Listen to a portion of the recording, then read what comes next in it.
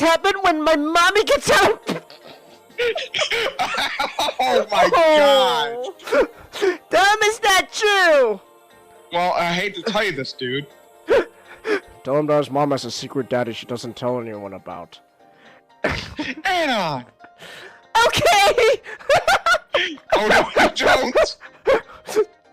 Jared, get over here! It's out of the way, out of the... Okay, here we go. Whoa! This guy's flopping around. Physics! Okay. Okay, give me your gun. Okay. Actually, you know what? Give me the... Wait. Give me this. Give me this gun. The company carbine. Okay, there we go. Look... buddy, you okay? Look... Uh-oh. For trouble? Who do we lose? No! Yeah, I'm pretty sure. You were lucky. Well, what happened, Sensei and Nick? me were here with you. Well, just get me going. Alright. Your robot. No, wait, before you fix it, can say the line, Nick, while you're roboting. Soundwave superior. Autobots inferior. Thank you. Oh, good. Oh, hello! Look at this site here! They're just on top of each other. Oh, you ruined the moment! Dumb brutes! You ruined the moment! Really? I can't deal with these little monsters anymore.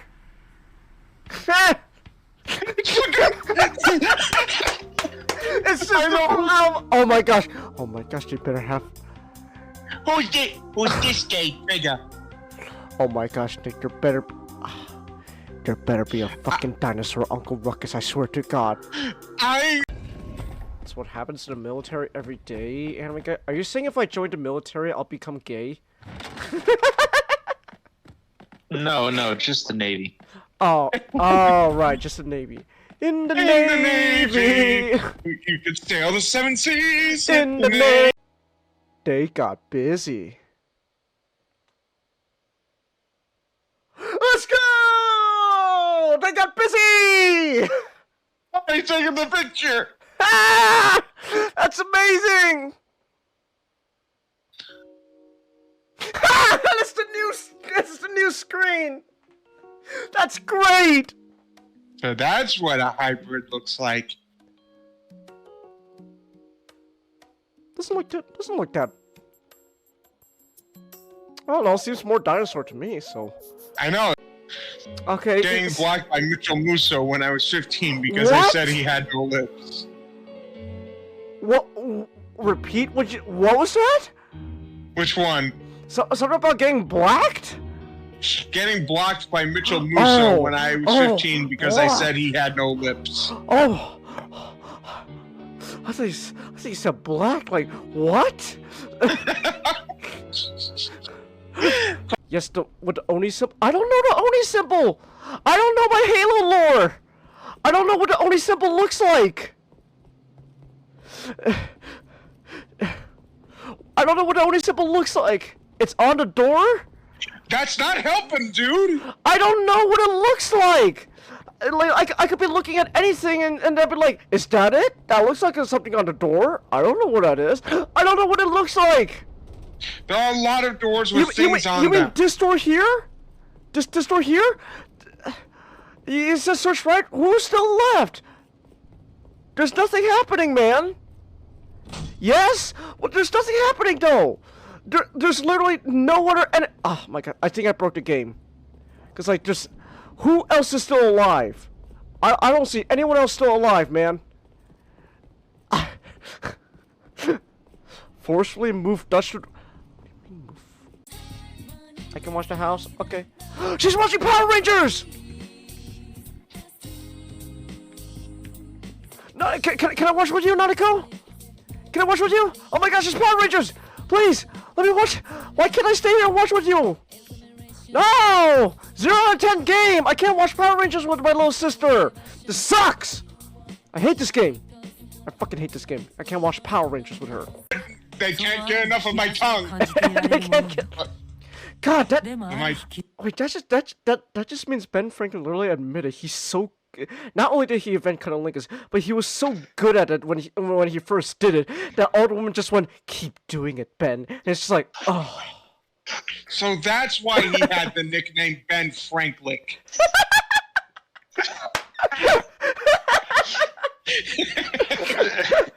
It's just the idea of Ben Franklin complaining about how good he is at sex to another father is. The fucking leather.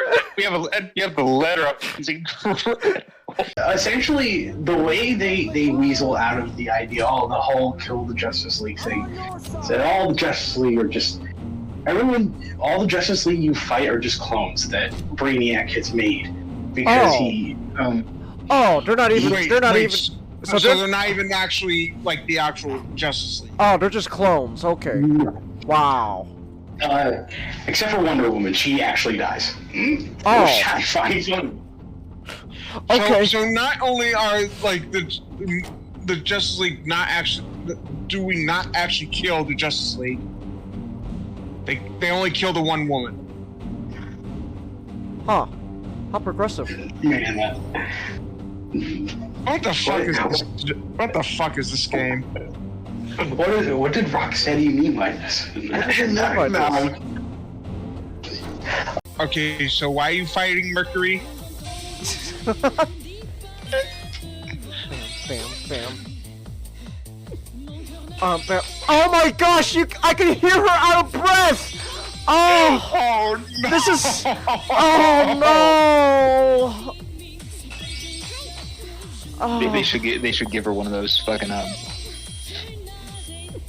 little mobility scooters to enter here. Oh, and she fucking lost in one. Oh. Then I'll meet you at the gates after school tomorrow. Okay, bye. Did he say he was interested? He's a guy. And I'm a guy, but he's interested in me? Oh, they're gay! Ooh. Anyways, that's 2.0. I hope you... I don't know. I don't really know what else to say. It's just, there we go. Wham! Bam! I've been watching too much Futurama. Bam! Alright. So, let me just, here, let me just adjust myself real quick. Okay. There we go. Does it still have the same emotions? Yeah, I still got the same emotions. With a new one. So there's there's the normal one, and then ooh, I'm angry. I'm having a bad time with this game, and then oh man, this is a big bummer, dude, and then. I don't know what to call this one. I just call this oh. Oh, okay. And then this one's like, woo! Oh! Quick time events, shit! Oh gosh, she's out of breath, please! Oh. Okay. Oh my gosh. Oh my gosh, the sound effects too! Oh. Oh, okay, quick time event, okay. Oh no. What's she doing? God, her belly punches. Oh! Oh! Oh! Oh! Oh! What? What? What?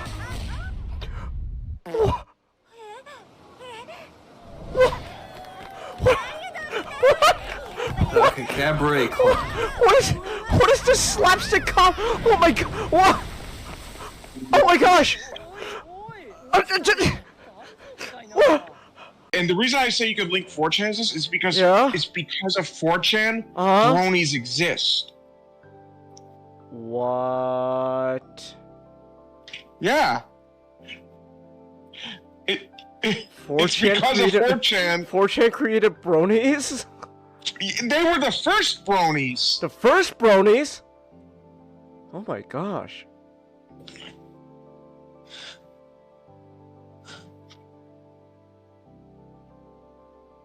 I don't know how to feel about that, Nick.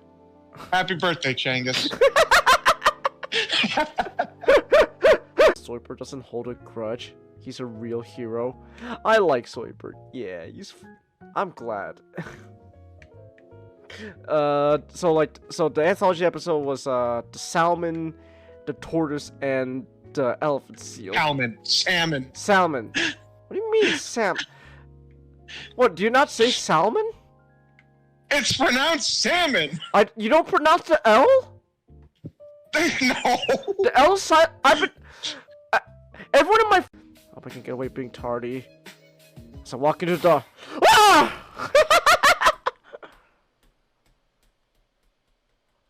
I first thought is how lucky I am to be alive.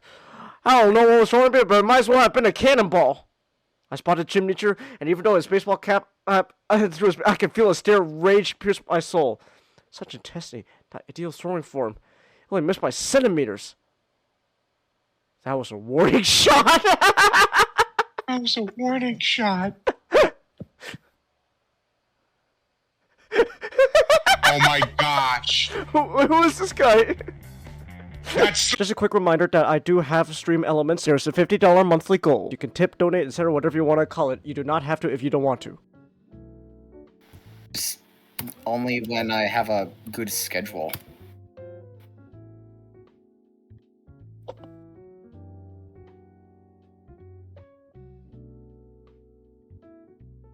Hold on.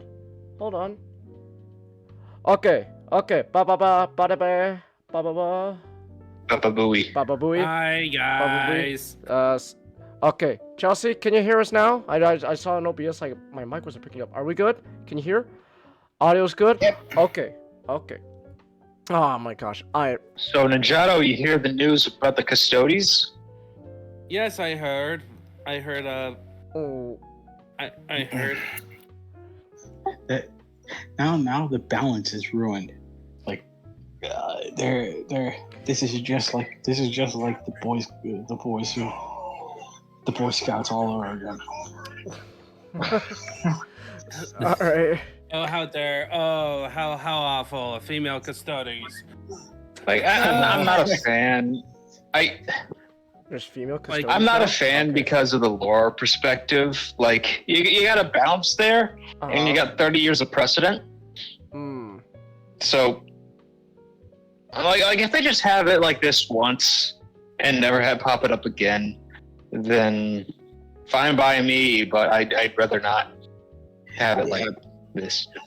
Like, to me, it feels very much like Games Workshop are listening to people who don't play the games. Okay. Because like, It's also been a complaint of the argument. It's just been like more of like when you make a frequent issue in the community where everyone keeps talking about it. Yeah. Then It's eventually like, okay, we need to- okay. Yeah, they feel And, like, obligated Games to Workshop- address it. It's like, okay, fine, here you go. Right. Also, it's more like Games Workshop is like cares only about money, and it's like, okay, is this like gonna Yeah. cause issues in the community because of Yeah. this lore thing? They're a corporation. We could just at the write end a of the little bit of lore blurb, Mm. which is the they're- most lazy way of doing it. they're a corporation at the end of the day. Like, of course they're gonna go the route of whatever makes them, well, Yeah, but you would think that looking around, seeing like all the stuff, just doing stuff like that, just fucking tanking. but I also think like that mindset is also just what's going to lose them money. Mm. Because if they're not reading the room and they're just going with the first voice that shouts out the loudest, Okay. you're not gauging who is the most people that are buying your product. Right. Oh, here's the thing: they would argue. Okay, this is how they would argue. Okay. People were complaining about female space marines. We didn't say yeah, the custodies, whole which are supposed to be better than space marines. So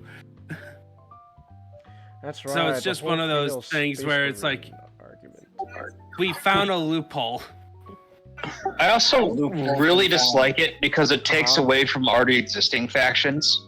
You got it really fucks with the Sisters of Battle and the Sisters of Silence, right. which I fucking abhor since I actually own Sisters of Battle. I'm pointing to them right now. I think if I Uh-huh. what I think most likely is that the Sisters of Battle is going to be like the female Space Marines equivalent of it's like. I mean, aren't But they already? when it comes to the Custodes, I think what they're going to do is just lump in. They're going to like probably update the lore somehow to make the Sisters of Silence more like the Custodes. Okay. Because I don't.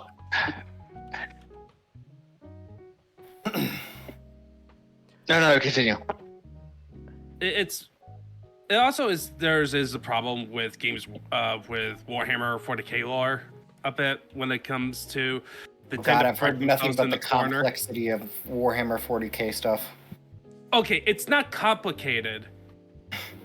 It's very selective on its complicatedness. It's just more of like there's obvious stupid elements to the lore because it was meant to originally to be not taken seriously, but now we have to take it seriously. Yeah. and then because the fans took it way too seriously at one point, and then Games Workshop took it seriously, and Okay. because like in first edition when it was Rogue Trader, before third edition there was female Space Marines, but they didn't sell well, so they just retconned it in the lore. Right. Oh, awesome. Ooh, retcons. Like honestly, what I'm expecting is that they're just gonna have a female Custodes in lore, and they're just gonna ignore the rest of it. They're not gonna make a new model. You know, I wouldn't oppose to if they just introduce one single female Custodes. Something happened. What? Genghis. What? Are we not streaming? What? No. No. It temporarily shut down. Wait, what? Wait. What's down? It was. What? No, we should still be good. I have it on in the background. Everything looks good on my end. I'm on OBS. I and Twitch saw it right on now. my end, so it could be my end. Okay, no. You know, no, if they do it like this, they introduce one single female Custodes and are like, "Hey, this is what the emperor decided. The emperor tried it out to make a female Custodes once, and then he decided to do it again. He decided not to do it again. Like if they made like one and phase it like that, we're cool. I think that'd be acceptable. But I don't want any more than like maybe one or two. Okay. Right. Like you can have one exception, and that's it. You see us, Chelsea? Okay. It's like Highlander. It's like Highlander. There can only be one There's female only one. Custodes. There can only be one. Like I think that's like one of the problems with 40k in terms of general lore stuff, partly because of the fandom, but partly because of Games Workshop, is that they don't tend to allow the exceptions rule. That honestly does not sound surprising to me whatsoever. Like, Alright. where it's like they hate using exceptions in terms of lore stuff and story, which does limit storytelling. It's like let's just take Warhammer Fantasy with Skaven, where it's like Skaven are all evil. They're all Starscreams backstabbing each other. That's the fun of the faction. But they're not going to write a story about a good Skaven going ahead because that's not the point. It's supposed to be grimdark. It's supposed to be quote unquote more realistic. And what's going to happen with it all, a faction full of Starscreams, is that a good Skaven is just going to get screwed over and get killed horribly. So Okay. it's just a weakness of the world, is that exceptions are not usually allowed. But if they phrase it like the female Custodes instead of a female Custodes, I guess they're not working I out. just noticed the name of today's stream: Post-Apocalyptic Vietnam. Yeah, because what we're gonna be talking about. No, that makes sense. I'm just laughing about that. I'm just laughing. Yeah, you know what's funny about Jack Nicholson is that he works so well as villain as a villain. When you see him as the hero, you're like, okay, when is he gonna go on his rampage spree? It's like Gary Oldman. I'm sorry. Go right ahead. No, go ahead, not. I was like, it's like Gary Oldman playing Commissioner Gordon. Gary Oldman. I find it weird. Actually, it's kind of reverse. Sorry. Continue. I just find it weird that my pick is the only one that's not depressing. Well, no. Ted's not that depressing. It's more hilarious. It's a comedy show. Fallout is like, all right, we had our depressing first act, and now we're just having fun. Oh, well, Fallout, like this entire show is just bookended by a comedy and a comedy too, because Fallout is technically a comedy. Oh, it can definitely be a comedy. It can definitely be a comedy in certain areas. Oh, okay. All right. I feel like it's one where it's kind of flexible. Yeah. But then all of a sudden we go into Chinatown. It's Chinatown, Georgie. And then Apocalypse Now, the Vietnam film. Wait. Yeah, Jackie. It's Chinatown, Yeah. Jackie. Yeah, and then Spec Ops: The Line, which I probably won't be awake while. Spec Ops: The Line. Yo, doing white phosphorus time. White With phosphorus. birds of bitches. Oh. Okay. Yeah. Spec Ops: The Line is, in short, when it came out, people thought that it was a standard military shooter. I know Spec Ops. It was Line. a deconstruction.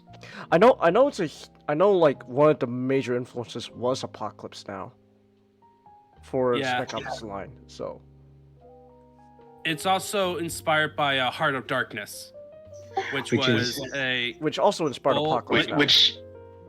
Which is literally a Apocalypse Now, but you know, with a spray where they followed off the numbers and threw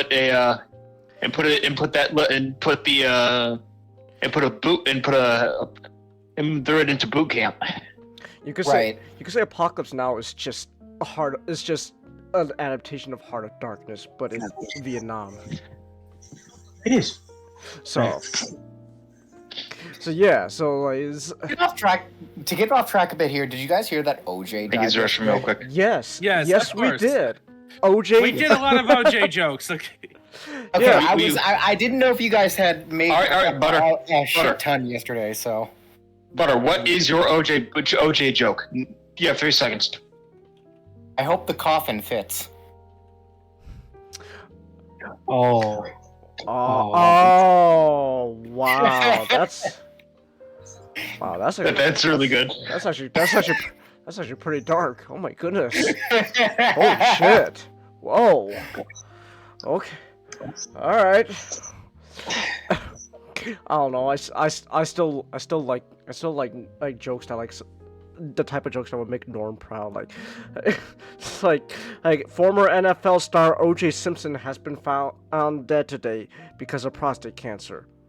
And other unrelated news, now the real killer of Nicole Brown has also been found dead today.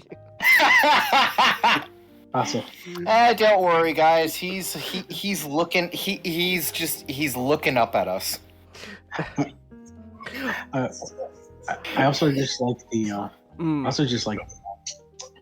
just them paraphrasing the Naked Gun joke. We'll stop at nothing to find we'll stop at nothing to make sure Norbill's killer is found to justice. Let's go to lunch. All right. Didn't Norm die from cancer? Yeah, he died from. Oh, I guess OJ decided to actually look and fight that same killer. Oh. to avenge Norman himself. The reason he wasn't able lost. to get it, the reason he wasn't able to get it treated so quickly is because every single time a doctor went to go treat his prostate, the gloves that they tried on wouldn't fit. Oh. Oh. You know, I don't know if You see, after Norm died from cancer, OJ decided to take a vow to avenge his best buddy Norm. He found cancer at fighting in his cave, tangled with it, and lost. But I don't know if you noticed, but there was a whole plot about the LA police trying to frame O.J. Simpson. Oh no, yeah, I watched the documentary, The People versus O.J. Simpson. Yeah, they were trying to frame O.J. It turns out they didn't need to. O.J. did all the work for them. So. Though I will say, like, it is very clear that OJ did do it, but I'm actually under the assumption the police made things worse because in court, the most corrupt LA cop, when asked if he tampered with the crime scene, instead of saying no, he said, "I plead the fifth." Well, like, to talk about the glove, the infamous glove. The glove, like, it was on the floor, and a cop just thought to himself, "Oh man, it's on the floor, so maybe that's crucial evidence to the fact." When it could have been, Ron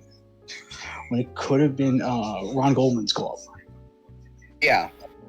And so, I'm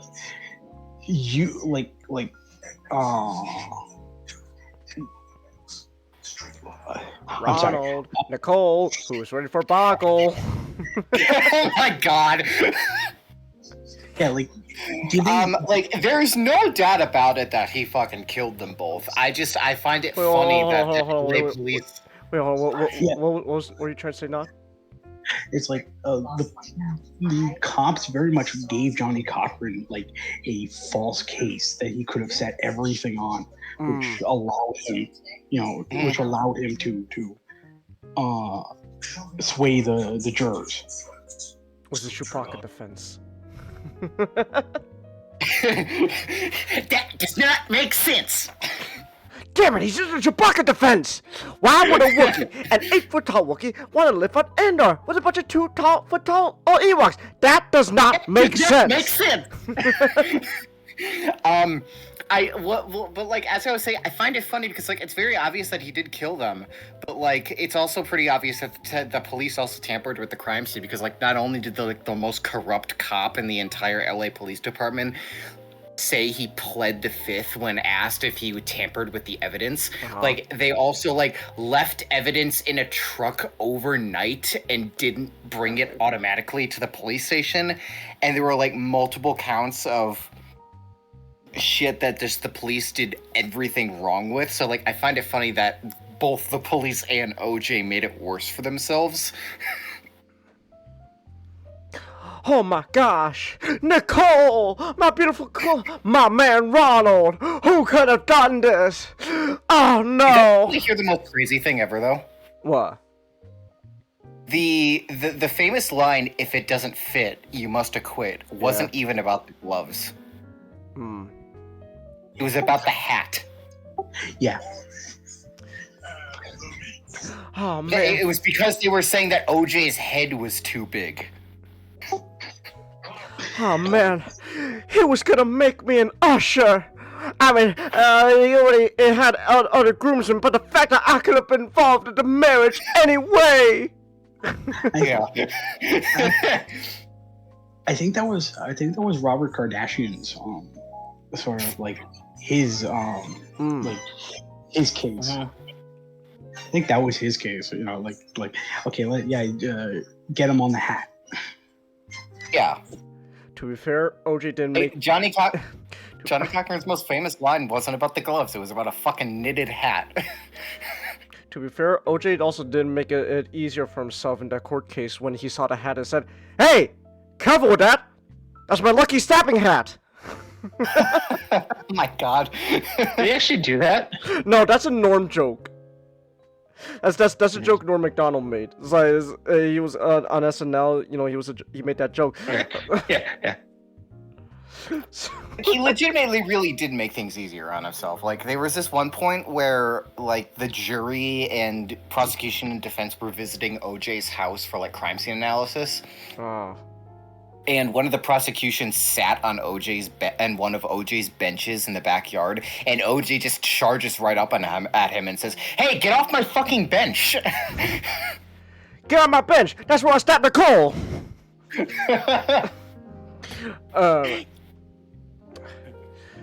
Dang, cemetery budgets must suck now, Ray. You heard OJ and the killer are going to be buried in the same plot? Aww. Okay, yeah, okay, that's a good one.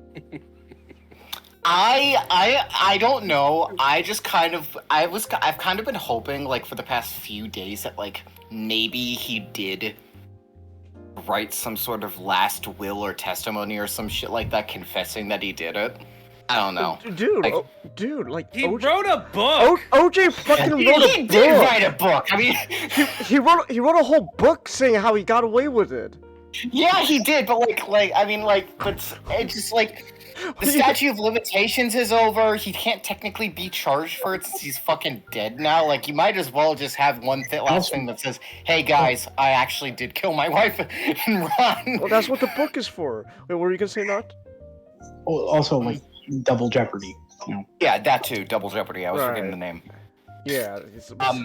It's like Butter. Like, he wrote a book. No, I'm aware he wrote a book. Like, I am completely aware that he wrote a book and he's been teasing about it. Like, I just like, it's the fact that he hasn't like outright said I did it. That's the thing. Like, it's just like he's always just teased that he did it. He never confirmed that he did it. Well, like, Butter, of course he's not gonna outright admit 100%, yes, I did it, but like, it's very obvious, you know, I guess. It's those cases like, I did, hey, no, I wouldn't kill Nicole, and if I did, I certainly wouldn't do it in this specific manner, by the way, if you were curious. Fucking the nurses and doctors who were looking after OJ had to sign a non-disclosure agreement after he passed because of what he said before he died. So like, there's a whole book. It's fucking titled "If I Did It" too. Well, but my favorite part about the cover though is how it's called "If I Did It," but the "if" of the title is like hidden inside the "I." So like when you pick up the title, it just straight up says, "Yeah, I did it." Yeah. That's what happens when you get a ghostwriter. That's what happens when you get a ghostwriter. So I just find that funny. Wait, hold on. There are actually rumors that his family signed an NDA and they weren't allowed to use cell phones. Really? Oh, I mean, I wouldn't be surprised, but. And I'm not surprised, but that might as well just confirm he said it. No, maybe the NDAs is more just less so that way, they could just, people could just leave them alone more than anything else. Yes, yeah. I mean, yeah, that probably does make the most sense. Yeah. So, anyways, real quick, I gotta check on the time real quick. Since Seth MacFarlane, when he made Family Guy, did Seth MacFarlane purposely name fucking the Jewish guy Goldman because of OJ or no? Goldman is a common Jewish name. Okay. Yeah. Okay. No, Mort Goldman was a character that the guy not Seth. What's his name? The guy who voices him. What was it? I forgot his name, but like the guy who the guy who voices him, like it was a character he came up with way before Family Guy, so they just put him inside Family Guy. And there we go. That's Mort. Johnny. Okay, I'm surprised. I can't remember if they made a joke about his last name or not in the O.J. Simpson episode. I don't think so. I don't remember watching that. Missed opportunity right there. Yeah, because Johnny Brennan was he was part of he created the Jerky Boys, and Right, the Jerky Boys. So Yeah. and he would use that very same voice in a lot of the prank calls. yeah. Fuck Seth for that Good Times bastardization, Ray. The new Good Times show. I don't know. I don't know. My glasses. I can't find my glasses. Oh no, I can't find my glasses. Oh. Okay, do we just? All right. We'll get on with the show. Don't worry, Yeah, John. I know you're tired, so we'll get this show on the road. All right. And did I come up? I'm sorry. Did I come off like passive? I didn't mean it to like if it came up passive aggressive. I'm just acknowledging. I know you're tired, so. Damn it, It's fine. All right. But anyways, It's fine. It's like, I just wanted to get that like I don't know how long this Fallout discussion is gonna be. well, don't worry. It shouldn't take too long. Like, is it like? I'll try to condense it, but there is a lot to talk about. Well, like there's only like 8 episodes, so.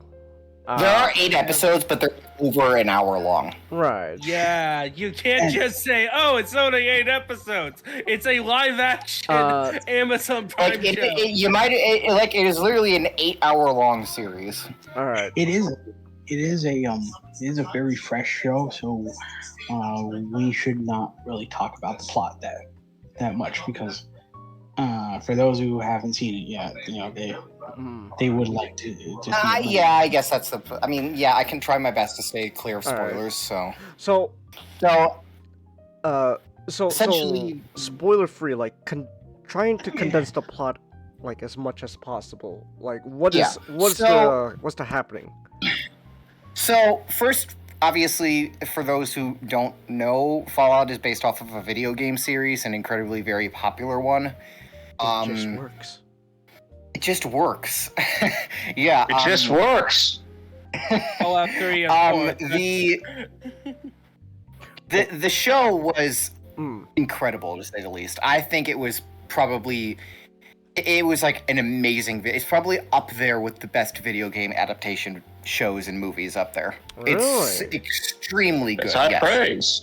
Extremely good. Yes. Okay. There's not many good video game adaptations, but the ones that are really good are very good. And this is one of them. This is definitely one of them. Like, you can tell if you've played Fallout or know anything about Fallout, you are absolutely going to love this series because it feels like you are watching a video. It feels like you are watching the video game in a much more incredibly extended and better quality game footage.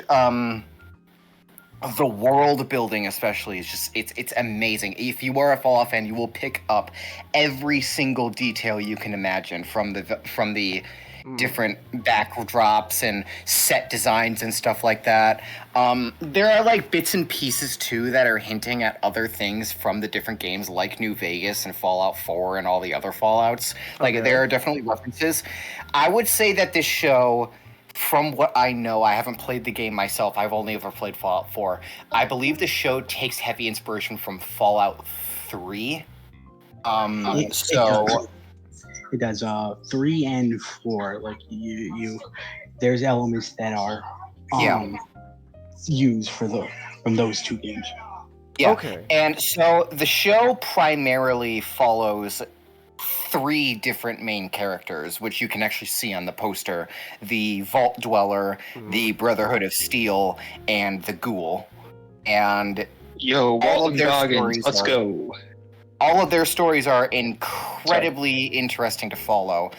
The Vault Dweller is supposed to be the main character of the show. There's no doubt about that. Yeah. But the Ghoul and the Brotherhood of Steel character are also very important to the plot as well.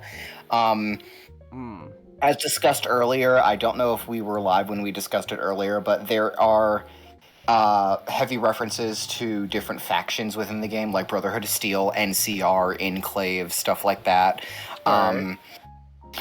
There's a lot of gore in it too. This is a rated M show for a reason. They are able to get away with a lot of fucking gore. Like you will see like heads getting blown apart, bodies getting sliced in half, and you're seeing guts and blood and everything. It's a gore fest, and it's awesome. Like there's this one point where a character shoots a gun and you follow the bullet and it goes through a person and you can see their body just exploding in like slow-mo as the bullet goes through them and then into another person, and it makes like a giant fucking hole in their body, and it's fucking awesome. And the plot itself, as I said, without spoiler free, very interesting. What I like about this is it doesn't just focus on the Fallout aspect, it also focuses on the pre-Fallout aspect too, exploring the world before the nuclear bombs and stuff that happened in it which led up to the nuclear bombs, which reveals a very, very interesting plot twist in the show that I think a lot of people will enjoy. The actors all played their characters superbly. They all played them very, very well. I thought that they all did a great job with emotion and showing their acting skills at their peak, and the makeup and design, especially on the characters, are really good too. Like that ghoul, great makeup. It looks like it definitely looks like a ghoul from the Fallout TV show, game series. Okay. Oh, excuse me. Very high praise. Oh, you're fine. Yeah, definitely high praise. I would not recommend. I recommend it. I would not recommend it enough. I would not recommend it enough. I was gonna say not recommended enough. Okay. It's an awesome show, but I can't recommend it. I've just been praising the show nonstop. Anyways, you shouldn't watch it. Oh, damn. No, that's a fucking plot twist. Amazing show. It reminds me of Spider-Man 2. I was like, I spent like 6 hours lambasting this game. Go ahead and play it.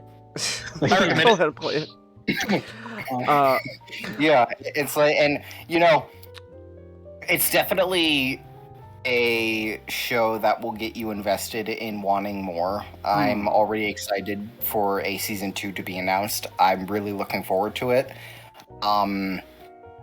There's definitely a mystery element in the show too, which I enjoy.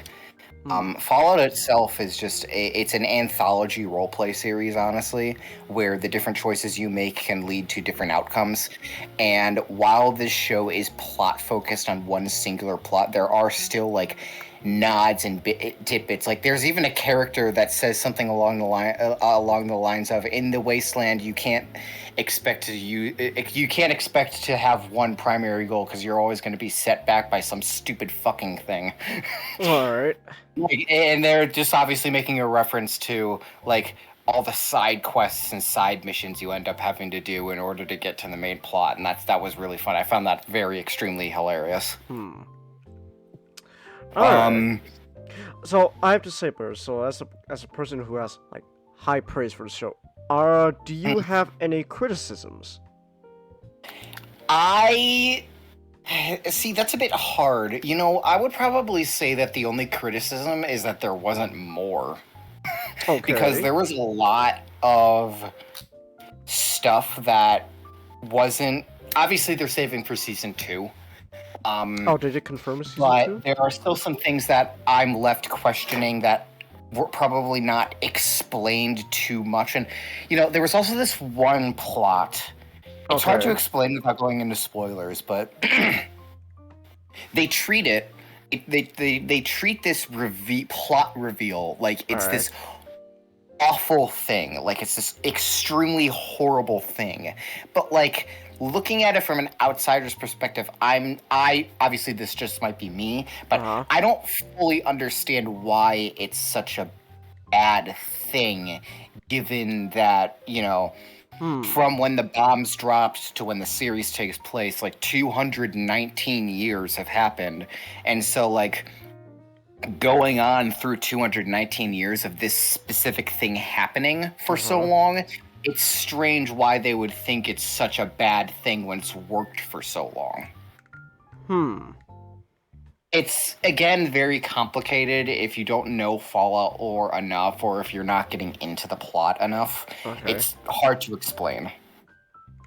Oh, I should probably ask this question ahead. This is probably like a silly question, but I feel like I should ask it anyways. So, if a person has never seen or interact with Fallout before, like the games or anything, is this show a good place to be introduced to the franchise? Absolutely, so. yes. Okay. Absolutely. I've even told my own parents that they should watch it. It's not just a good Fallout series.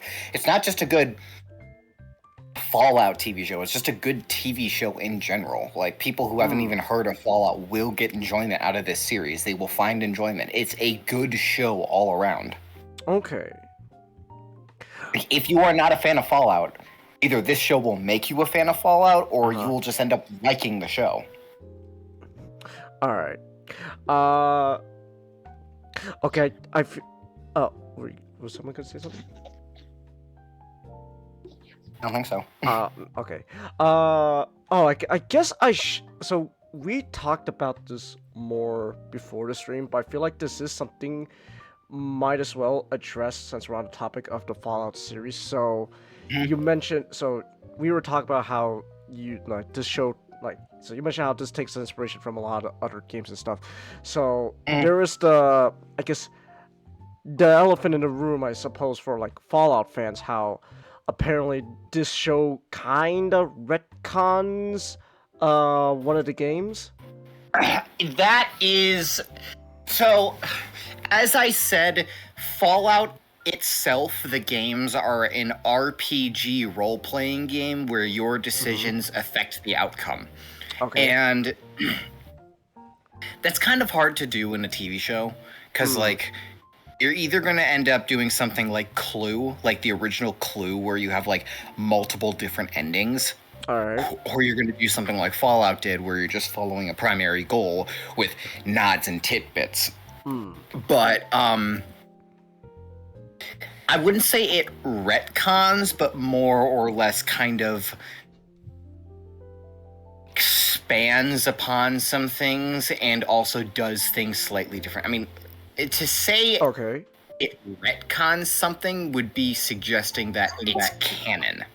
This TV show isn't canon to the video games. It's a separate thing altogether.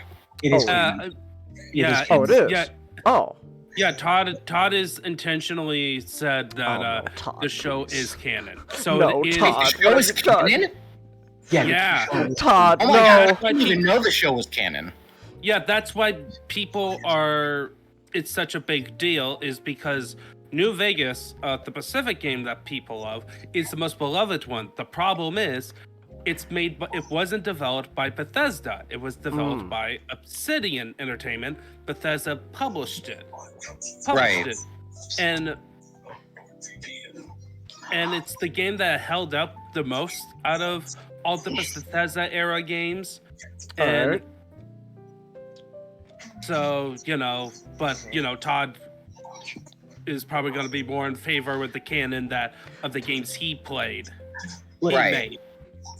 And okay, I had no idea that the show was canon. I've not played New Vegas personally, so I don't know too much about the game itself. Somebody who played New Vegas and knows more about it would probably be able to answer the question of retcon or not. As far as I'm aware, and from what I remember about New Vegas, I don't think too much is retconned. Actually, no, wait. So I just realized something. No, you know what? Wait, Butter, now wants to say something. So from the timelines we're given in the show, because a very important location has been mentioned. It has to pertain to, the very important faction of the area, the NCR. Yeah. I just realized that myself too, because isn't that specific faction really important in Fallout New Vegas. Yeah, they are. Okay. Yeah, so like, yeah. So I would say then, yeah, Wait, hold on, I'm wait, starting to remember some things. Wait, hold on. But you, not. I think that wasn't finished yet. What were you gonna say, not? Oh yeah. I was just gonna say, the show very much sets up an idea that the second season seems it's going to answer. Okay. Where the events of New Vegas might be different, or at the very least, there is a canonical quote unquote ending that like to the video game in order to like branch it into the show, because this is a TV show takes place 15 years after New Vegas, and New Vegas is shown towards the end. Yeah, So- it is. So we very much with the next season they will have to talk about the events of what happened there. Okay. Yeah, so I would probably say that, yeah, there are some things that are definitely retconned. Yeah, because like as we were talking, I was just kind of some memories of what took place in New Vegas from what a friend had told me. There are some things that were retconned in the show that retcon things in New Vegas. Okay. Okay, but then I guess that's not, you know more about this stuff in New Vegas, so I have to ask then for you.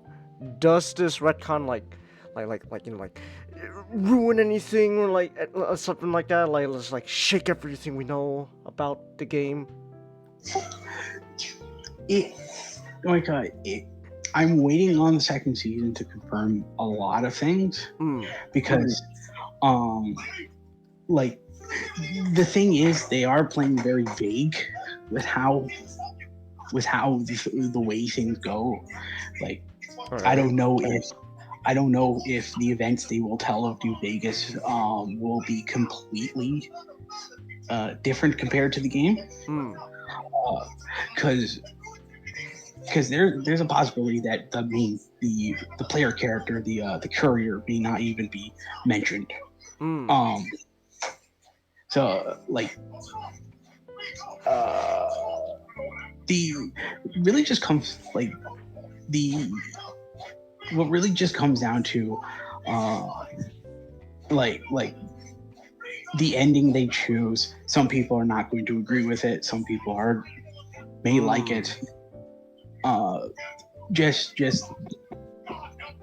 in general, we just know that one faction canonically has at the very least they are no longer around. So even if the NCR was victorious in New Vegas, there might have been a very different outcome that happened towards their decline. Okay. All right then. But all right. So I guess I just wanted to address that, since you know that's like something most people would probably want to know. So I guess at the end of the day, though, would you still recommend this? Yes, absolutely. You would? Okay. Again, like I said, show is great, not just for Fallout fans, but just a great show in general. I think that anybody should watch it, and anybody should go watch it. It's a good show. It has a good premise, good acting. You'll just enjoy it all around. Unless you're one of those people who's very sensitive to gore and shit, then don't watch it, because, like I said, incredibly gore. I do. Or if you're like one of those people who's like scared of the end of. Wait, what were you saying, not? I do want to give out these two criticisms of the show. The pacing could be off. Like these are hour-long episodes, but there are moments that some people may not like because they are a bit slow. Which I didn't mind them all that much, but I should mention that they are very slow. Yeah, they are very slow. And I like having played a lot of Fallout games. There is a possibility from someone who is a mega fan that the show feels more geared towards a newbie because the things it introduces, like the things it does, like the twists it reveals. If you're very well known, if you know the game's very well known, it may come off as a no-brainer to you. To answer the question that somebody just asked in chat, there's like one single scene, and I don't think this is really a spoiler given, the fact that Fallout takes place after the end of the world. Like, the pilot episode does show the nukes dropping and everything. It's a post-apocalyptic. It does show... Yeah, it shows the nukes dropping, it shows all that stuff happening, but it's like one single scene in the pilot. The rest of it is taking place 219 years after the end of the world. It's like just basically everybody living afterward. There are some plot points that take place before the bombs drop, but like, again, you're only going to see one single scene of the actual end of the world, and that's in the pilot. Alright. So those who are like sensitive to watching nukes drop because they like might be like have like a phobia against nukes or something like that, like that's really the only thing you have to worry about. Like everything else is just... I want to meet that person now. I've never met anyone who's afraid of nukes. Well, like, I mean, like, or obviously nukes are, okay, don't drop it, but you know what I mean? Like, oh my gosh, I can't even see on screen. Yeah. Oh, like, dang, I want to meet that person now. It's like, you're a curious case. So. I mean, there are some people in the world who I guess are just like sensitive to the whole idea. I mean, for God's sakes, I mean, there's a meme that goes around the internet where it's like the moment your fourth grade teacher tells you the sun is going to explode, and it's just a picture of that Vietnam guy staring into the screen with the dead ass stare, because it's like, that's gonna happen. Yeah, but I don't think any people in like fourth grade are gonna be watching this show, so. What is it that Matt and Trey always say? Make fun of people who watch South Park is the thing where people who shouldn't watch South Park end up watching South Park. I don't think grade at this point really matters given the fact that you have like people who are in elementary school watching South Park. All right. What were you gonna say, Not? I was just gonna say, there is a sense from someone who is a mega fan, where season 1 could feel like nothing new is introduced. So like it will be up to them as to whether or not they vibe with how with the characters and the situations happening. But I like the characters very much, so okay. I agree. The characters in the show were good. All right. It's more like a phobia of everything ending, T.O. Yeah, I suppose. It was like... Honestly, I have to say, I'm like tied between my favorite character, because like all three of them are really good. Like the female Vault Dweller, really good character, really good plot progression. I really, really like the Brotherhood of Steel person too. I feel like his journey in the show is really cool. But like the most interesting person I would say to explore is the Ghoul. And I can't get into why, but like I would say that he's the most interesting character in the show just solely due to his background and plot and origin and stuff like that. Okay. All right. Well, there you go then. If anyone that interests your, you can watch it on Amazon Prime. If you have the membership. Otherwise, you know what the saying is: do what you want because a pirate is free. Yeah, there's websites. That's how it. That's how I There's watch. website. That's how I watch Ted. I'm not paying for Peacock. I'm sorry. I'm sorry, Seth. Ooh. That was on Hulu, not Peacock. No, no. Ted is Peacock. Really, Peacock? I always thought it was Hulu. The new season of Futurama is Hulu. Oh, okay. Yeah, Universal lays claim the mouse has fallen. Yeah, so Seth's new show based on his 2 movies are on Peacock. Surprised it's not on get Hulu. your head out the gutter, Chelsea. Not that Peacock. My gosh, you are. Oh my goodness. Control yourself. Behave, Chelsea. People behave. Anyway, speaking of not behaving, dang, those robots are gay, Ninjato. Yes. They did. Hey, did somebody say gay robots? Yes. Yeah. You heard that right. Yeah. So, hold on. I'm. Oh. So Bong.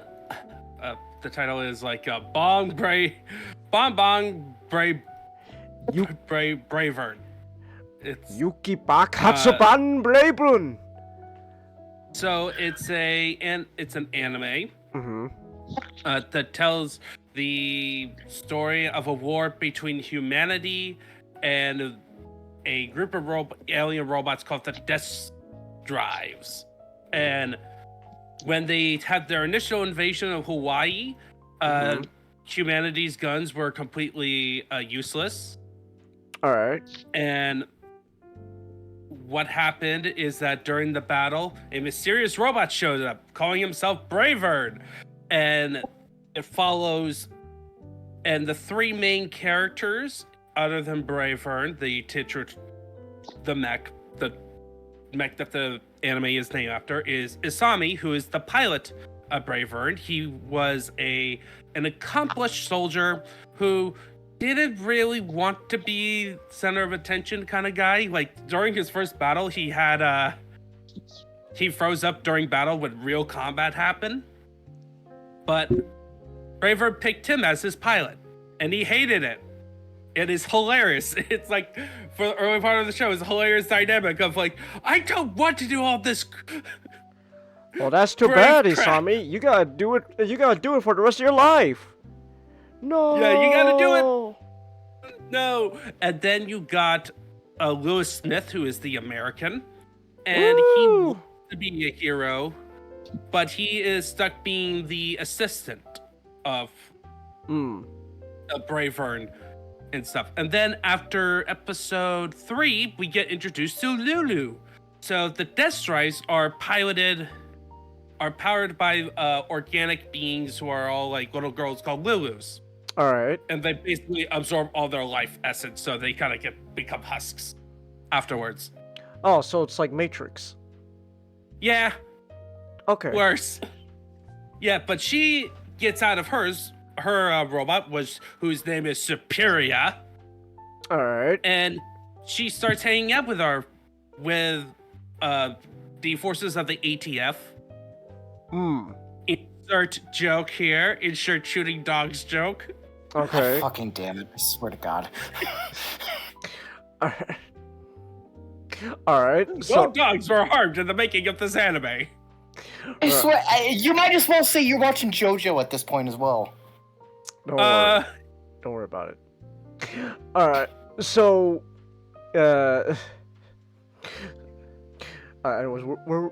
So I'm just gonna do a spoiler-free section and then spoilers because the show ended about a week or 2 ago. So, all right. So for the spoiler-free stuff, I highly recommend it. It's the gay stuff is hilarious, is played mostly for comedic effect. Really, in terms of actual viability, I give it an Achilles and Patroclus tier. where it's like you can easily make an argument for it. No, we're not in spoiler free. Well, no, like I said, it's like the meme with Stan Smith looking at the dial. It's like orange, but if it went just a touch further, it'd be in red. He's like staring at Yeah. it. Yeah. I don't know, man. That one scene was pretty explicit. So. Yeah. Well, Even With I Love You is played for more comedic. It's near the end of the show. It's not like. It's definitely on the border and maybe even further. But I think it's more as I joke. It sets up a situation where we're gay. I have relations with men and sex with women. I got news for you, buddy. That means you're gay. No, that means you're straight.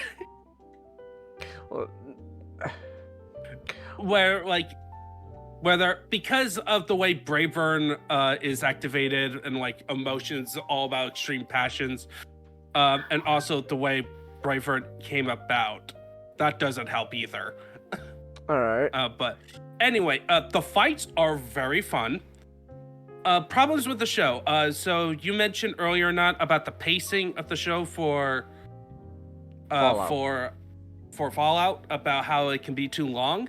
This one has a bit of the opposite problem of it's a show that could have easily been like a 50 episode show, but it's crammed into 12. And the people. That's just the people. I just want to say that's just more of a side effect of just the current the current state of like anime industry and stuff. Right. I would say they did manage to focus on the right characters, right? But the characters that get heavily affected is the ATF forces, because there's like the black guy who's like the overarching commander, and then you got the blonde American chick in the airplane. There's also an Asian American chick, an Asian air pilot, officer who's attracted to Asani. And then you got the grounds crew. You got the mechanic girl, who is like the only other mostly developed character who has an attraction to Max and also to Smith. And then you also got the doctor woman, who's also attracted to Smith. And then you had like a little bit about like some other soldiers. Like you get like a general personality and like you enjoy their presence, but you don't get enough development with them. It's like, it's pretty much they focused on Smith, Isami, Lulu, Braeburn, then later on Superior. Alright. And then there's also, if you're the type who cares about consistency in terms of how the magic system works, in terms of how the world works. They play kind of fast and loose with some stuff. Some of it is because of it being a super robot show.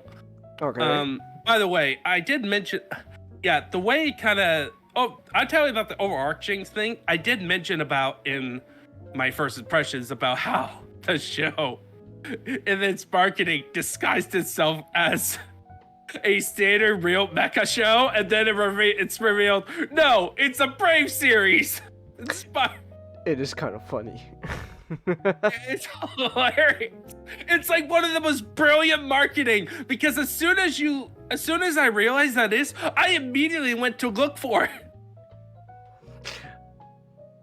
I don't know, I feel like in hindsight though, like people should have were titled like Braeburn. It's like, I don't know, it doesn't really come off as a, I don't know. It's like with a show title like that, you don't really expect something like, I don't know, like Gundam or something like that. It's like, I don't know, that seems, so. That's true. It's more like a in hindsight sort of thing. Like when you really look back, it's like, we probably should have seen this coming. So. Yeah. So.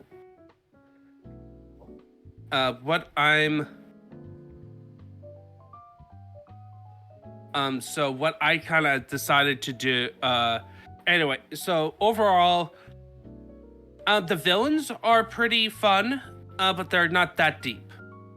All right. So like they're very much like pick by the numbers, have a fun personality quirk. That's it. To them. It's like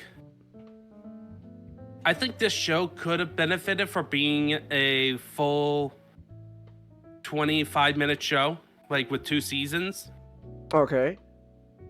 To be great, but this is good right now. And also, another respectful thing, it actually has an ending. Remember last week when me and Matchik went on, when we talked about how shows having endings? Oh, okay. This one actually has a definitive ending. Oh yeah, Motor City. Sorry. Yeah, like Motor City. Yeah, okay. We have an actual conclusive ending. Everything gets wrapped up. So that's good. Like for me, that's a huge positive. And I enjoyed it all the way through. There's rarely like a dumb moment. All right.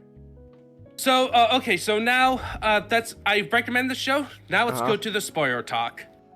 All right. Imagine you having the hots for a guy so much that when you die you reincarnate as a super robot. Yes. Yeah.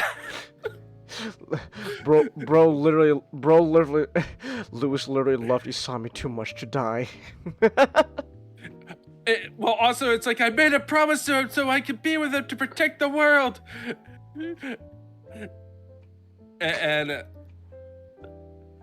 And thus he and then it doesn't help that he combined himself with Knuth, who has the ability to turn back time and also had the hots for Lewis, who's just horny. She was horny. So maybe that affects how Braveheart was made. Just hey man, people really like those Americans, you know. It's like, dang, that American guy, interesting. Oh, fucking hell. What? What's wrong? Everything good? Iran has just attacked Israel. yeah. Oh. I heard. Oh. I imagine that was the case because of the embassy.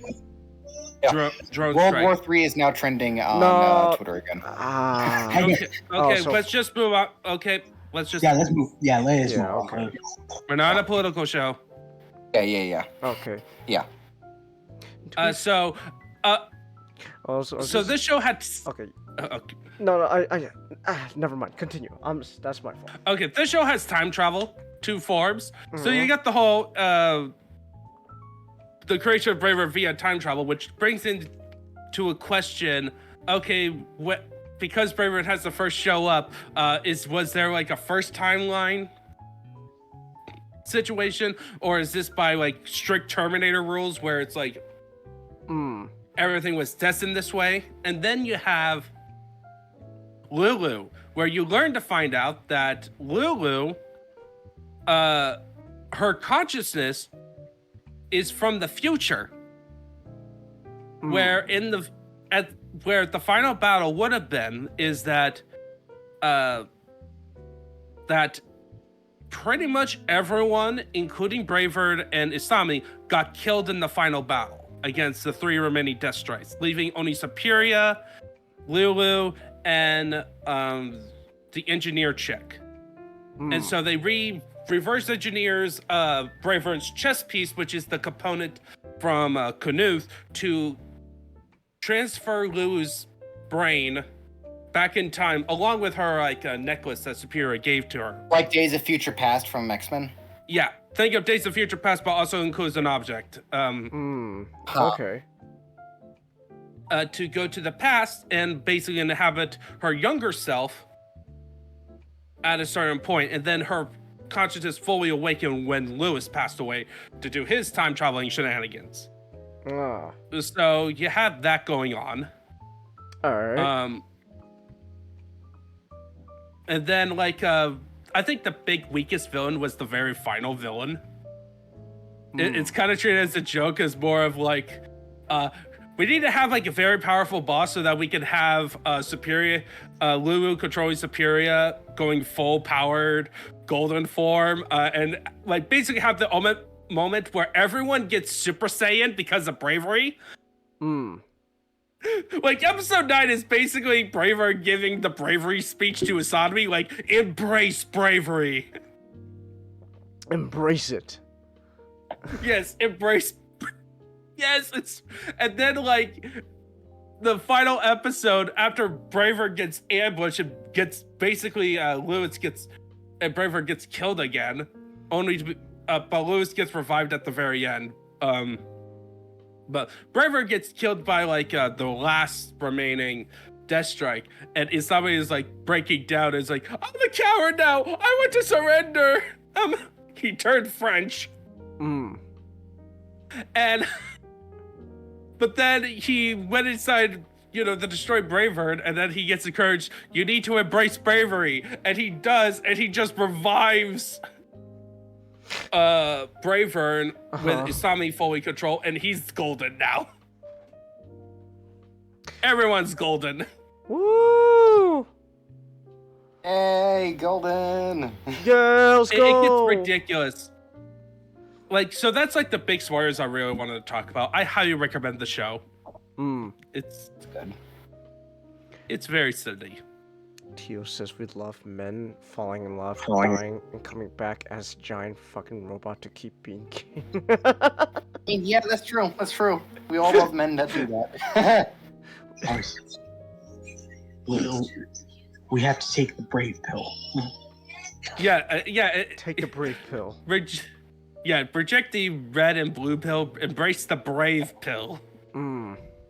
Embrace the complete optimism. Coincidentally, the brave pill is gold. Yes. Yeah. Alright. And I'm gonna head out now. I gotta do. Oh, Yep, right. I got one more piece of business and then hit to bed. Oh, okay. Have a good night, Ninjato. Have a good night. Good night, Ninjato. Have a good night. Alright. This is the rep you need, Tio. I've been waiting for this moment when giant robots can be gay for each other. No, Asami Obari. He's a man who's very well known for creating, women in very skimpy clothing. Yes, he is the best when it comes to homoeroticism. Never change, Obari. You beautiful mad lad. Never change.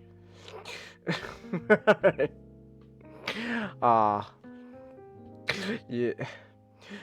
You know what? Ah, man, I wish Ninja was here, but I just remember. I find it funny how last year there was a whole hoopla about like, oh my gosh, the new Gundam show has lesbians. Oh my goodness. And then now we're gonna. I just remember like someone saying like, this fits. Like we got a whole real robot show about lesbians. It's only fitting that to balance the skills, we gotta have gay super robots. Yes. It's perfectly balanced, as all things should be. So, what does that mean, Chelsea? It means these robots are gay. So, it means these robots are gay, Chelsea. That's what it means. You also, also kind of funny. Also kind of find it funny how like, I just find it funny how this is like the most explicit I've seen of like homoeroticism with two guys in an anime. I don't know. It's just funny. It's especially considering like Japan. It's like culture is still very old school. I know Like it's only like they're still like they're now like really leading towards more open, but like yeah, because like there's a lot of okami bars there that are given like governmental approval, so they're really coming out. Yeah. Like, they don't have to be like in just like the pocket of the red light district. It could be in the center of the red light district, along with the other soap lands. Exactly. So, rat is your gender neutral pronoun for everyone, Tio? I don't know. I really don't know how it feels to identify as a rat, man. That's interesting. But yeah, Japan's opening up, especially nowadays. I don't know. I guess this type of stuff wouldn't be too openly accepted back then. Like, so yeah. Anyway, speaking of back then, Matchstick, Jack Nicholson is hanging out with I've never seen this movie, so I don't know. I'm just gonna guess by the title. The chick from Three Condor. Shit, what was it called? Three Condors Down. It's three. Dang, now I'm. You know what I'm talking about, but the one with Robert Redford. All right. 3 Days of the Condor, yeah. 3 Days of the Condor. 3 Days of the Condor. Okay. Mm. The main chick, and this is the main chick from that. Magic. Let's talk about the water. Let's talk about California's centuries-old problem. All of water. Water. Yeah, we got a water. How they never handled it. Is it because they're wasteful? Nah. Holy shit! It is just it's just a standard cycle of California. We live in a fucking desert, so. Yeah, you're in stream chat. Yeah, but you guys are fucking wasteful.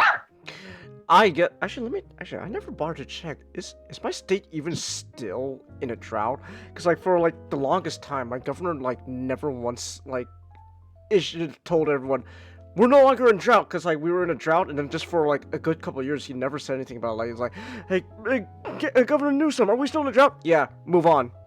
It's like it's like a yeah. But California currently in a drought. And in that drought, in the city of LA, we got Jack Nicholson playing who is a private detective, Jake Getty. Oh, let's go! As of March 26th this year, we have seen 0% drought conditions. Let's go! We're no longer in a drought. Now we can waste more water. Woo! That's exactly going to be a lot of fucking people down there's reaction. Yeah, I know. Now. Okay, I was using as much water as possible, but now I'm actually going to actively try to use as much water as possible. Exactly. We're not in a drought. All right. So if this okay, this is gonna sound stupid. You're gonna probably address it, but like, if the movie is called Chinatown, what do the Chinese have to do with drought? It's part of Jack Nicholson's backstory. Oh, okay. And it kind of it's supposed to be more about the themes of the story, rather than it actually it does say there are some scenes in Chinatown, but it's more about the themes of being kind of like an outsider, kind of like that stuff. Okay.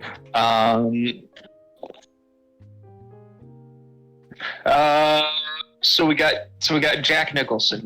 He gets called up He's a private detective. He gets called up by a woman who wants to investigate to see if her husband is cheating on her. Mm. And he goes up there and he takes pictures. It is all within like the first 25, 30 minutes. It's a slow burn movie.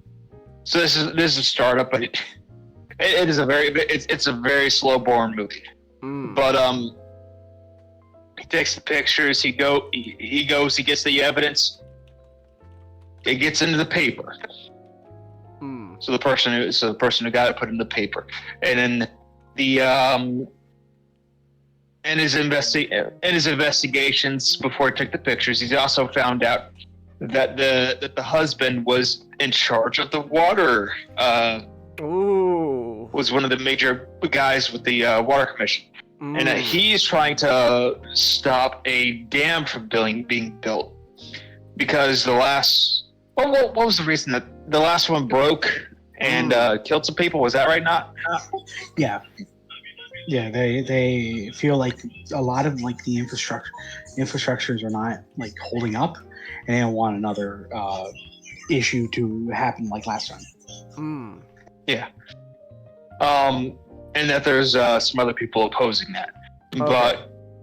But flash forward, take the pictures. It's in the paper. His reputation is squat. Mm. Eventually, he gets a call from the wife, and he turns around and, well, shit, she does not look like the person I met a few days ago. Oh. Someone set me up. Ooh. Okay. So, Jackie boy, Mm.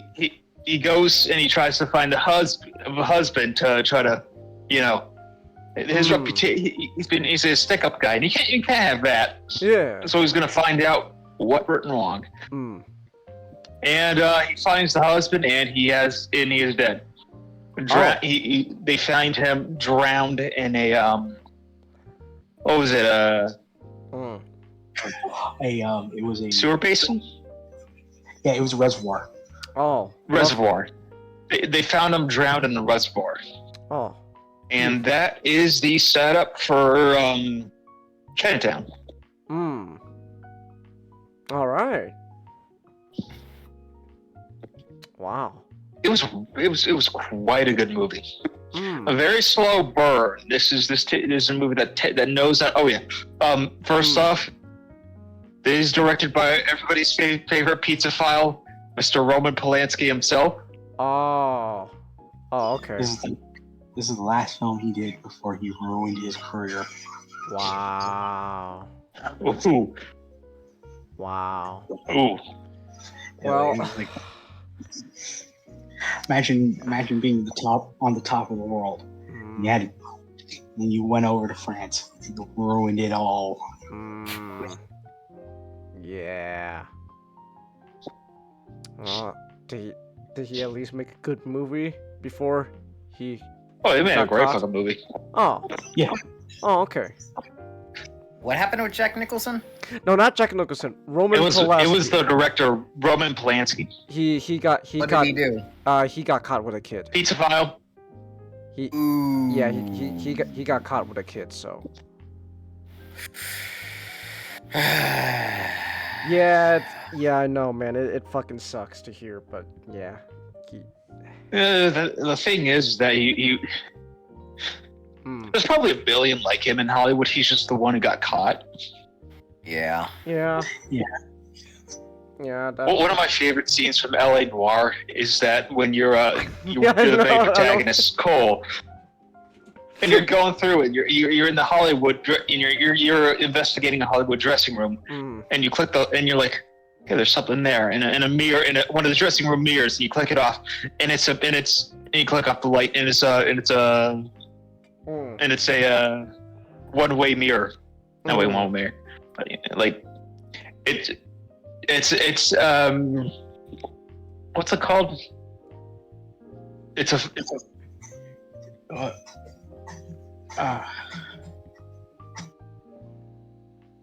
two-way mirror. No, mirror? no. I think But there's a camera on the other side of the mirror. Yeah, I think that's a one-way mirror. Which I'm like, man, look, I just fucking love that. All I know from L.A. Noire is that one scene where you interrogate that guy. It's like, you fuck young boys out there. Are you out of your goddamn mind? Must have had a few tours in Hollywood then. So That's a game you should play sometime. I need to fucking Eleanor. finish that. yeah. Yeah, it is phenomenal. All right. So, so the main. Well, so going back from the 40s to the 20s. Sorry, you were saying? Well, I was just saying. So, back to the movie though. So, like, the main thing is Jackie Boy has to find out who set him up. It's one of the two plots. The other plot is finding out about what the hell is up with the wife. Because Jake looks. I'm just going with Jack Nicholson. Jack looks at him and he's like, "This woman is fucking suspicious to all hell." Well, like the real wife, not the fake one. And so he investigates her. And that's all I will say on the matter, because I don't want to spoil things too much beyond the first act. Okay. There's... All right. What was I gonna say? Is it? I don't know. I guess I have to ask. Does this? I've heard this movie doesn't have really quite a not a very happy ending. And the bad guy wins. Lovely. That's unfortunate. Wonderful. Okay. I mean, yeah. To be fair, it's still, while the last minute really sucks. I mean, it sucks emotionally. I mean, it's still a well done scene. Beyond that, it's still a really fun movie. Okay. It's a story where like at the very least, it won't end happy, but Jake can still it allows Jake to move past that part of his life. Okay. Yeah. Who knows? Maybe after the end of this, he'll become a better man after this really fucked up scenario. It becomes really fucked up. Roman Polanski. You can really tell this is made. You can really tell by this is made by such a messed up mind such as Roman Polanski. Let's just say that. But it's a lot of the themes are about. It's a deconstructs a little bit on the classic noir tropes.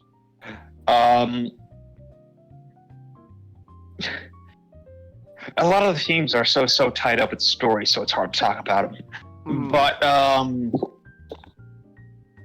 you also get themes such as outsiderness, and a lot of this movie does what I love is that in the first. By the time you find out the man has been murdered, you already have all the clues you need to figure out the mystery. Okay. You have all the pieces. It's just about putting them together. I see. Yeah. All the actors do great performances. Jack Nicholson, Roman Polanski. Okay, Roman Polanski did show up in a scene, and he was an asshole. He played it. Yeah, he played an asshole character. Okay. Who cuts Jack Nicholson's nose. Okay. And for about a third of the movie, he just has this giant bandage on his nose that's just kind of funny. Oh, okay. I don't know the names of any of the other actors, so but they did good performances. Like, Are we gonna say no? I was just gonna say, yeah, like, it's Faye Dunaway's defining. Her and she defining did. role. She had what? Go ahead. No, I was just finishing. Oh, I didn't catch that last part. Nah, I was just finishing what I had to say. Go ahead. All right, but she had great chemistry with Jack Nicholson, which is just really good, and she was quite an actor too. There isn't that many people aside from those two that we could really. We don't meet. It's a story focused very much on those two, and everybody else doesn't get too much time in the spotlight to really have the actors, flesh out their portrayal. But they did a good job, I see. Do you have any comments, Matt? I guess since we can't, since this is a mystery and we can't talk much about the plot, yeah, I can talk a bit about how a bit of the behind the scenes thing, because like it is interesting, like in a what if, in a what if scenario. All right. And I'm also gonna tie this into another movie that had very parodies of Chinatown, but also in a kind of a way also has a very fun connection to it. So Robert Towne, the screenwriter, he was originally contracted to adapt.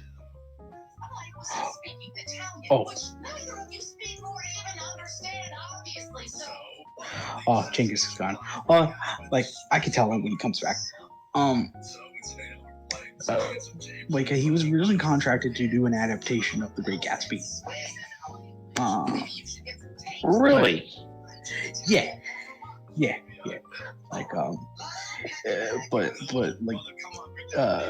Robert Towne sort of just he sort of went up to Robert Evans, the guy who got him in to write the adaptation. You just asked him, hey, if I can cut down to if you can cut down the pay for $25,000, can I just write my own original story? He agreed, but Towne also wanted to direct, but he also realized that, well, if I give this story to Evans, high chances he's gonna own it, and I won't have complete say. So essentially, Robert Towne envisioned a 3-part odyssey that goes over the three resources that built California. Chinatown was of course the water industry. I don't know if your father is going to show you, or if you yourself will eventually watch The Two Jakes. I think it's a movie that more people should watch to watch again to reevaluate it. But the two Jakes, it covers gas, and a third movie that never came to be. It was going to cover the final, which thinking about it now, this also, the third movie was also going to be about the last the last sort of resource, and that was the railroad.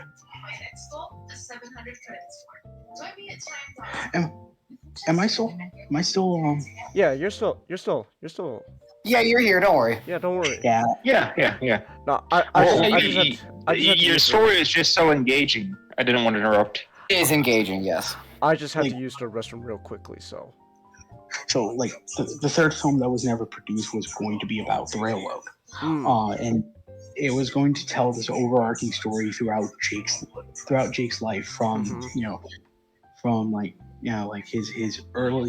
his early middle age to him in middle age towards the end of his age, talking about how California is changing into eventually what we know as it now. A place filled with pedophiles. Yes. Oh, lovely. And so like there's a what if to that third movie that like kind of evolved past what Robert Towns' original his original screenplay, because there are two works that kind of touch upon that third movie. One being Who Framed Roger Rabbit. and, Okay. And the other is L.A. Noire. Oh. Because who framed Roger... Wait, what? Sorry. I'll say it again. Sorry, I was looking up the two Jakes for a second there on my phone, and I missed some stuff. Sorry.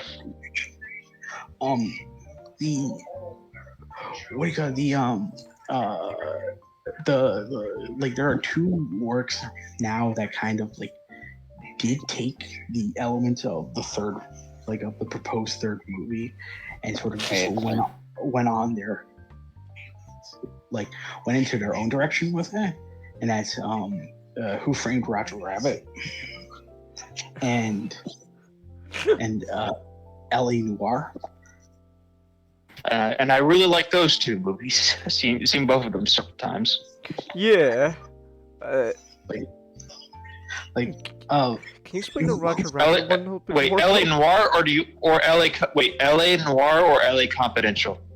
L.A. Noire, because L.A. Noire is... Oh, okay. Yeah. Alright, it's a different movie. It's... Wait, the game L.A. Noire or a movie? The game, because... Okay. L.A. Noire, L.A. Noire, it's very influenced by Chinatown. Okay. But what about Who Framed Roger Rabbit? What did it take from that? Who Framed Roger Rabbit is actually a parody of Chinatown. It is? No fucking way. What? Wait, so are you saying I can see it? Real? Okay. Oh, so if I've seen Who Framed Roger Rabbit, I've seen essentially Chinatown. Huh. Kind of. You're serious. It's sort of based on more on the water plot. Huh. And I guess they're taking that highway part from the railroad. Oh. Well, yeah. Because movie. Because remember, Judge fucking Doom. Crazy. Judge Doom wanted to destroy Toontown in order to make a highway. Oh. Judge Doom wanted to destroy what was fundamentally a California institution to create his own. So it's funny how a parody to a kind of parody to Chinatown, and noir in general, like also sort of paid tribute to like Robert Towns' unfilmed third movie, and also, of course, LA Noir, because not spoiling much because you haven't played that game, Changus, but a overarching story throughout the entire game is that like there is a highway. There's a highway just sort of being planned by local developers, and the plot for that doesn't really get started until towards the end, but there's a lot of build up. And so like I always found that interesting about Chinatown, how even though people kind of just see it as like a one and done movie, it was actually meant to be like this big trilogy. Well, and it does have and from the two Jakes, it does have a sequel. That's true, but like the two Jakes didn't get the recognition that Chinatown did. Is it still good? Like I really liked from what I seen from it. It was okay. Like because Town, of course, came back to write the screenplay, and like Nicholson had his hand at directing. He was pretty good at it. It is a film where if you do compare it to the original, it seems like it the original overshadows it.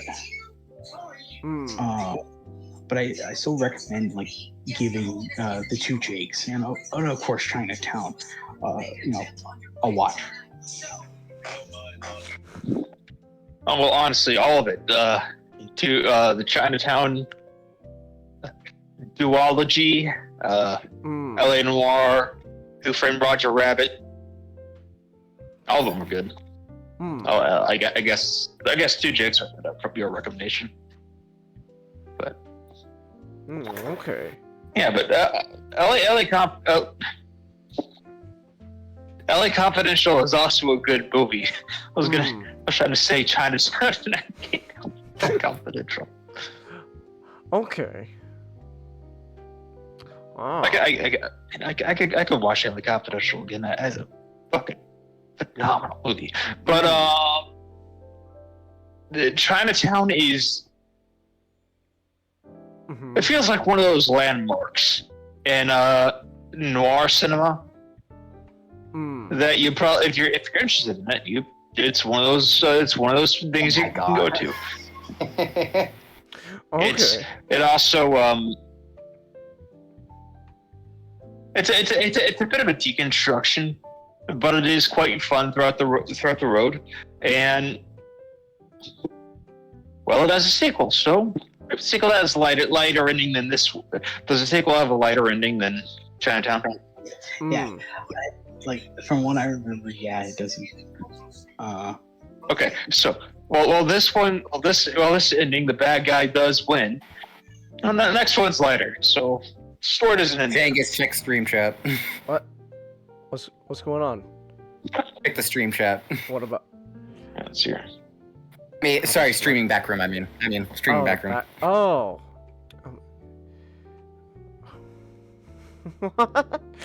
Hey.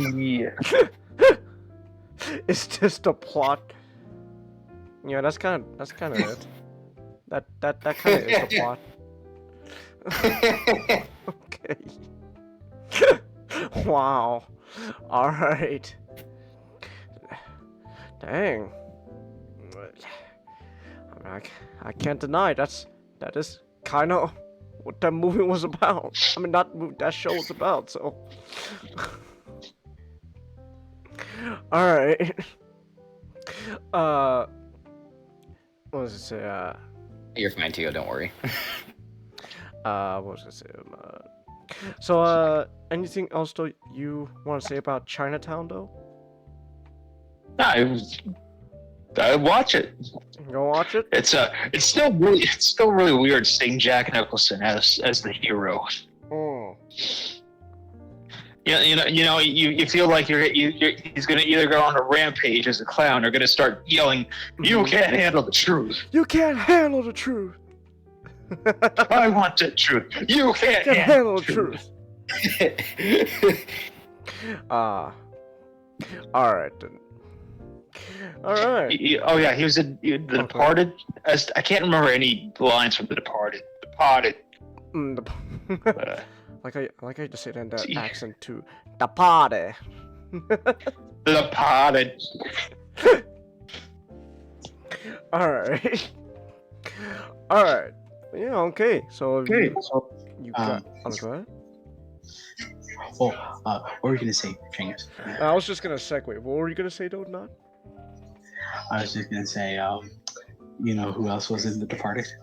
Who? Martin Sheen. Oh, I didn't know that. Oh, well, what do you know? Little crossover there. All right. So, is Martin Sheen in Vietnam today? He's in Nam. Vietnam, son. Vietnam, son. All right. So, real quick, I do actually need to preface, despite this being my topic, I technically never got a chance to finish watching this movie in its entirety today, cause you know what happened today, like the news came out of nowhere. It's like, I was watching the movie, and it's like Cengiz, your cousin had a baby. It's like, shit. So like a lot of stuff just. Well, we gotta go. So like a lot of stuff. We're gonna go. Yeah. Vietnam turned from being in the movie to being in your bedroom. Well, not your bedroom, your car, going over see your your little cousin. Yeah, so I have to do last minute preparations for like the stream, and even then I didn't finish prepping at all, and so most stuff just had to be dropped to go see the baby. So yeah, I'm an uncle, by the way, so that's cool. Congratulations. Yeah, she's a cute baby, by the way. So I'm gonna be straight up honest when I say I technically never got a chance to finish this movie. So I got to preface also, like, the closest thing I got to finishing this movie was I just ended up watching all my Loli's video on the car ride along the way to I guess catch up on what happened afterwards where I left off. So but I can say though, like, there's still some, but like a lot of my stuff though is original opinion. So like at the same time though, like, what can be said about Apocalypse Now? Like, this is like such an influential movie. This is like the Vietnam movie. Like, when you think of like a movie about like Vietnam, this is what most people think of. Apocalypse Now. I guess there was also that other movie, I forgot what was it called. I think like there's Platoon,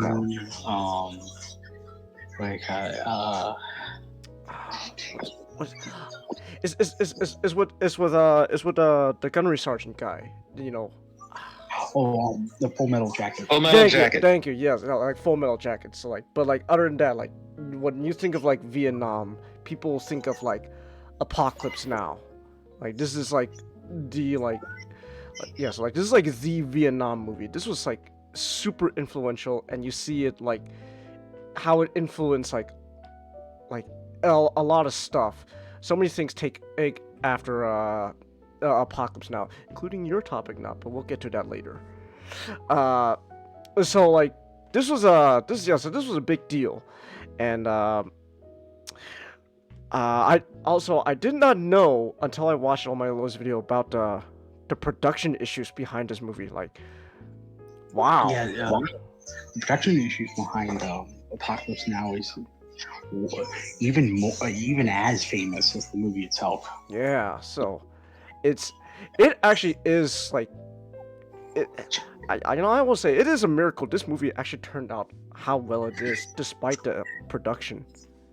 James, do you know a lot of the details that around the problems? The production, not really. Again, most of the stuff I kind of learned after watching Loli's video about the production issues. So I know Marlon Brando kind of wasn't very cooperative on set. Marlon Brando is my favorite part of the back behind the stage. Oh, okay. Because Marlon Brando is the one element of he could have tanked the movie, but it's Marlon Brando, so he saves. All right.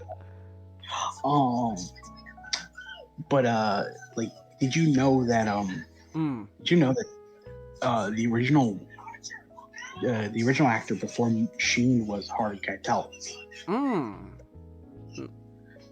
Like, Keitel was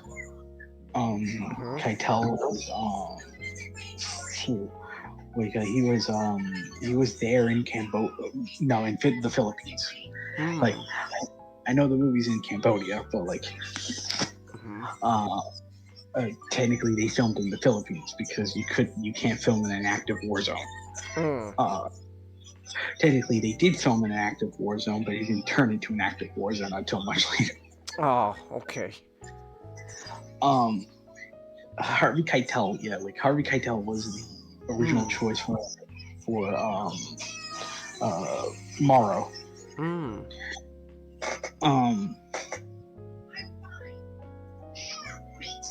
Willard, excuse me. Like, because I'm getting Heart of Darkness confused with Apocalypse. Okay. The main character in that is Marlowe. So like, he was Willard. But then like, of course, the complications on set were starting, and then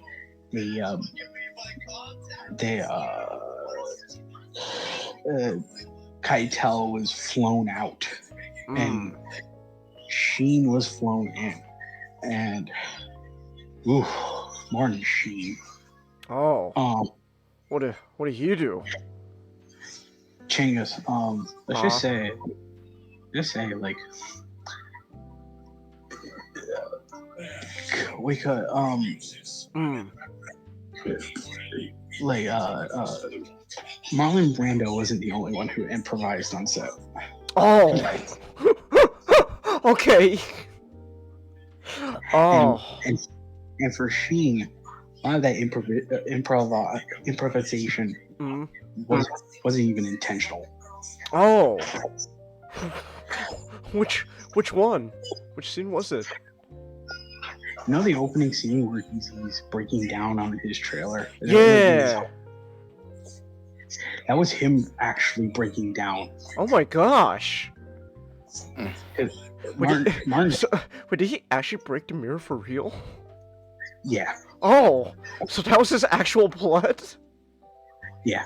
Oh my gosh. Wow.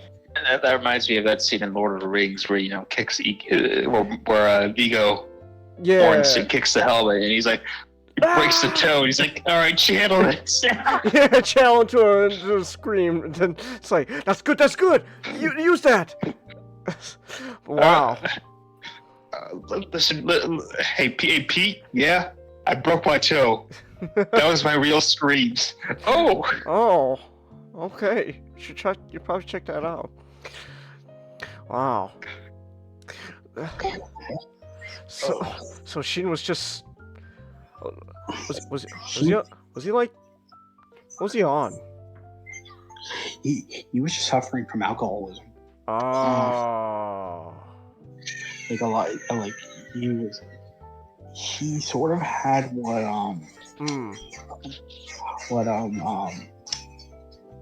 I'm forgetting his name, Father Karras, his actor, what he... Oh, I know what you're talking about. I forgot his name too. Like, he was sort of suffering at the time. Martin Sheen was sort of suffering at the time, like, with his own demon in a bottle. And it's kind of like, it's also very surprising because this was one of his earliest roles. he was a nobody when this movie was in production. So like getting him as a lead was a Hail Mary. Oh, wow. I'm gonna like I want us to get into the film, so I'm not gonna. Okay. So I'm gonna sprinkle in sort of some of the difficulties that happen on set, but Wow. But Chinggis, would you like to explain the synopsis to? Oh, sure. Also, just remember Martin Sheen was also Uncle Ben in The Amazing Spider-Man. Uncle Ben? So, Pete, what's wrong with Uncle Ben? He's having flashbacks to Nam again. Don't worry about him.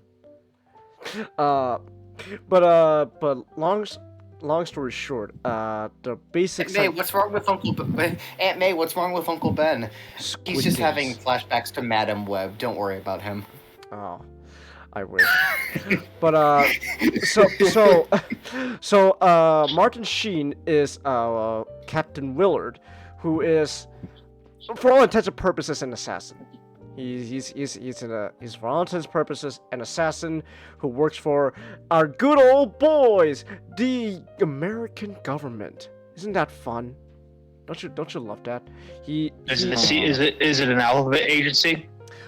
He did work for the CIA. Well, he. Okay. We can deride him as much as we want now. Or as he like, deserves it. Or as like the movie is, or it's like what happened in the movie, like, is it true that you were part of CIA and you off the head of a tax collector? I can neither confirm nor deny that, sir. Okay. So yeah. Offing up the head of a tax collector. Okay, that's a. Yeah, so okay, check that.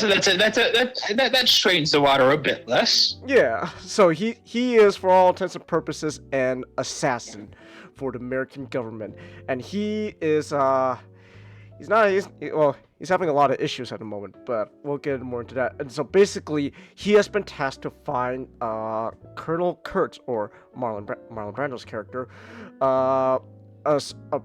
He was this like special operations officer. Like he was like going up places. He was exceptional, and apparently he just fucking lost it.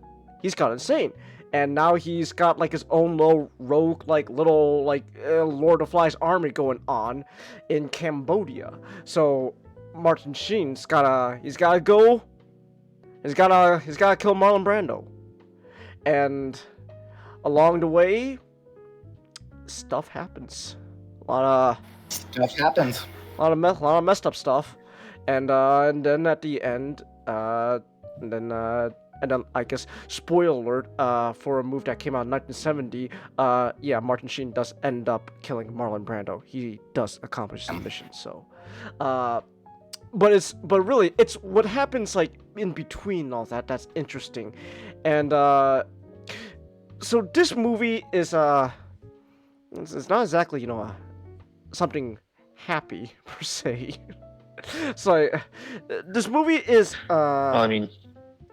to be fair, we just came off the ending of Chinatown. True. So, yeah. But this movie, it's actually, so one thing I want to say, actually going into this movie, I was not expecting to be kind of, how do I say it, like, like, I guess maybe I don't think experimental is the right word, but like there's some scenes in the movie that I was like, oh, I was not expecting this. Like, wow, interesting.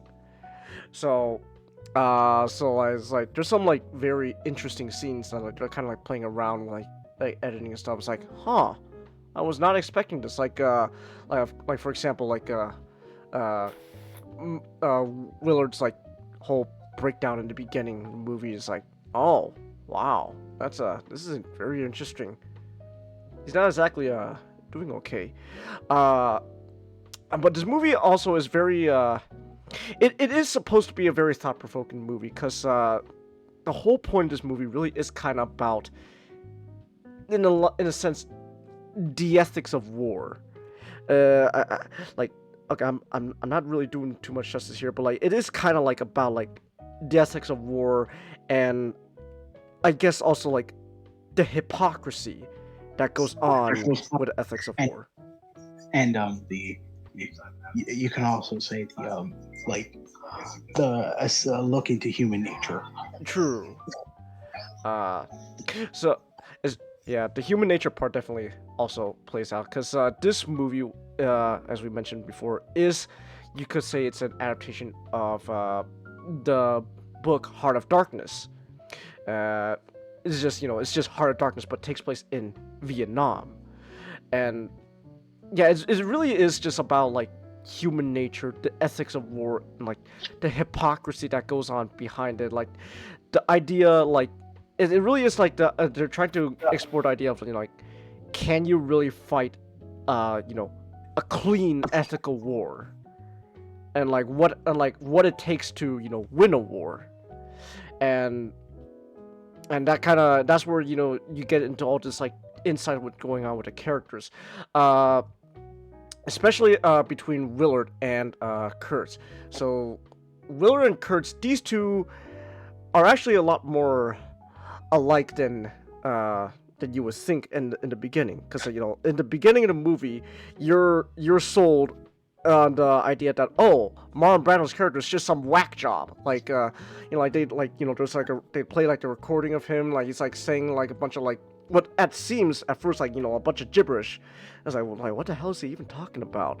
And then later on, like when you do meet Colonel Kurtz, and he's giving his monologues and stuff, and you realize, oh no, this guy's not like crazy in the sense like like we would think, like he's not like lost his mind. In fact, he's very very like he's very sober about the things he does and talks about, and that's what kind of makes him scary, because he's like, it would honestly be less scary if he was just an insane madman rambling about whatever and stuff. But no, he's very sober about what he's talking about, because the whole idea is Kurtz and Willard, they both have this like mindset of, in a sense, doing what's necessary in to win a war. Right.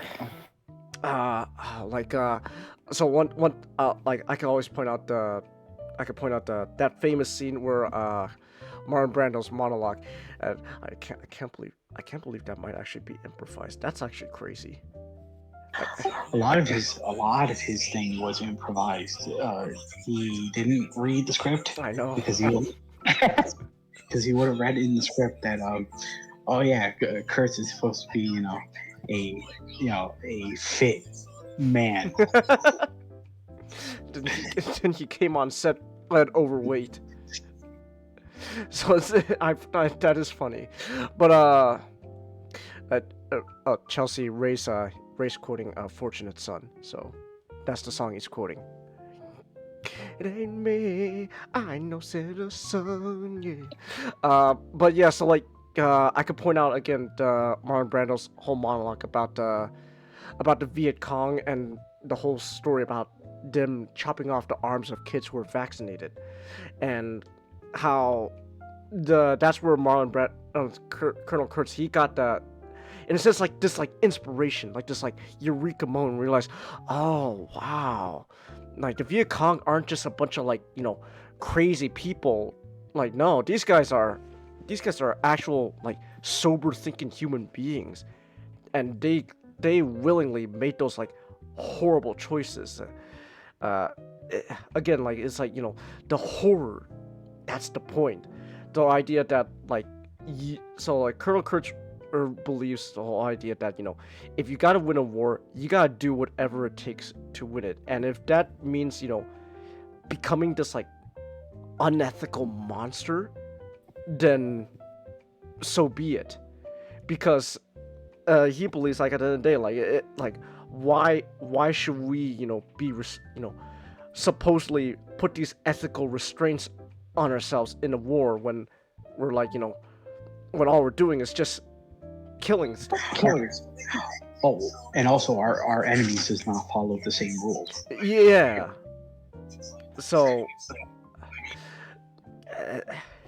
so like it's very interesting. It's a very thought provoking, and it's supposed to be a very thought provoking movie. Again, like the idea, like your enemy's not going to be merciful. They're willing to become a monster in this war. So why do we restrain ourselves from doing the same thing?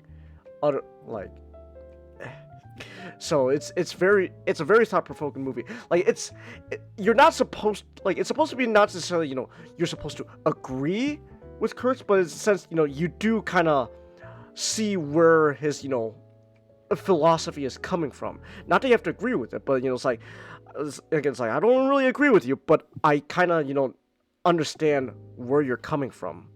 Oh, go ahead. I was just gonna say, like there's a ton of talk on Twitter recently about like sympathetic villains, like, and how like some people throw around examples of some sympathetic villains. Kurtz, it's very valid to not agree with him, but there is no sense throughout the movie that they divorce him from any sort of humanity. He is a very he's a very sympathetic, very human character. Yeah, and that also ties into how Willard's character kind of relates and sympathizes with Kurtz, because at the end of the day he's an assassin. Like, that's his job, is to do all the unethical shit that that goes on in war. That's his job.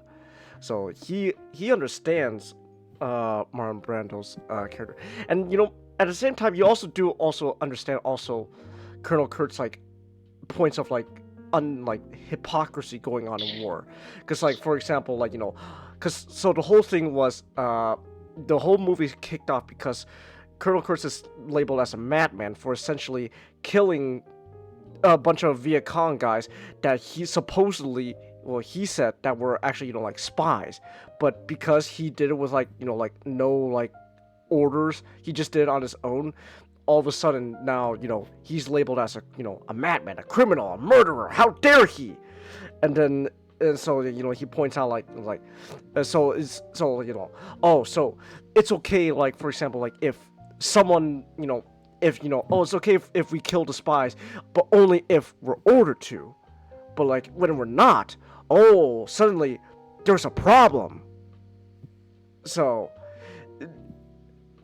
yeah, again, it's one of those cases again where it's I could see where you're coming from. There are some things I can somewhat agree on, but overall, I don't have to agree with your overall philosophy, but I understand where you're coming from. So yeah, so it is about hypocrisy and the ethics, and that goes for Willard as well. Again, he's an assassin. That's his job, to do the dirty stuff. But I guess it's okay when he does it because he was ordered to do that shit. But when Marlon Brando, when Colonel Kurtz does it without being ordered to, then we got a problem. So, and when those stuff are brought up, you kind of go, okay, I could kind of see where you're coming from. And there's also the boat crew as well that Willard's traveling along with, because the whole idea is that Willard's the whole boat crew except Willard, they're all these these soldiers essentially never young. Oh, go ahead. They're very young. They're very inexperienced. They feel very attached. Feel attached to America. Compared to Willard, who the second he got home, the second he got home, which what he originally wanted, what he kept constantly thinking was, when was he going to get shipped out? When was he going to get shipped out? Because Willard is a Willard is a man who wants to still be on the battlefield compared to these young fresh faces. Mm. Yeah, and then and the one thing is you see how how the boat crew, all these young faces, their lives are just they're exposed to all the in a sense the horrors of this war, and they more and more they become just shaken, and yeah, a lot of them don't make it too.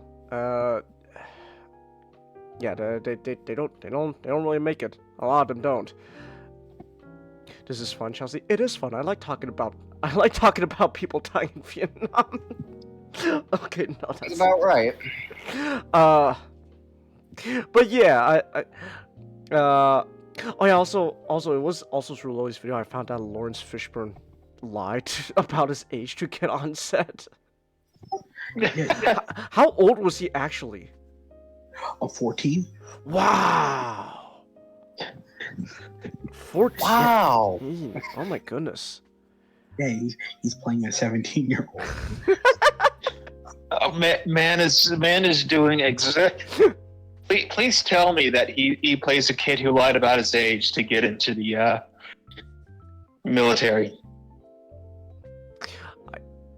I don't think that's what that character was, but I just find it funny that he. That would be amazing. It would be amazing if he was coincidentally cast as a kid who that would be. All right, you're a young-looking 17-year-old. Yep, 17-year-old. Yeah, that's what I am. All right, we'll cast you as a kid. Lied about his age. Oh, I should also mention what's his name? Kilgore. Colonel Kilgore. The guy. Now that's the guy. Kilgore? That's his name. Now most people know him because he's the guy who says the famous line. I love the smell of napalm in the morning. That's him. That's who he plays. And then he's also the guy behind the whole the scene of the helicopters playing Ride the Valkyries as they hit like a Viet Cong like a village and stuff. So a lot of people know him. They've seen people know those scenes with Kilgore. But Kilgore's also fascinating because he's in a sense Kilgore's actually kind of a character where he's like this he's like this in between of Kurtz. He's just. Oh no, go ahead. Kilgore loves war. Yeah.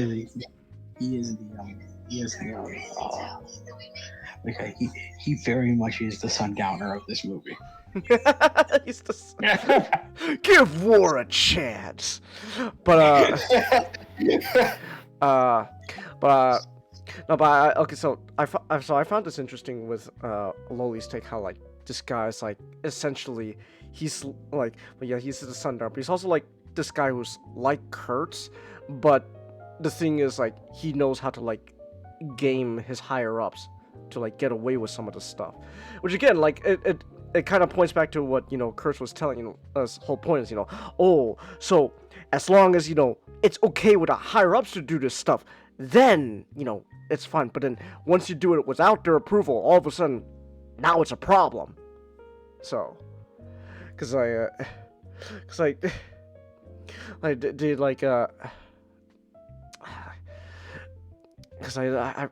remember they convinced Kilgore to take them to that one spot just because it's a good place to surf, man.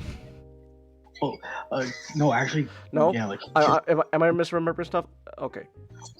Oh, no. You're technically right, but okay. Kilgore actually not only did he want to go to that place so they can go surf, mm-hmm. It's also a place where you can just it was also a straight line where you can just go and kill a lot of Viet Cong while waiting for Willard. Mm. Yeah, so it shows to the type of character that Kilgore is, where he is someone who I imagine if you talk to if you just talk to him normally, he'd probably be like a really cool and fun guy Mhm. on the surface. But like, this is a man who is willing to allow his like troops to just go full Sherman Mm. on on the ground, Mhm. because that's just part of the fun. Part of the fun. So yeah, it's what was I say? But yeah, overall, like it is a movie where you're supposed to really like think about like what they're trying to talk about. And there are some, and again, there are some points in the movie where I didn't expect it to get, I guess, in a sense, kind of experimental with what it does. But yeah. But also, I just want to point out how also like just from like a visual like aesthetic standpoint, like you could tell like, yeah, this movie kind of did define like the aesthetic of like a Vietnam movie. Like this is what like people think. Like again, like this is what people think of when they think of like a Vietnam movie or just Nam in general. Like they think of something like this, like what you see here. From like a visual aesthetic standpoint. And yeah, and then also just it's just also just really a very fascinating movie to think about. Now I know that there were 2 other versions of this movie that came out afterwards. So I watched just the normal like theatrical version, at least as much as I could before, oh my gosh, the baby's here. So so yeah, so there was the Redux and there was the final cut. I know the Redux like added some stuff. I have watched the Redux Okay. recently. Oh. So like yeah, I could tell you that the Redux is the longest cut of the movie, running at 3 hours and 17 minutes. Speaking of which, I posted something in the background. Oh, okay. Let me see. I found the work print. Oh. Well. I don't want to steal credit. Lolly found the work print. Oh. Wow. It's on the Internet Archive. So this is just the unedited 5-hour version. Wow. Okay, that's gonna be be a trip. I know. All right. But the Redux version is the longest. It is also sort of the most contentious of the films because people don't like what was added in the Redux compared to the theatrical cut. Primarily, of course, the first scene that was added in the Redux was the second encounter with the barracks bunnies. Mm-hmm. Yeah, you know the barracks bunnies, right, Changes? Yeah. Like, there's a second encounter with them where they have some smexy time. Mm-hmm. And it's supposed to be like sort of a lighthearted thing, before the movie goes way to hell. Mm-hmm. That scene was there. Talking about the final cut, Coppola decided to take that scene out because Coppola wanted he wanted Willard to, at the very least, even though his relationship with his wife had turned sour, he he still wanted to show that like deep down Willard still had a love towards his wife, and he didn't want to like just start doing it with another woman when there's still a yearning left, like Coppola was very sentimental when he had that decision to take out that scene. Many people thought it was because of Me Too. Because the final cut is the most recent Wait, when did the version. final cut come out? 2019. It Really? came out during the 40th anniversary. I got the I got the 6-disc combo pack, which comes with the 4K and Blu-ray versions of all 3 versions. Oh, okay. So and so of course the second scene that takes place that actually makes it in both Redux and the final cut is the French plantation.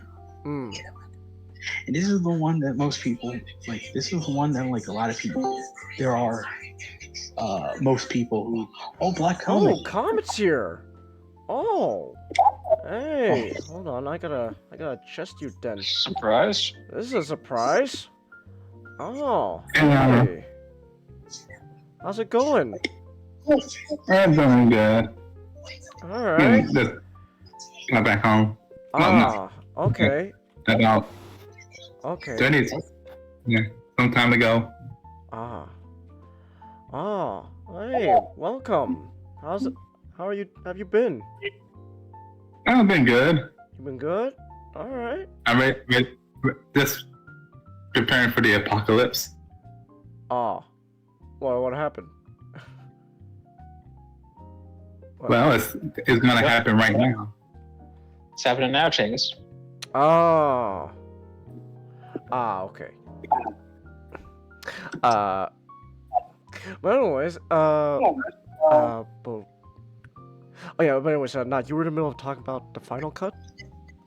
So, the plantation scene is the only scene that both versions, both Redux and Final Cut share. And it's a scene that like is very contested among a lot of people who watch the movie because some people can see it as bordering on a bit of political. Because like a lot of what was happening at the Vietnam War and the time was like they were trying to completely remove all of like the French, like the communists were trying to remove entirely like the French, like the French identity that came from Vietnam, because Vietnam was also partly a French colony. So people kind of perceive that like the French, the French plantation as sort of a bit of a political scene.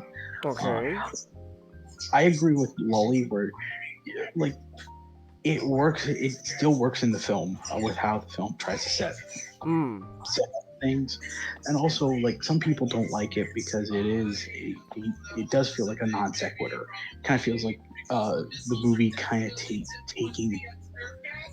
a detour for something that feels unimportant. Like if you're watching the theatrical version,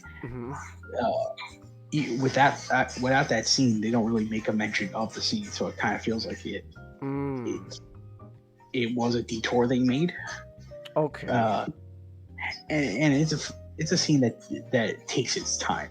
So like it being considered a non sequitur, along with the fact that like it could drag on, it's what people found contentious with the scene. But like I still like the scene because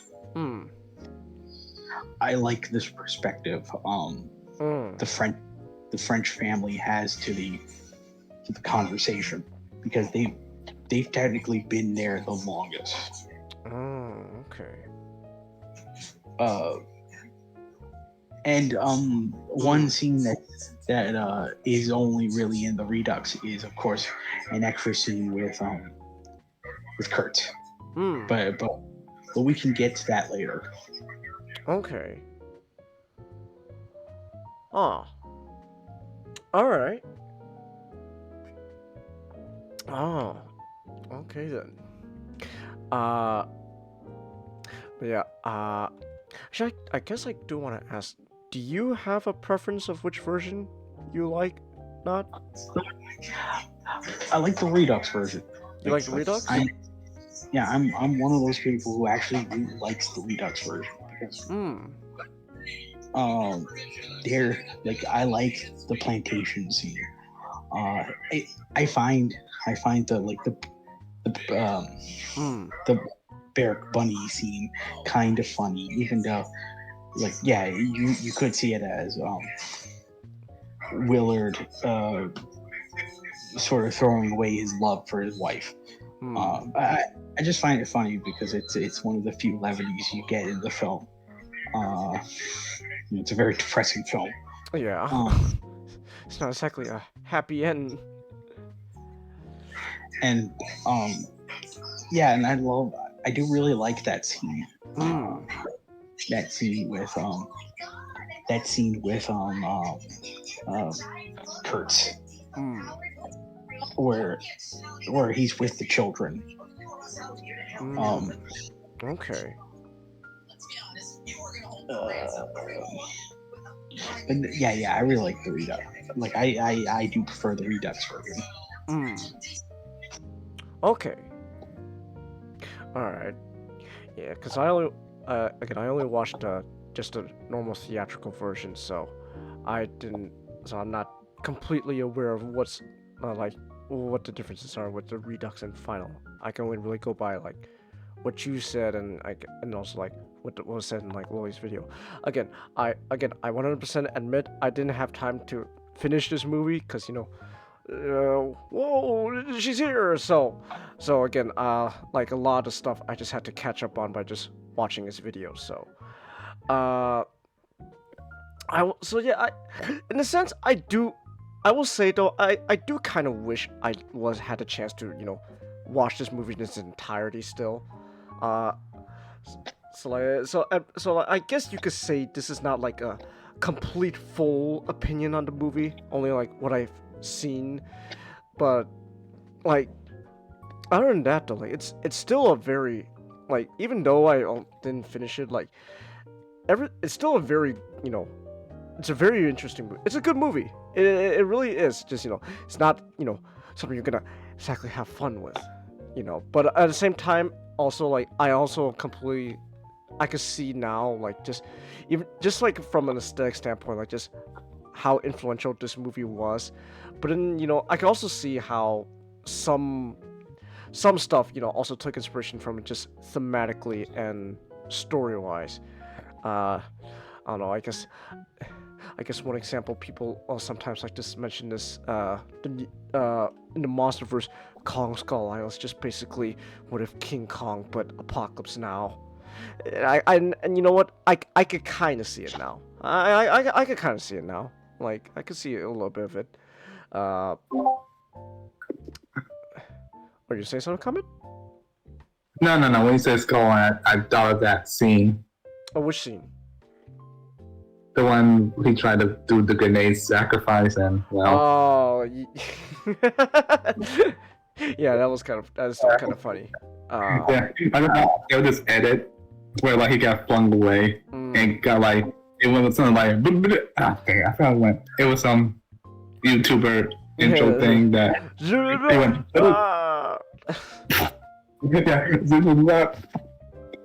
Alright, yeah. But yeah, I could see how, but like I said, but that's just an example of how I could see how influential this movie was. So, I guess then, speaking of influences, tell me not. How did this movie end up influencing Spec Ops: The Line? I'm glad you asked, Changes. Spec Ops: The Line is a 2012 third-person shooter developed by Do you want me to look it up? One sec. Jaeger Development. Okay. And it was published by 2K. It is the 10th title in the Spec Ops series. Also kind of serving as a reboot after the series was in a long hiatus. Okay. I didn't know Spec Ops was his own separate series. It was. It's the funny thing about the game is not only is it a sort of like an examination of military shooters, it's also just kind of an examination of the series in general, because the series was like a tactical answer to. Okay, it was a tactical answer to Call of Duty and Medal of Honor, where someone like I think someone could most say that it was more so competing with like Rainbow Six at the time, because that Rainbow Six has tactics on par with what earlier Spec Ops had. The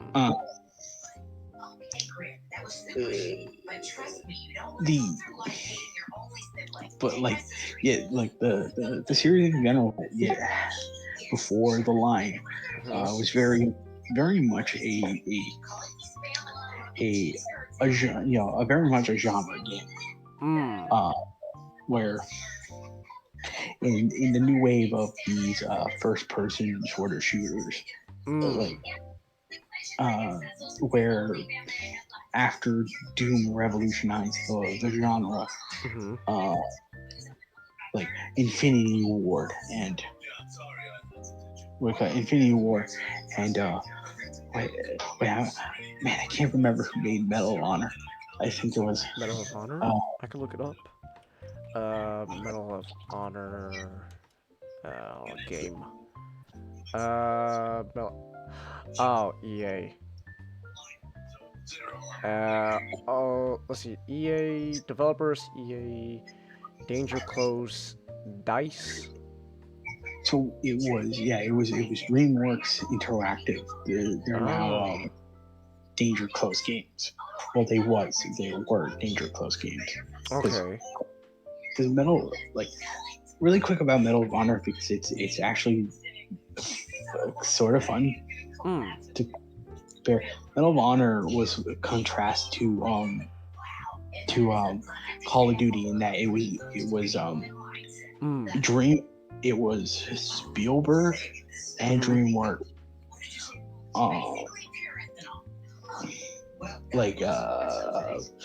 making sort of a realistic realistic sort of World War II video game, because this was also Medal of Honor was also riding off the wave of the popularity for Band of Brothers. So Spielberg wanted to make a video game version of Band of Brothers, where it was it prided itself on its authenticity. But to go back to Spec Ops, it very much was a series that blended into its genre. Jaeger Development was given the task by 2K to develop a new entry, a reboot to the franchise. Jaeger Development sort of they thought of a way to because Spec Ops: The Line was kind of released in a waning Okay. period for like military shooters. Because if you weren't Call of Duty or Battlefield, a lot of military shooters were kind of seen as were thrown to the wayside because that's when Activision and EA sort of reign supreme. Okay. So like 2K trying to make their own military game kind of just felt like another shot in the dark. So Jaeger decided to sort of like examine the military shooter genre by taking influence in Heart of Darkness. And of course it's 1979 adaptation of Apocalypse Now. It was Spec Ops was going to be where they wanted to develop Spec Ops into a video game that the player Sorry to interrupt, but it's getting late for me. Oh, okay. You guys have a good night. Have a good night, Matchstick. Have a good night, Matchstick. Good night, Matchstick. Spec Ops was going to be a game that they wanted players to like, instead of how where Call of Duty can be seen mind numbing and just like oh yeah, procedural and mind numbing, there's big explosions, you're shooting all the guys and all that stuff. You wanted to set Spec Ops apart by having it be a bit more cerebral. They wanted as the game progressed, the game kind of just twists into this nightmare of originally seeming like just a normal game where you're in the Middle East shooting insurgents, and then slowly the game feels different and it feels kind of rotten.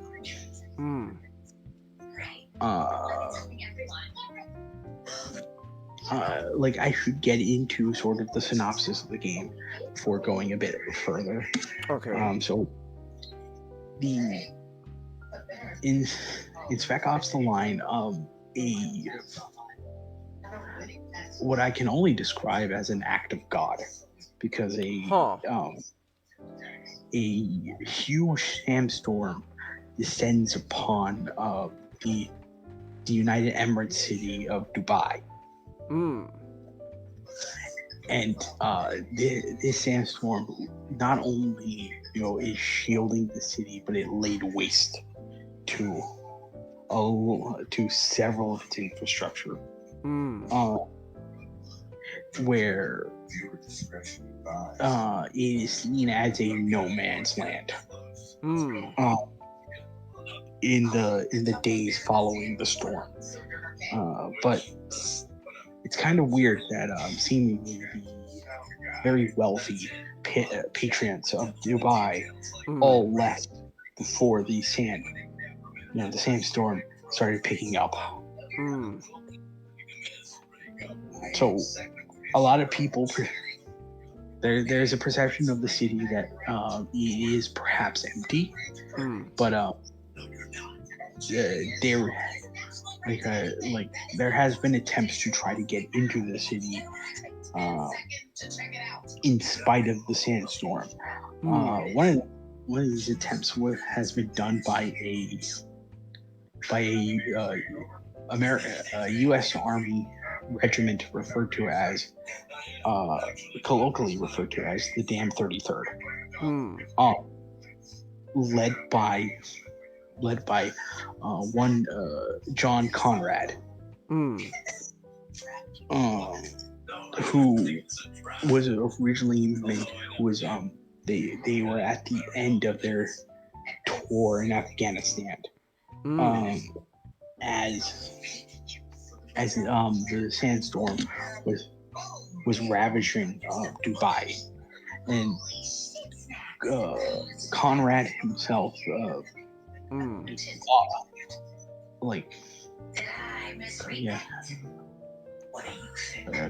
Conrad himself, while he was meant to rejoin with the full command, volunteered to try to go into the city with his troops to provide aid and to set up a convoy to come out of the city. Okay. There was communications with Conrad, up to a point, and then suddenly everything coming out of Dubai just was radio silence. Until they got a message from Conrad, proclaiming that the rescue was a failure. Huh. In walks in, let me say that again. Enter with the proper story enters 3 Delta Force operatives.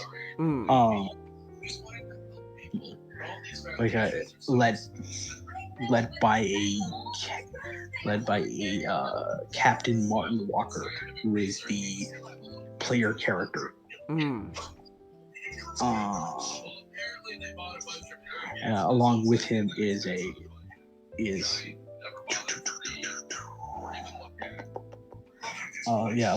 along with him is soldiers. First Lieutenant Alfonso Adams and Staff Sergeant John Lugo. Their mission is essentially to survey the city, find survivors, and report into command for them to come in and for them to help provide aid to the situation. Let's just say things lead into the events happen that go beyond their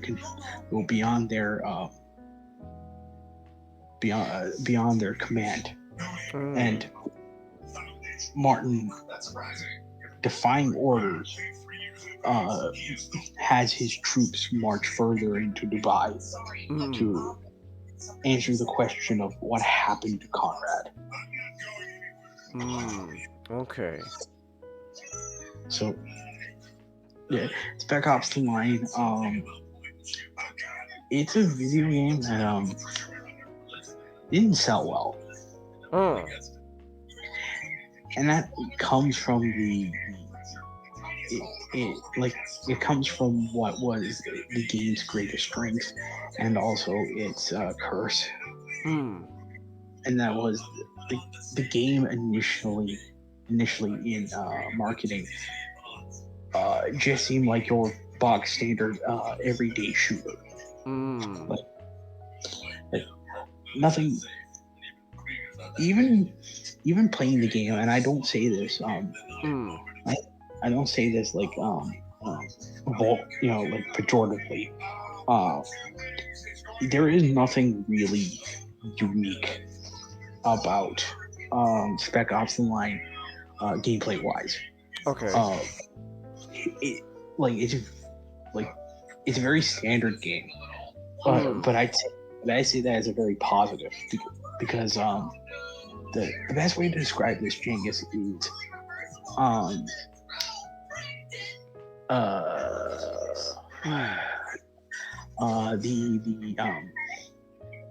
the War for Cybertron games. those games are very standard third-person shooters, but they're very fun. Right. Yeah, and they're very fun, like Transformers games. Mhm. Even though if you've played other third-person shooters, it really doesn't do anything new. Spec Ops: The Line. This was a case of they decided what their gameplay was going to be first, and had the fundamentals locked down, and then that's where they diversified with the story and the way the game was going to interact with the player. So with Spec Ops: The Line, like, yeah, there's an argument to be made that it's not unique, and it's not unique in a gameplay fashion. Okay. And, it doesn't do like something like at the time, to compare it to like a third-person shooter like Gears of War, or Gears of War kind of helped like set forward the third-person shooter. Like, if it feels like it would feel like a Gears of War clone to someone else, but I kind of liked, not kind of, I really liked playing through Spec Ops: The Line again, because as I've grown older, I kind of noticed just like how, even at the very beginning, before you go into sort of the more morally questionable aspects of the game, is how initially the game itself likes to really show off a form of it,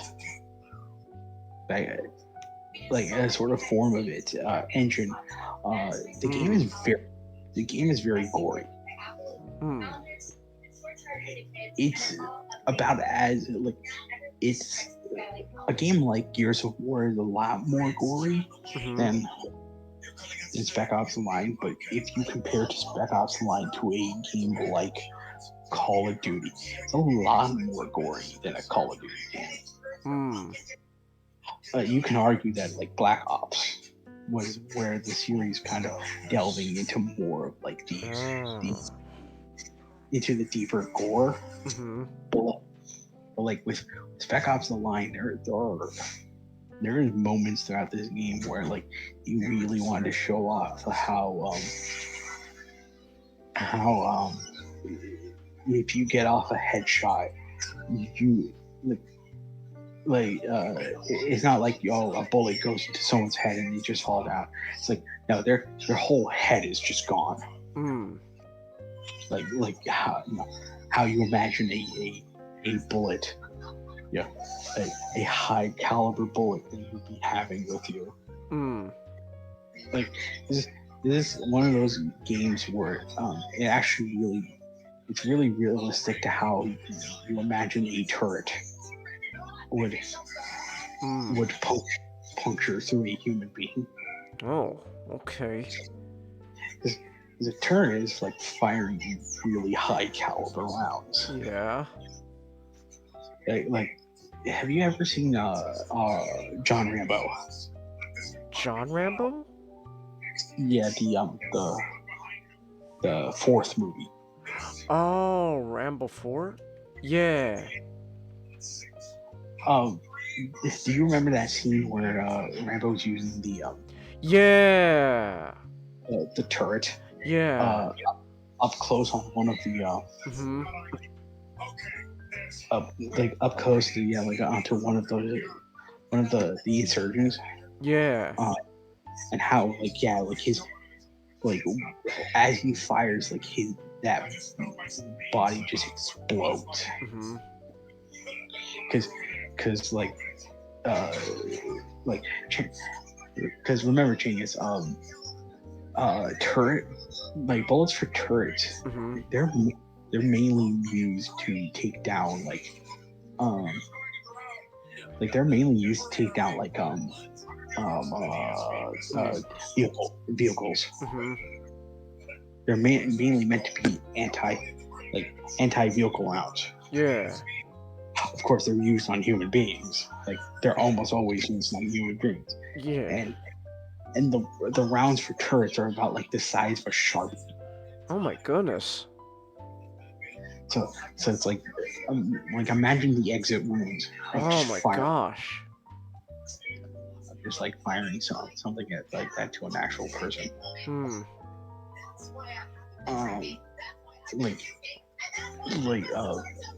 Spec Ops wants to capture that, and also wants to capture. It, another good thing it also captures is just how frantic a shootout can be.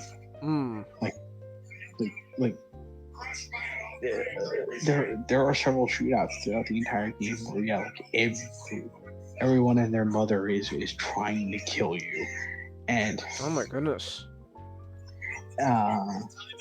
The kid Martin and his squad mates are all just talking to each other to inform them of ways they can break through and all that stuff. There is a what you can do in the game that falls under sort of the tactics the series is known for, is that you can command your squad mates to do certain actions to help you along with the help you along essentially. If there's if there's an enemy that's very far away, that's who has the range advantage over you, Luca, one of the characters, Lugo, is a sniper. So you can target that enemy so that Lugo can use his rifle to take him out, give you an advantage. Okay. And Adams is he's a shotgun, and he's well equipped with a lot of grenades. So you can use instead of using your grenades, you can use his supply to sort of help you get through a nest of angry enemies easily. So I like how frantic a lot of the gun battles are compared to something like a Call of Duty, where Call of Duty kind of emphasizes the whole you're a one-man army. You army soldier man can take down Reznov. The main villain of Modern Warfare. You could take down the Makarov.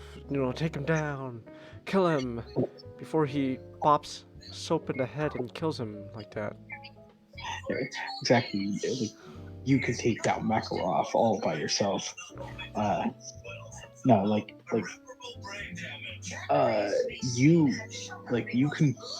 You can pop people's heads like balloons.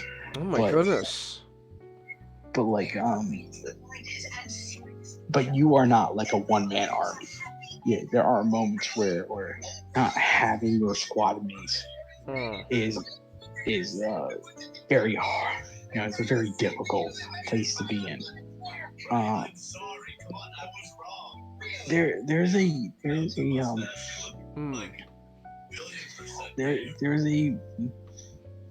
an idea that this game is kind of hard. I don't get that. I played the game at the hard difficulty suicide mission. Okay. And it was very much was a breeze for me. The game is not very long. It's about 6 hours. Oh, okay. Yeah, it's a very short game. So outside of like outside of like one area, I didn't have much difficulty with the game. Like foobar difficulty, on the other hand, now that is that right there, that's a novelty difficulty. That is not something that a normal person could accomplish. Okay.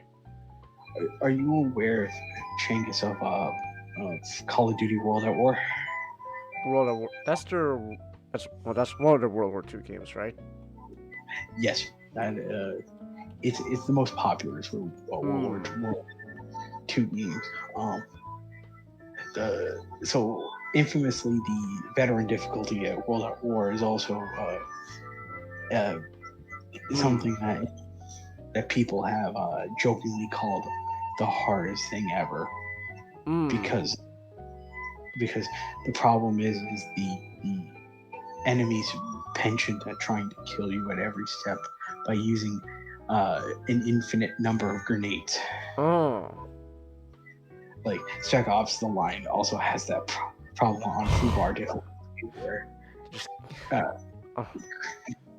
where the enemy will just blast you out of existence with their infinite storage of grenades. Wow.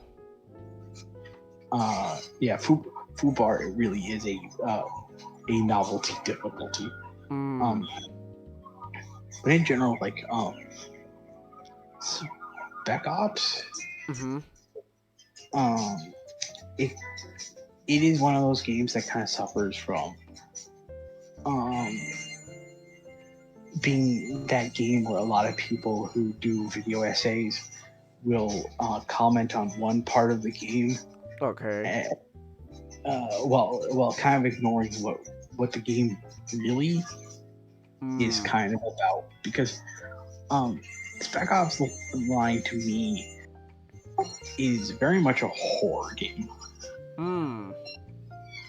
It is and also a character study. It's a story of essentially Changas to not spoil it. Well, I guess you kind of know some of the more famous aspects of the game, don't you? Not really. You're aware of the the white phosphorus scene, right? No, actually no. I never played this game, so there's actually quite a lot I'm not really familiar with. Well, I'm not gonna spoil it. Like, I'm gonna try to keep this completely, spoiler free for you, because I do think you should go through the game yourself and experience through your eyes. To kind of spoil the game, but not really, but kind of.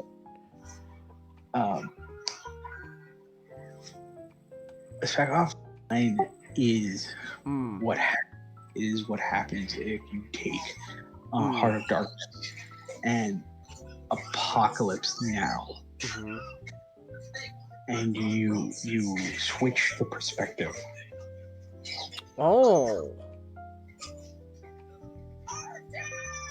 And the entire game, more or less, kind of plays, like, at first it plays it straight, where you imagine it is going to be like a Heart of Darkness or Apocalypse Now, where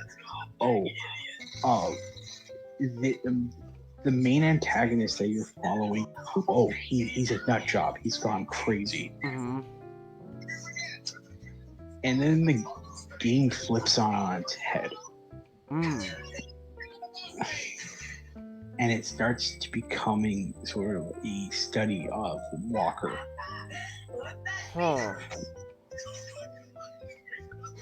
because there are moments throughout this entire game, Chingus, where you are given a choice. Okay. Now, there are like video essays that will kind of tell you that the choices in the game, that the game is trying to tell you that you're a bad person for doing those choices. I think that's a sort of pretentious like fluff. Okay. The game is not trying to say that you're a bad person for doing the things you do throughout the game. Like I said, it's a horror game. A lot of the egregious things that happen throughout the game happen because they're sort of like scares, where something shocking happened, and it almost there's that sense of like there's sort of a pain in Walker where you kind of feel like he should have been able to change something about what happened, but he was powerless to do so. And that goes into his sort of odyssey, kind of like with Willard and Marlowe. Like, at the beginning, Martin isn't as like jaded as Willard is. But he starts kind of becoming. It's interesting how like the game like evolves throughout, where Martin is like very like clean cut and very professional, and then he gets erratic towards the end of it. The thing I also like to mention is one of the aspects that I actually really like about this game, and that it's voice acting. The main character of Walker is voiced by Nolan North. And I think this is like well, Nathan Drake can be argued as one of his most iconic roles.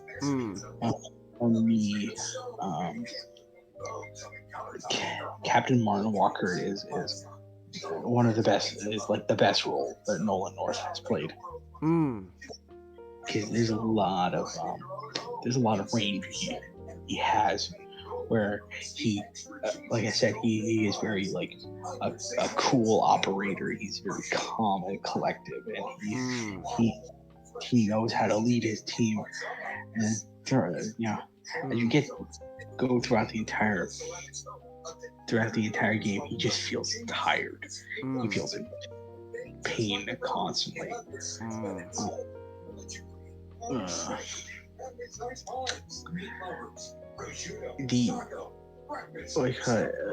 His squad mates,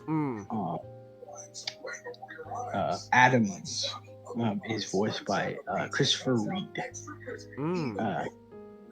I don't know how much you know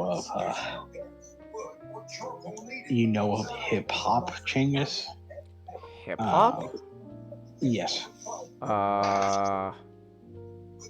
Like the genre? Like just some things about it. Like, hey, Nick. Hey, Nicky. Hold on. Hey. Okay, hold on. I gotta start rearranging our PNGs all over again now since Nick's here. Things I have to do. Okay, I gotta start rearranging.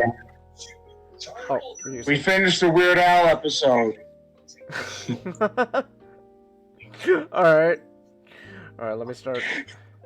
Here, I'm gonna bring Butter back around here. Okay. But what were you saying, Nato? By the way, Nick, we're talking about Spec Ops Online. Yeah. So, Christopher Reed when I started going through, okay, like I like a lot of the voice acting throughout the game.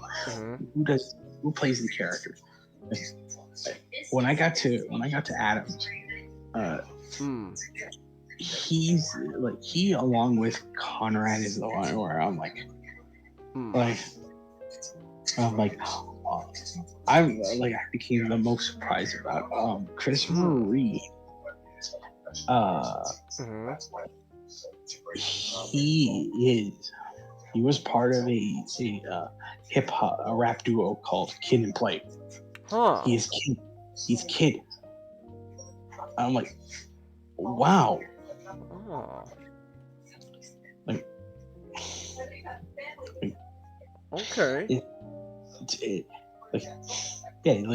It's funny to think like a guy who's like this sort of funky, fresh, sort of hip hop guy be in this like this type of game. Be in this type of game. He does a really good job.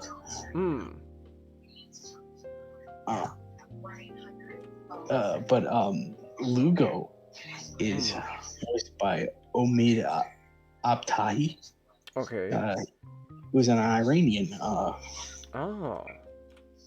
Who very much is a character actor. But he's been in several things that you might have known. He was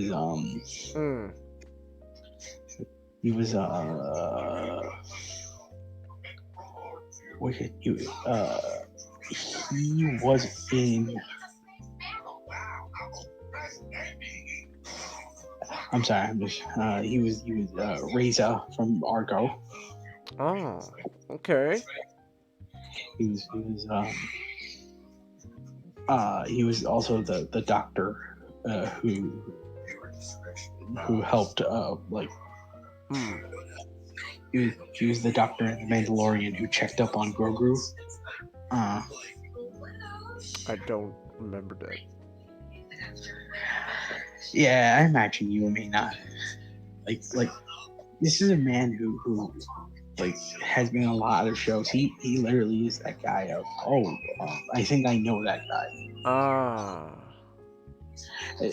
He's a very great actor. Like I really like him as Lugo in this, and now Conrad, he's my favorite in the entire game. So Changus, guess who voices Conrad? He's someone you may know very well. He's a man who you will say is a user.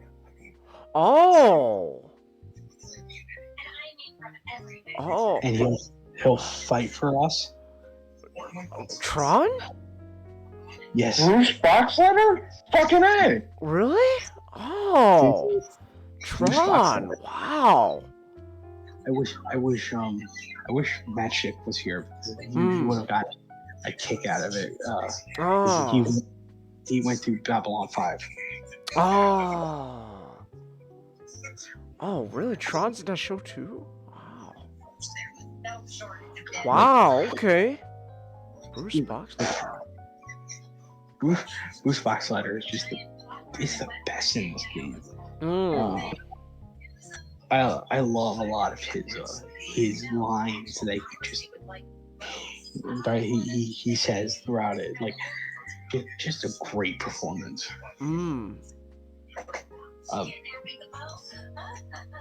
Wow. Okay. I don't know what more to say other than I do want to talk about sort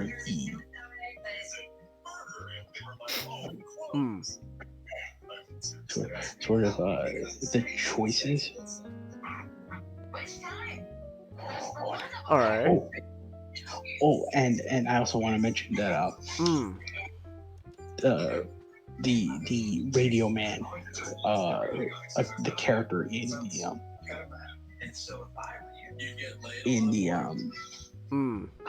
in the game who kind of acts the same as like as I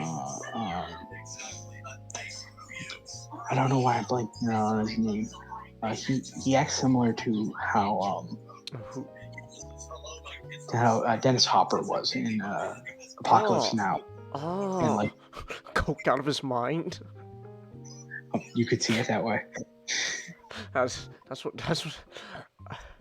what Loli described him as. Just Dennis Hopper was coked out of his mind. Dennis Hopper was coked out of his mind. In order to perform. Was everyone on drugs in that movie? No. No? Okay. Like, few people were on drugs in that movie. But, oh, okay. Not all of them. Oh. Dennis Hopper was one of them. So, like. Okay. You're like Radio Man is very much like Dennis Hopper's character in Apocalypse Now. He is Conrad's hype man. He's also voiced by Jake Busey. in a very good role for Jake Busey. Jake Busey doesn't get a lot of love because he gets overshadowed by his his father always sticks this. How you doing today, Garrett Busey? You're doing great!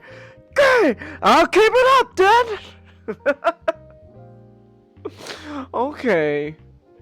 Wow. So they got an all-star cast for this game. Yeah, just like a great cast of of actors who you may not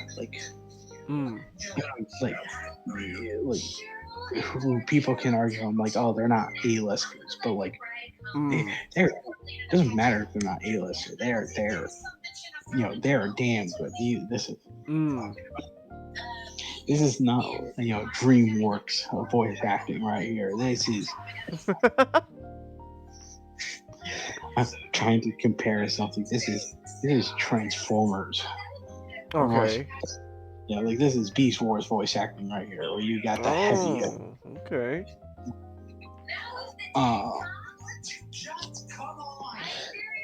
So, a lot of the game kind of features choices for you to do.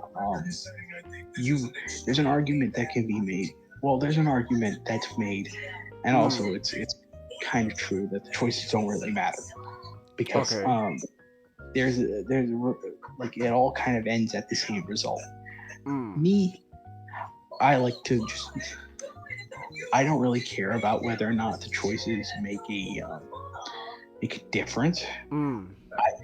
I just like doing them as a role, as role play. It's just because you can view Walker in two ways. I'm not going to spoil it for you, but I'm just saying depending on your choices throughout the game, you could kind of view him as a man, as what you like to view him as, what he seems like at first, but you can also just try doing different choices, and you could view Walker in a way where his true colors sort of bleed out. That's how I like to do the choices. They don't really matter, consequently, but the choices to me are meant to reflect on Walker as a character. Okay.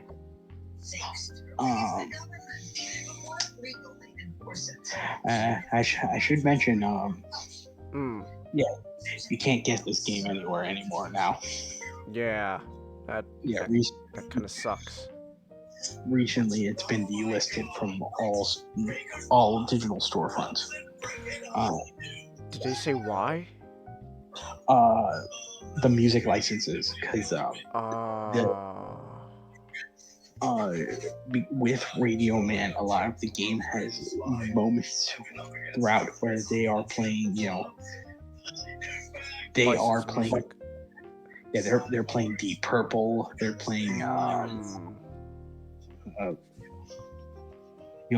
lot of music that a lot of music that are from the kind of from the 60s, because you can probably guess, changes the vibe, the vibe it's trying to capture the game through a certain movie. Like,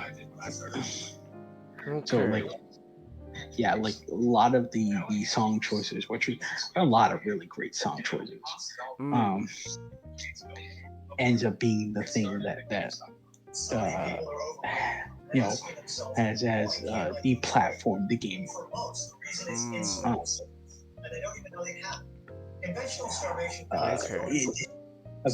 Eventually, there's a bright spot in that. Very recently, Alpha Protocol, another game that was delisted 6 years ago, was brought back by CD Projekt Red's retailer, Good Old Games. Oh, okay. So as a means to finally play it, you could there's a possibility that perhaps CD Projekt Red would like to revive the game. Yeah, Spec Ops, the line. They're willing to pay for the licenses. The licenses, yes. Oh, okay. But I do also want to mention, I want to mention,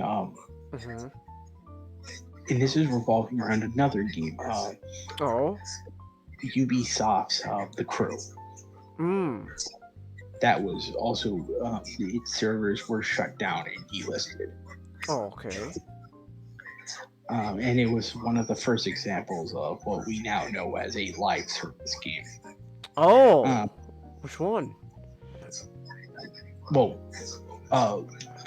even before Fortnite, the Crew was sort of like the game where it had to always be online.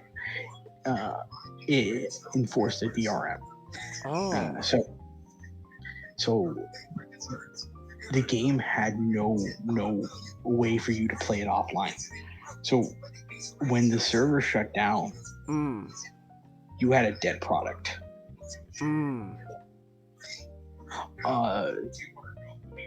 Ross Scott, a YouTuber who goes by the name of the Curse Farms,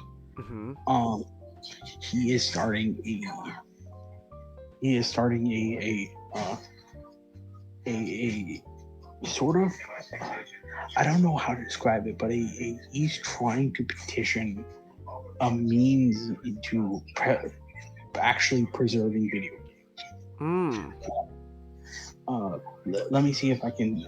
I'm gonna try to find the website. It's called Stop Killing Games. Okay. I'm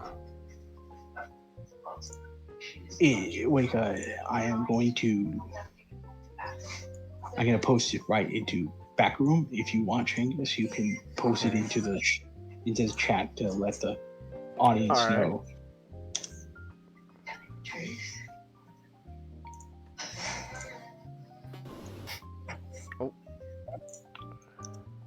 All right, here it is. Stop Killing Games. Okay. There we go. So this is where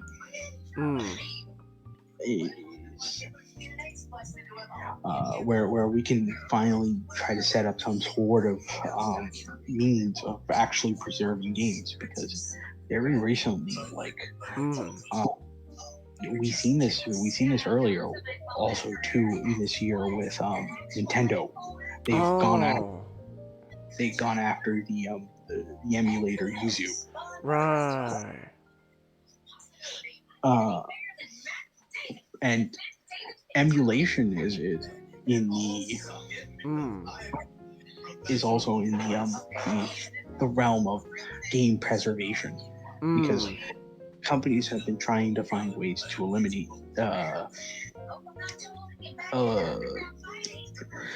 emulation. Yeah.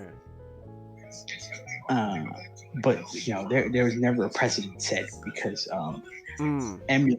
emulations only provide the hardware. They don't provide the software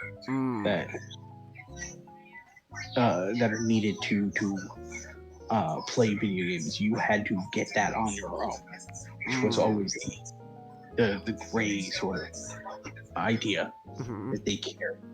But with what happened with Yuzu now, there's a chance of sort of possibly having a precedent set where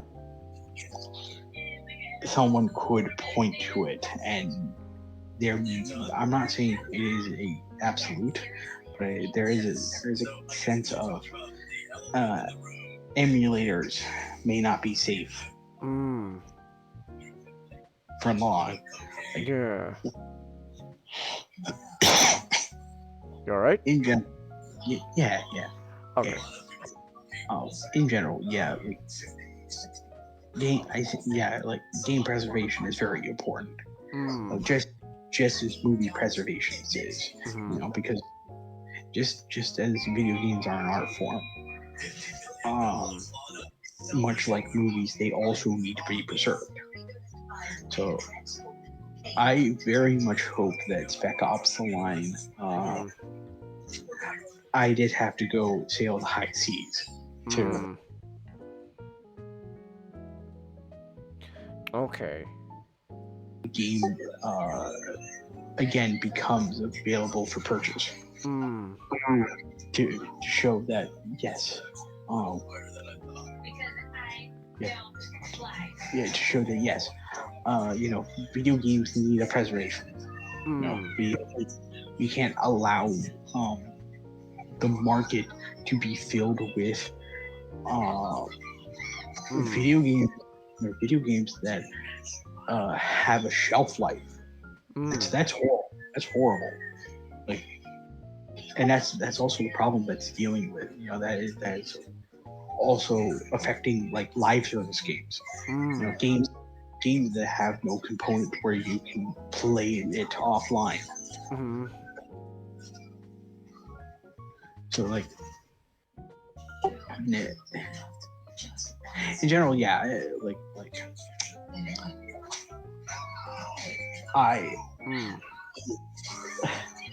recommend Spec Ops: The Line.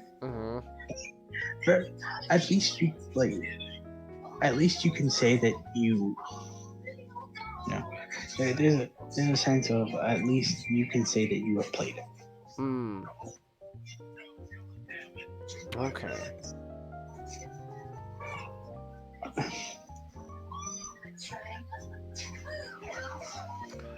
Alright. But yeah, in general, like, I recommend you go to Stop Killing Games, and try to toss your name into the bucket, because I think preservation is important. Okay. What's this, Chelsea? Speaking of preservation, somebody preservation does sterile at Cartoon Network? You know what? Let me see this. Cartoon Network decided to for their old offices, they set up a camera to show the stairwell that like many animators have okay. have have like drawn on. All right, I'll be right back. I'm just gonna take a quick shower. Oh, okay. Well, all right. I'll be as quick as I can. Okay. It's going quick as you can. Quick as you can. Quick as you can. I was all right. Okay. Oh, they even create like this whole like 3D like map. Oh, they're tearing it down? No, they're very much wanting to have a camera on there to preserve it in case it does get torn down. Oh, okay. Because historically it's a very important thing for the yeah, it's a piece of history. Oh wow, this is fully interactive. Oh.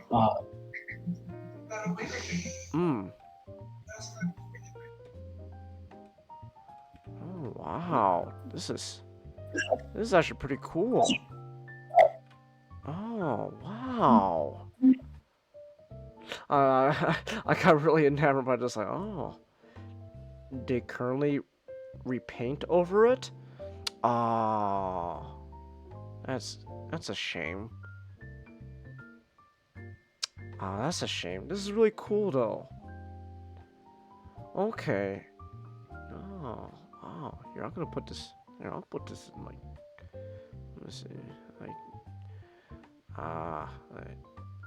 Oh, I'm gonna put it here. Okay. Oh, okay. This is really cool. Thanks, Chelsea. At least it was saved just in time. Yeah, this is really cool. Ah, yeah. I wish more people knew about this.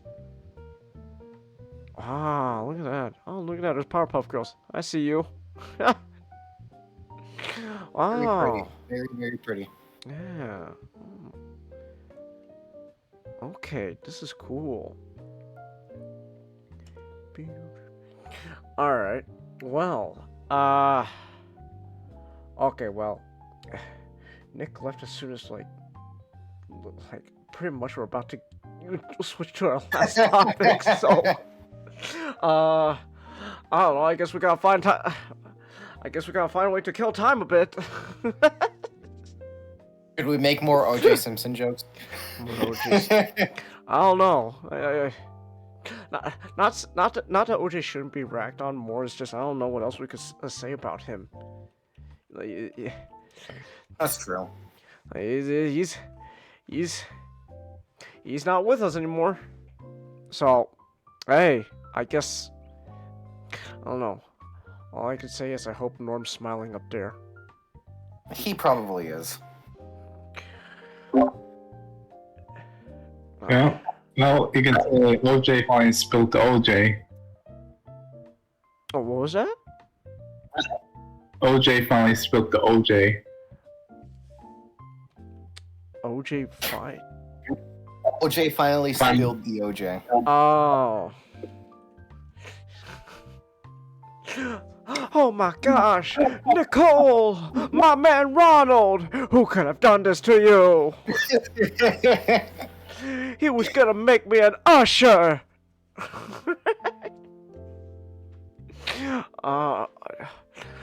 Okay.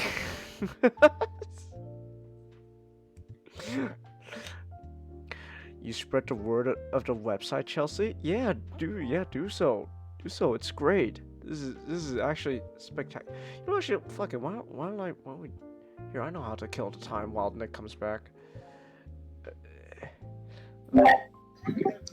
I'm gonna head off. You're gonna head off. All right. Have a good night, Don. Have a good night, guys. Yeah. Have a good night. All right. Here we go. I want some. So, we've been up to butter and changes. Not really, just kind of the same old, same old. My cousin's daughter was born today. Congratulations! Yeah, it was really cool. So yeah, she's. Are you ready, Jim? Am I ready for what? Adventures in Babysitting. I don't think they're gonna come to me for babysitting. My cousin still got his uncle, his dad, which is my uncle. So he still got his parents. So like they could babysit. Hold on. Is that Bart? Do I see Bart? Bart, is that you? Hold on. Wait a minute. Oh, whoa! What just happened? Oh, oh my goodness. Oh, this is. Oh, okay. Hey, look at that. Oh, whoa. Okay. Yeah, look at that. It's just Bart. That's amazing. Oh. How many? Merge. Wow, look at that. This is or 4 levels. I see that. But yeah, this is super cool. This is super cool, Chelsea. Whoa, go back. I don't like that. Phew.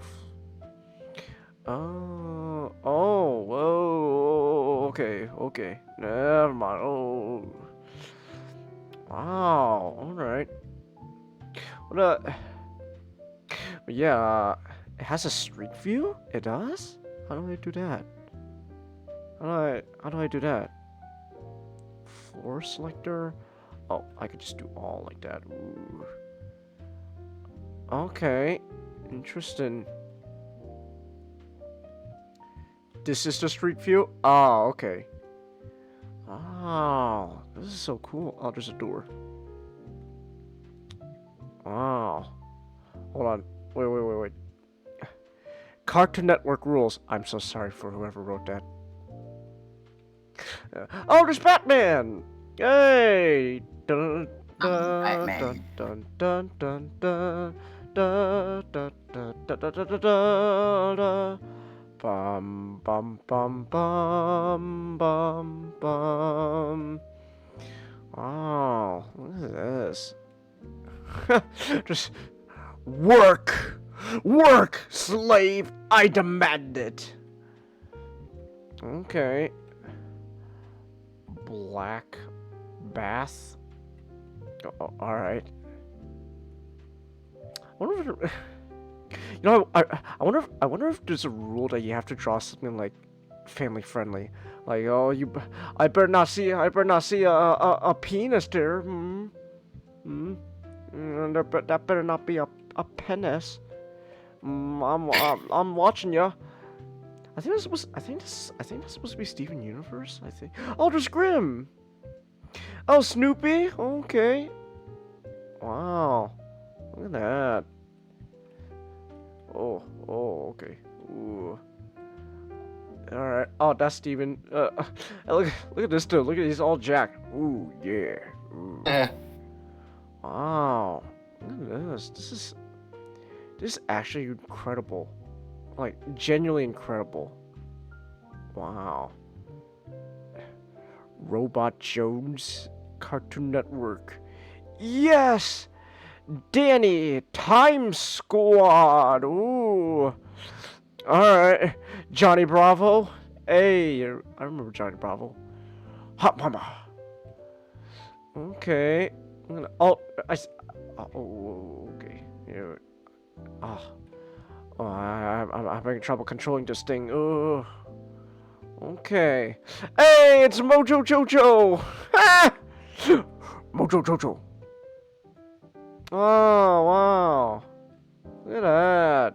It's Mojo Jojo. Okay. This is so cool. Where'd you find this, Chelsea? Like, how'd you find this site? This is so cool. More people need to know about this. Oh, wow. Look at that.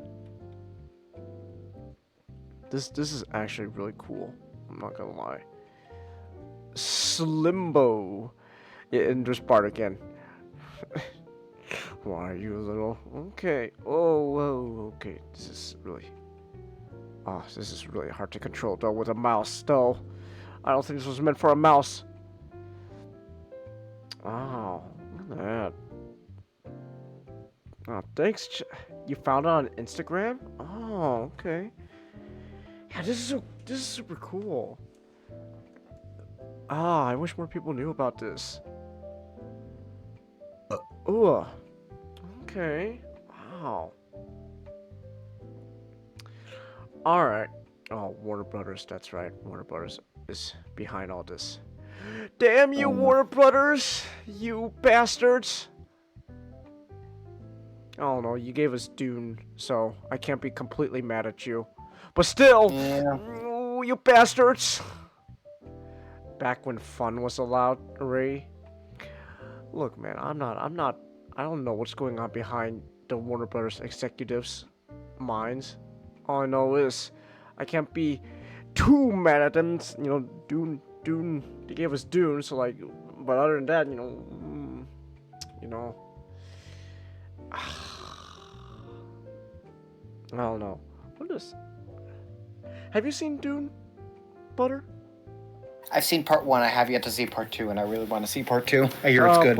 Part 2 should be coming out soon on like streaming, right? I believe. Like, let me see. Part 2.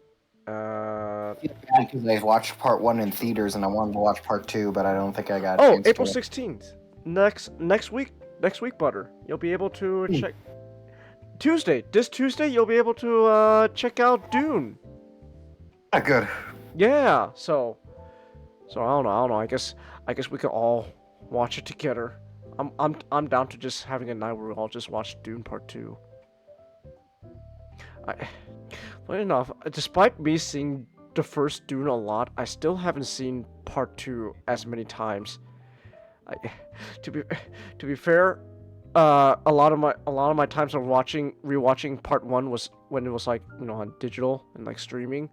So, you know, I can't exactly, you know, afford to go watch it in IMAX like every. I'm not that one guy on Twitter. Do you know about that guy on Twitter who's like been like just he's just like been going to the IMAX theater to watch Dune Part 2 like almost every day? Yeah, it's like a thing, like so it's like I think like he said like he's on like 20 something like time going to the theater to watch Dune Part 2, and people are like, goodness gracious, where do you get the money for this?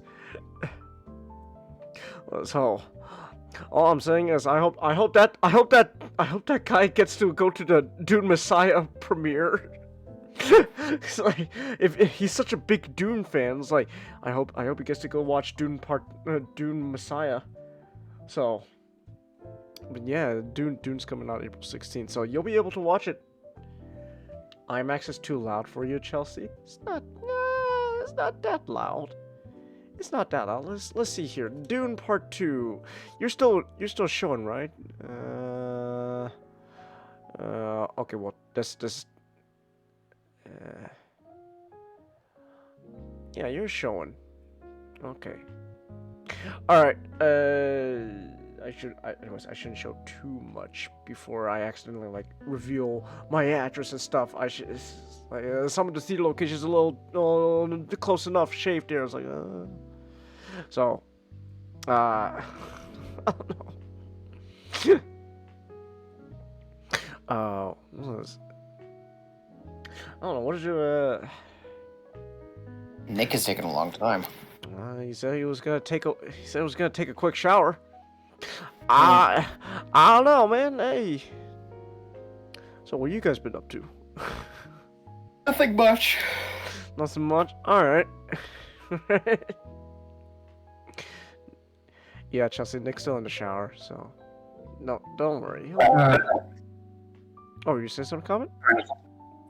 Still playing 76. But why? It got good. Because you modded it. So I didn't mod it. I used the custom. They have different. I just play on the private server and tweak the settings a little bit. You know, I put it on easy. I'm not gonna lie. If you have to put the game on easy, I'm not sure, man.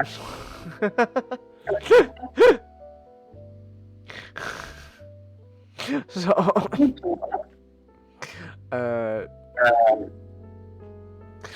I mean, yes. You were saying I something? mean, yeah. Also, it helps that I got it while it was on sale a while back. Oh, okay. So you Like $10. you didn't even get it on full price. Yeah. All right. Though I will admit, I kind of spent money on power armor skins. But why? I really like it. Okay. Black Comet, Todd Howard's #1 fan. If I know that's not really true, but I don't know. It's just kind of fun. It's like I'm Todd Howard's #1 fan. If no one likes Todd, I'll be there for Todd. So. Look, I'll be honest with you. It should have been a single player game for the get-go. Well, that's Todd's fault, isn't it? Damn. Like, I gotta give credit to the B team. They really salvaged that game after the blunder. Oh, okay. Yeah. Who is Todd? Just Todd Howard. It just works. Todd Howard. He's pretty much the face. He's pretty much the face of Fallout at this point. So like. Oh, Todd. Oh, Todd. You silly. Oh, Todd. Todd. You silly Billy. No, the question is Todd the puppet? Or is he the puppet? Is Todd the puppet master, or is he just the puppet? I don't know.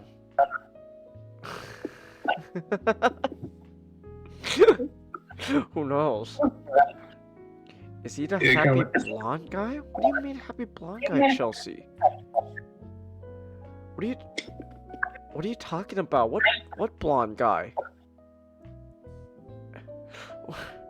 What happy blonde guy? I don't know what you're talking about. You know what? You know what, actually, since okay, I know Nick's not here, but you know what, I should probably what I'm gonna do, I'm just gonna come here and I'm just gonna start moving our PNGs around again, since it's just the 4 of us now. It's just the 4 of us. We can make it if we try. Just the 4 of us. Just the 4 of us. Alright, I'm gonna make Nick big now. Ooh, he's big. He's big. Alright, and then where's Comet? Where's Comet? Come here, buddy. Alright, you're gonna become big now as well. Ooh, whoa. Shape shifting. Oh my gosh. Oh my, and they're eating her! Oh my gosh! I don't know if anyone's ever gonna get that reference. Alright, I'm gonna make I'm gonna make you big too, Butter. Your PNGs kind of funny when it comes to just everyone's like this somewhat normal proportion body, except Nick. And then there's also you, Butter. You're just like this you're just round. It's kind of funny. Round. Here's Johnny. Here's Johnny. Have you seen The Shining? No. No? You should. I recommend it. It's good. I like The Shining. And afterwards, you should watch Dr. Sleep. So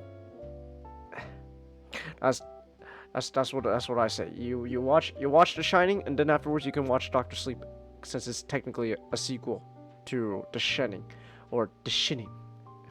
Yeah, I've heard of it. The Shining. Ooh.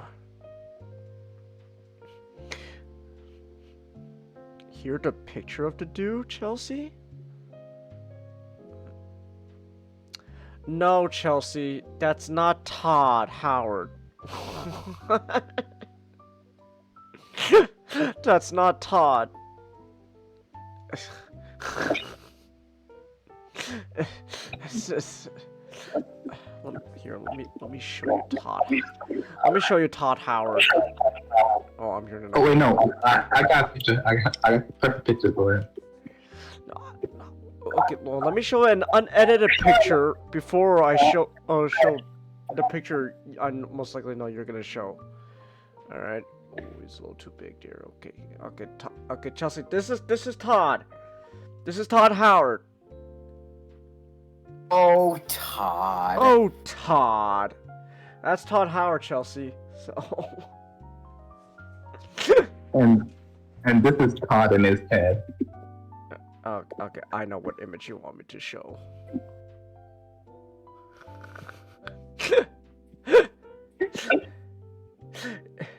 The Todd Emperor. Actually, what if I search that up? Todd Emperor. Okay, that says Toph Emperor, and that's not even in like Avatar Toph, because I spelled it wrong. Todd Emperor. What happens if it? Okay. Oh wait. There's one Todd Howard. Here, Todd Howard Emperor. There we go. Now we're getting some beautiful stuff. Here's one. Okay, hold on. Give me one second. Yeah, that's one I just saw right now. So it's like, there it is. It's the Todd Emperor. Oh, there's one with Todd as Jesus, but it was like Fallout games. I am Jesus. I am Jesus. Todd died for us. Todd died for sins, but not entirely for our sins. So at the end of the day, his sacrifice really just it just worked.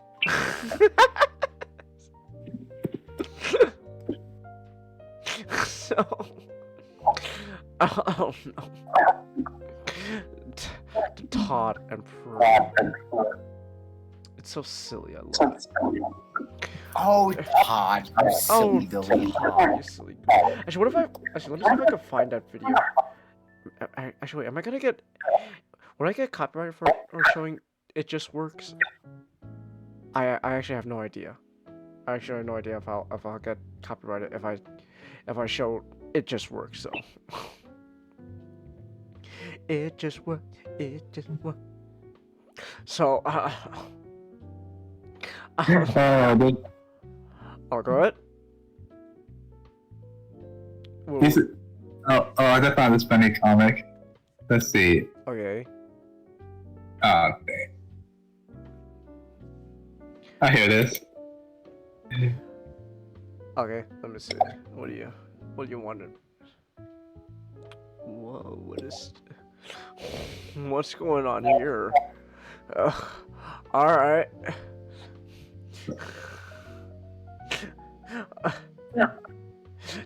It's the year of 4,269 AD. Science and technology has never been more prioritized. Peace and prosperity has finally been achieved. Yet Todd Howard still kept re-releasing Skyrim every year. It is by Idiot of the East, and I guess there's all this. You can find him there as well on like Twitter, Webtoon, Patreon, Instagram, Futurama, Reddit. I don't know what that other thing is. Oh, that's so funny. What? What's so funny? Oh no. I found this one. It took one of those anime. Okay. And one was like, this is what men like, right? And just Skyrim and Todd face plastered on. Okay. Buy Skyrim 40,000. Oh, excuse me. It's cursed. Oh, his neck's taking a long time still. What the hell, man? You said it'd be a quick shower. He lied. I can't believe. Oh. He's back.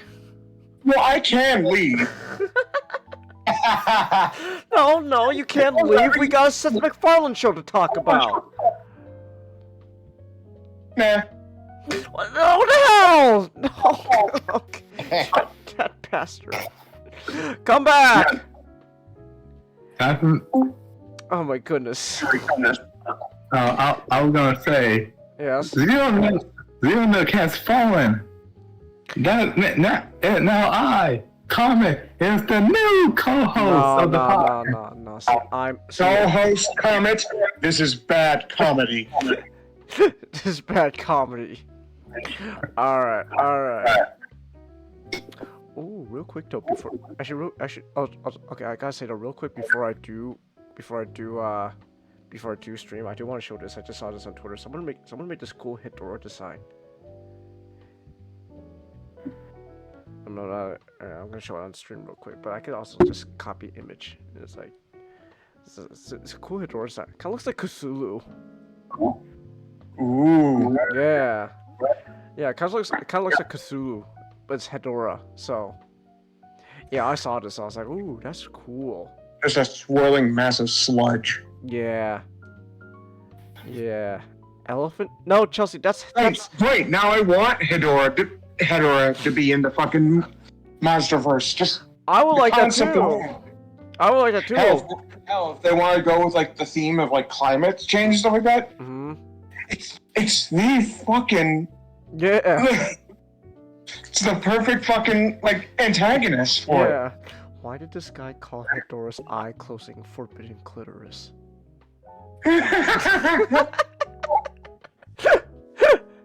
Okay, whatever. Alright. Yeah, I don't know. I just saw this cool Hedora design. I was like, ooh, that's cool. That's cool, yo. Alright. Katsudora? Tio? I suppose. Ooh. Alright, anyways. Now that you're here, Nick, we can finally end the night off with Seth MacFarlane. Before that, I just wanted to say one thing. Okay. When I was in Cal, before we started season 2 of Animated, I showed him an episode of G1. What did he think? I showed him War Dawn. Oh, okay. What do you think? He had no idea that Orion Pax was Optimus Prime. Ha! That's great. Wow. Yeah, he fucking flipped out when he fucking like stepped out of the shadows. That's great. That's absolutely amazing. He experienced what kids in the 80s experienced that day. Exactly. It was actually fucking. I saw what that was like for the first time. It was amazing, Changus. I mean, like, you know, I actually do kind of find it interesting how nobody actually nobody kind of got the hint that Orion was Optimus, given the fact that they look exactly like each other color-wise. Well, yeah, but like it really comes down to like design-wise. Like you would never expect. Yeah, but like you would think that you'd get the subtlety of it. Yeah, but even Ultra Magnus has the same color palette as Optimus. Yeah. Okay, that's true. Look. Okay, you know what? You know what? I gotta show. Let me show Orion Pax real quick. Then, all right. Honestly, I'm surprised that I didn't. I'm surprised it wasn't Ariel that tipped it off. But anyways, look at Orion Pax. Okay, so like, in hindsight, you can tell that there's a lot of stuff there going on that like makes him look like Optimus Prime. Even like the truck window tits and all that. But like, when you're a kid, like you. At the same time, it's a really good generic design too. Yeah. So you never expect like this like, and plus also like when it comes to like the shapes in general. So like you see how Orion Pax is very like, he's very round, bulbous. Like there's some boxy parts, but he's mostly like got a very like round and bulbous design. So once you get to he's very warm and cute, and I hope nothing bad happens to him. Yeah, so when that becomes, you know, why are you singing the Jurassic Park theme? I don't know why just Megatron coming out. I hope nothing bad happens to him. Megatron. Every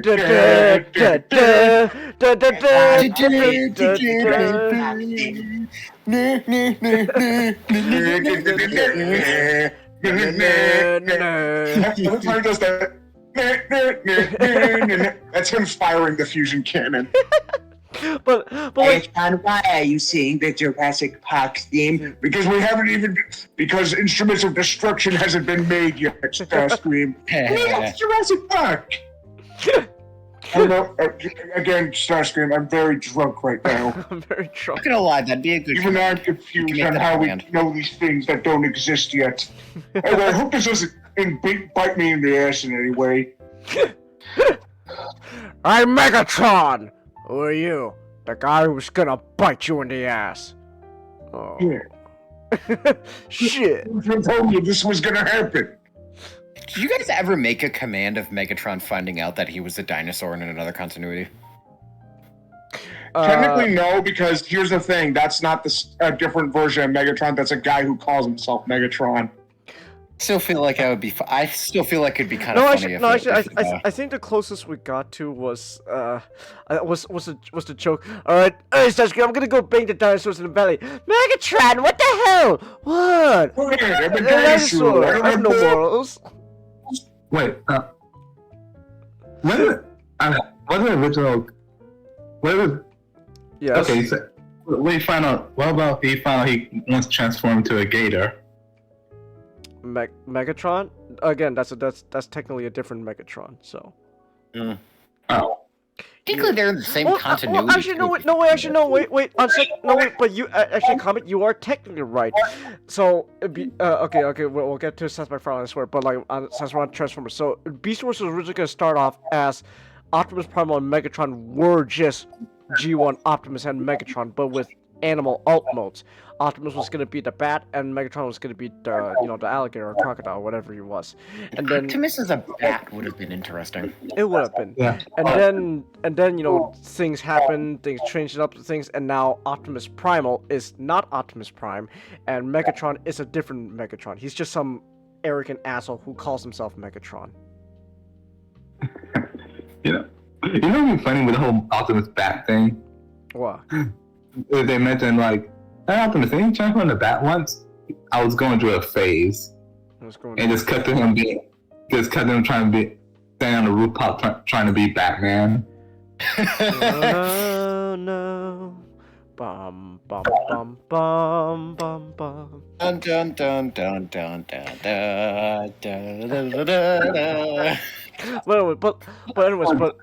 real quick though, since I got this pulled up, but you could when as a kid in the 80s, like you would you see this proportionally, very round shape, and then you get to Optimus, very very bold, blocky, and they give off different impressions. Like this guy looks innocent. It looks like you want to give him a hug, and this guy looks strong. He looks strong. He stands firm. So, some people find Optimus attractive for some reason. I mean, come on, man. Have you seen the guy? Oh my god! I swear to God. Okay, but specifically, Butter. A lot of people like to be horny over Transformers Prime Optimus. I'll show you why. I mean, that's not a surprise given the fucking way they animated the hip sways in that show. That's exactly. I remember when Waistcoats had a whole theory about Optimus and Megatron's butts. What? I mean, what? What? Were you not there for that? No. Well, I know Butter wasn't. Wait, were you? Who's Waistcoats? Back in Micah's server, Waistcoats. Oh, I remember. Oh, but god, I'm gonna be honest. Like half the people in that server, I forgot because I just don't. Bro, hold on. Now I need to know why somebody made a theory about Optimus and Megatron's asses. Basically, you can tell how good Optimus is and how bad Megatron is, just by how the designs of their butts. Optimus See, Butter. Optimus is caked up, cheeks, like solid snake caked up. Oh my so God. He's a good guy. While Megatron, his butt is very flat. You know who like Optimus Prime's caked up cheeks? Oh my fucking Christ! If you say your mom, you're fired. June Darby. God fucking damn it. Okay. God fucking damn it. Okay, comment. My anus is a cheese grater. My anus is a cheese. I mean, Oh my god. I mean, she was willing. She was bummed out that she's got to wear heels. Okay. I swear comment. to God. Anyway, Seth MacFarlane made another show. Call that clip segment everyone talks about Optimus's butt.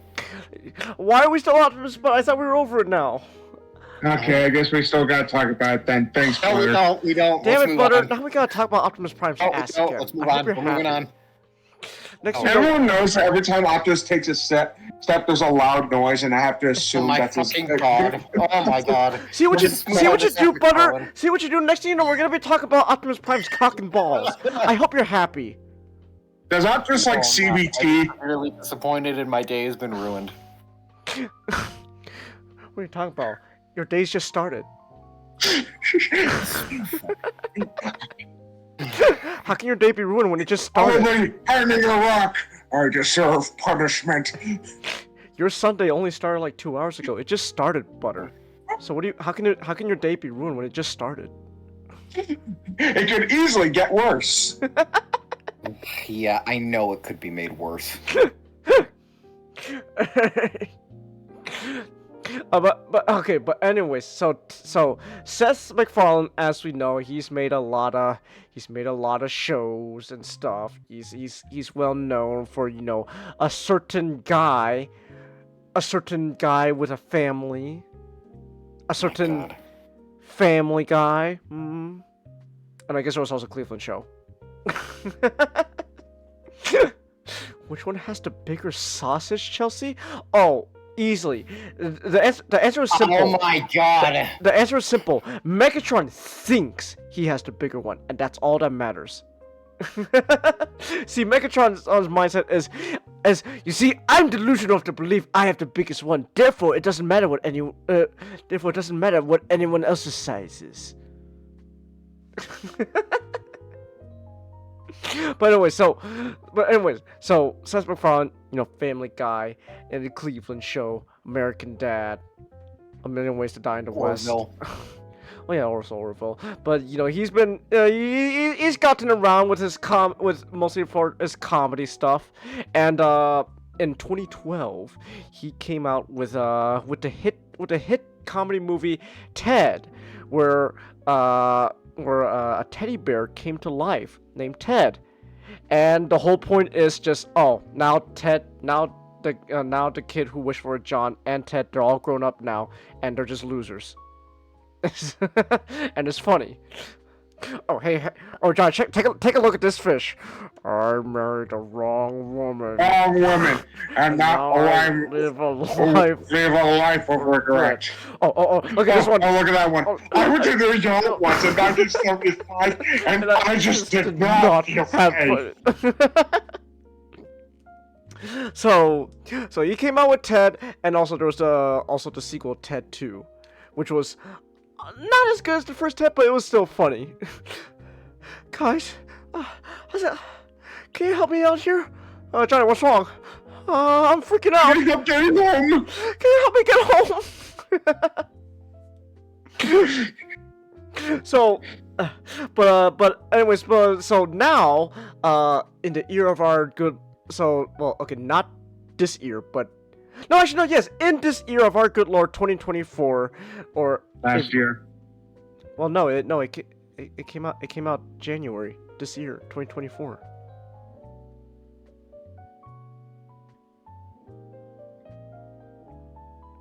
Why are you silent all of a sudden?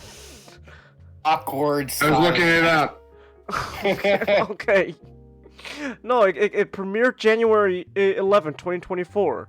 I got a Wikipedia pulled up in front of me at the moment. So, but yeah, so this year he made a show, a TV series about Ted, and it's a prequel.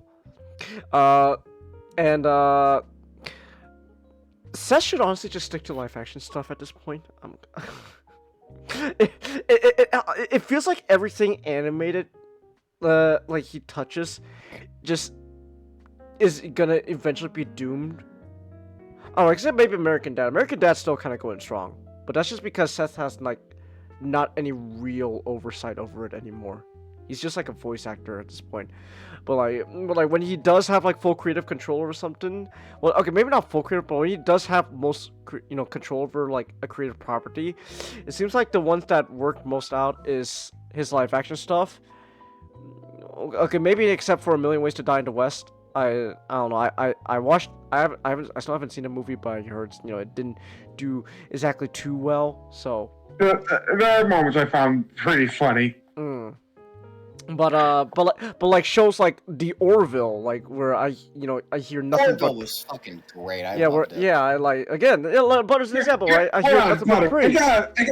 We gotta talk about how you love The Orville. Skipped major scenes.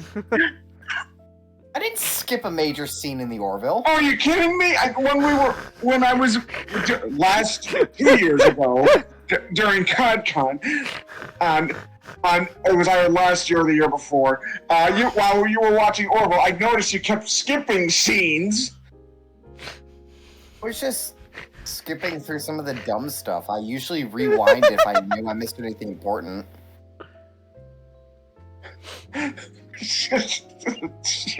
Fucking get out of here with this shit. And then I ended up rewatching the entire series.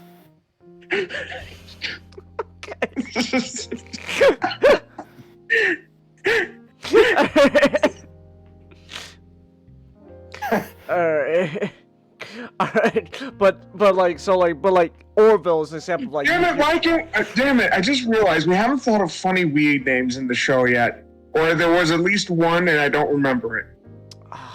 They mentioned a couple of funny weed names. I don't remember them. Nothing is ever gonna top. They're coming. They're coming. Yeah, I don't know why that one specifically gets me. Yeah, but I have a soft spot for it. Can you help me get home? Oh yeah. And let's not forget this is permanent. Oh yeah, that's true. This is permanent.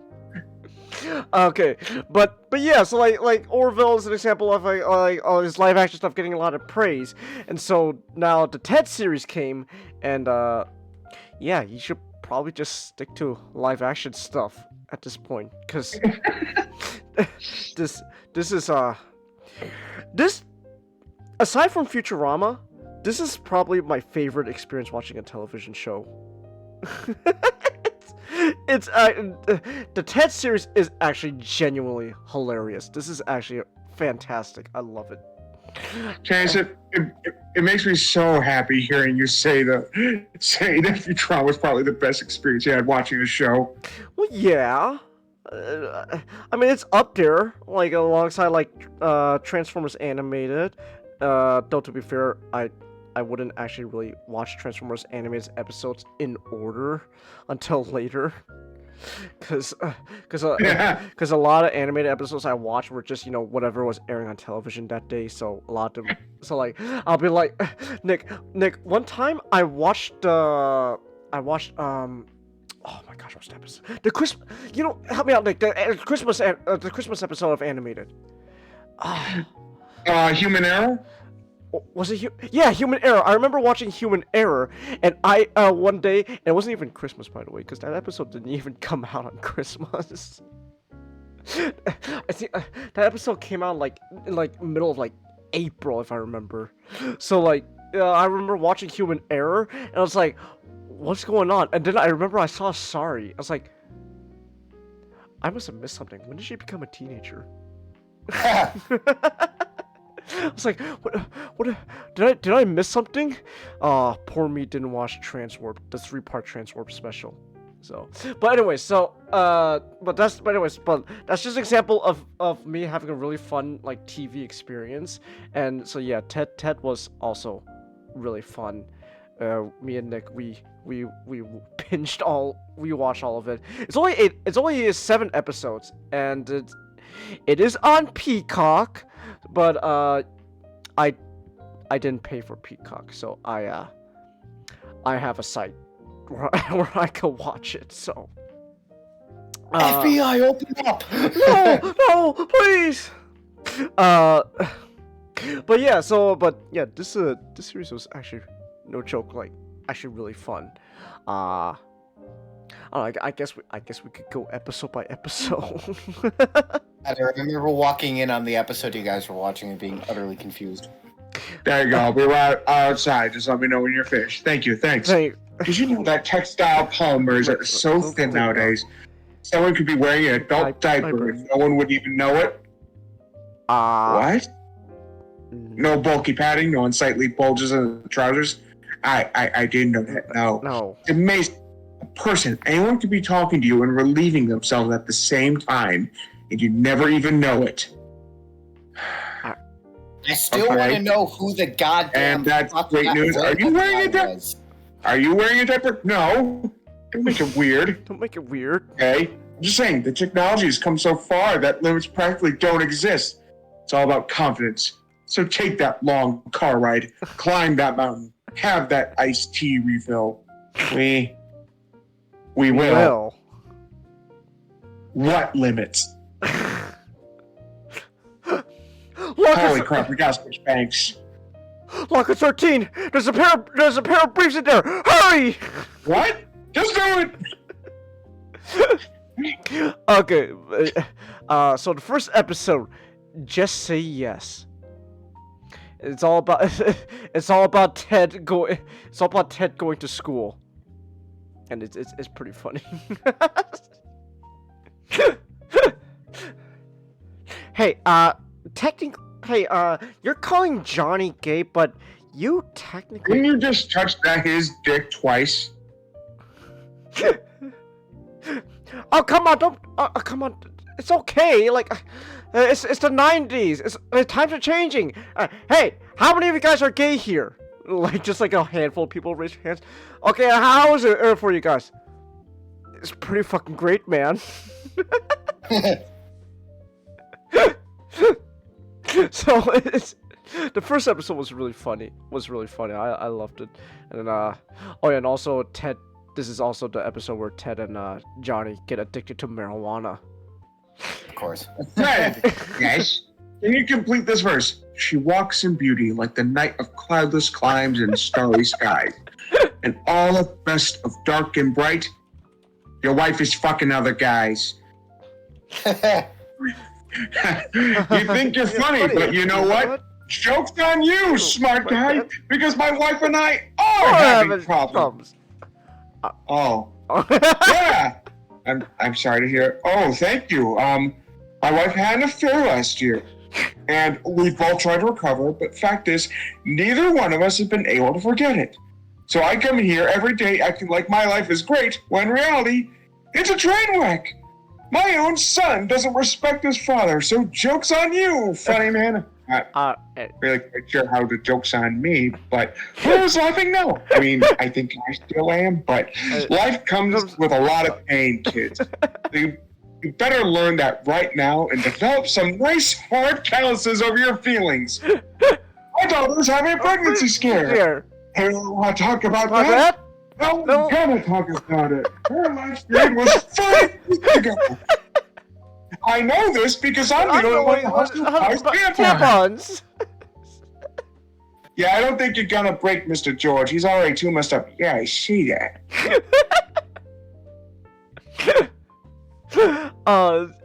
It's great. It's great.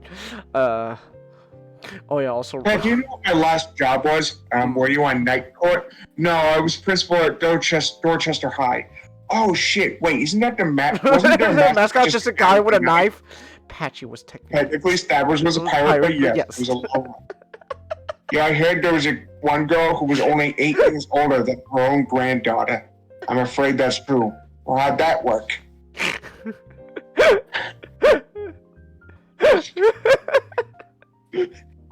This is the first episode. Just had a fucking banger. Like, did you just write down all the quotes, or do you have something pulled up? I just pulled something up just because I wanted to do those jokes justice.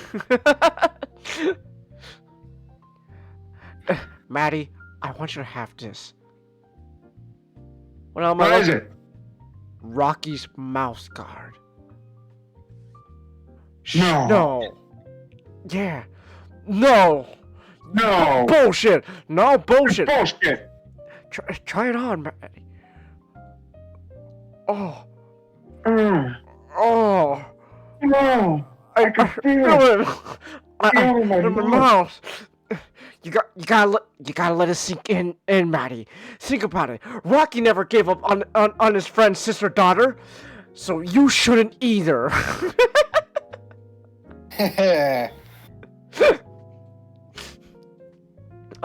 It's great. One of my favorite jokes about the first episode, I love how it's just a recurring joke, is how just throughout the whole series, and I love this, how like they're just constantly telling Johnny and Ted that, you know, you guys are gonna be okay. You got like a full life ahead of you guys. You're gonna be successful. And it's like Nah.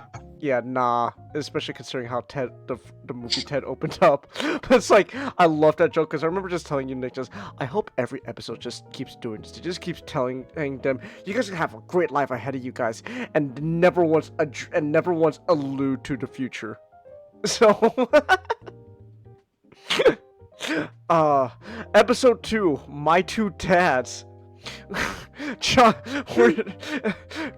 Imagine and wanting to get a prank your school bully by pretending that to be his absentee father, but then you accidentally hurt his feelings and you actually generally feel really bad about it.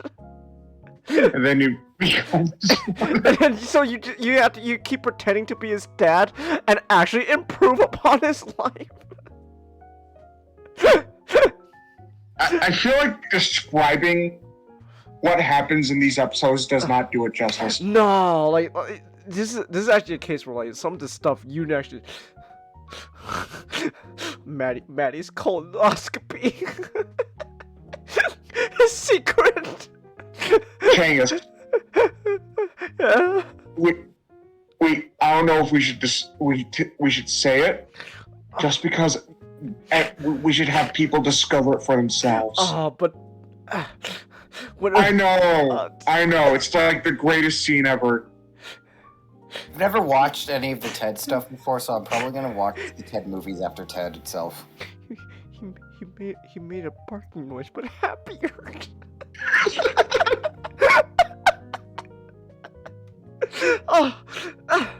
What'd you do in the ward, Maddie? Did you kill Bob Hope? No, Changus. Again, I felt like you were about to say it. We can't do it. We can't ruin it for people. Oh my gosh. It's so funny, though. Oh my goodness. It is! It's so fucking funny! Clive! Okay, but Clive, think about... But real quick, before you beat us to a pulp, think about this. What is it, Dad? And you know, Clive, when you bumped that C A minus to a B plus, we were so proud of you.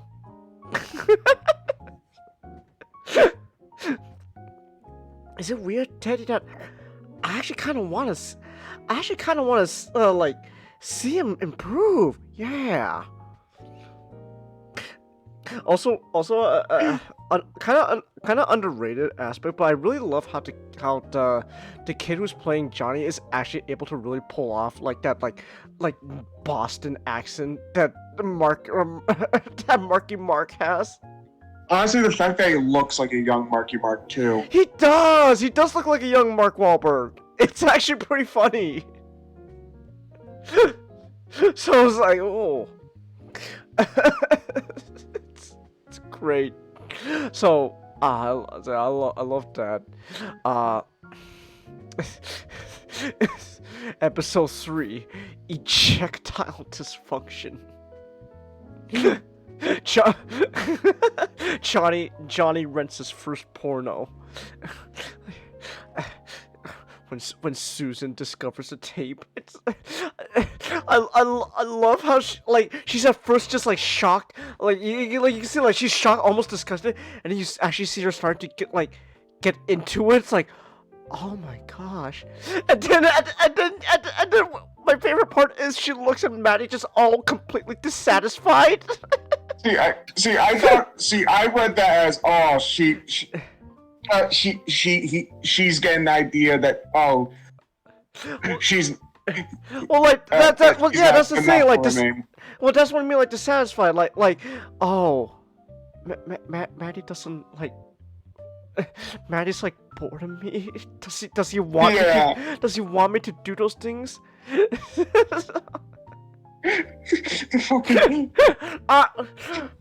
Oh my gosh! Is that the last banana? Great! Now I gotta go find a different food to eat. Now I got electrocuted by the lamp again.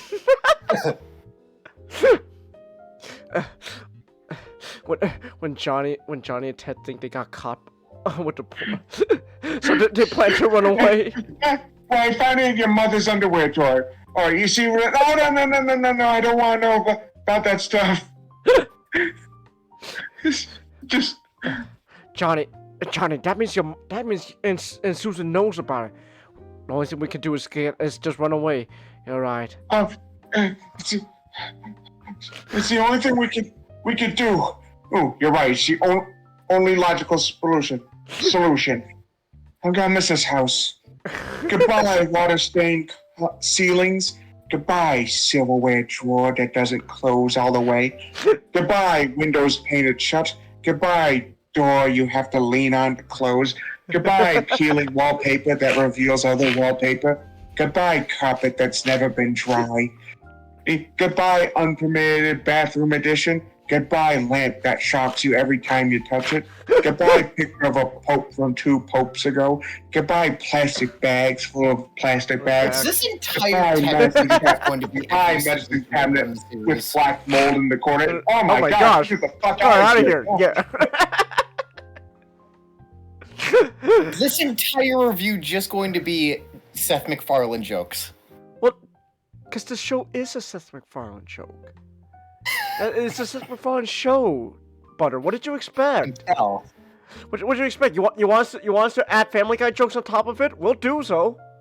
No, you don't need to add the Family Guy jokes. Anyway, the next episode is a fucking Halloween episode. Family Guy. Of course, Family Guy shows up on my goddamn TikTok feed. I swear to fuck. You're welcome, Butter. Anyways, next episode, Halloween. And it's the fucking Roadhouse. Roadhouse.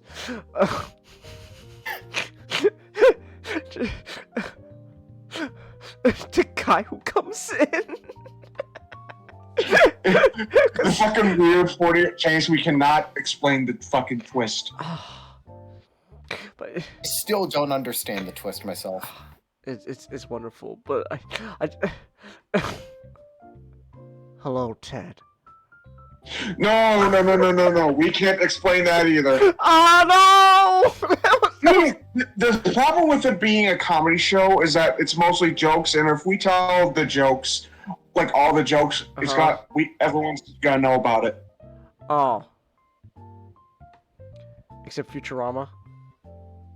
Because there's more than jokes, more than jokes in that. Okay. Futurama.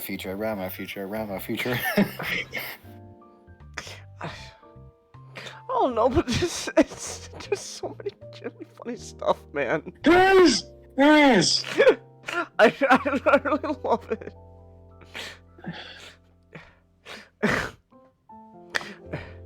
All right, Nick. Who do you, if we went to a Halloween party, who would be the designated driver? Probably me, because I don't drink. Yeah, but that means you're gonna end up drunk yourself then. Yeah, probably. Okay. Ah, shit, I'm fucked up. Yeah, it's probably best you're driving. Oh my god. Can at least mention why the water was black? Why was the water black? Why is the water black?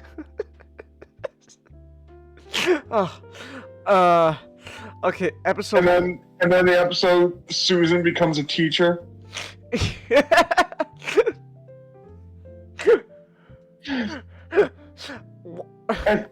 How is your life? Did you hear Mr. George got fired? What? They call him in the teacher lounge screaming at his own penis. Oh, what that was.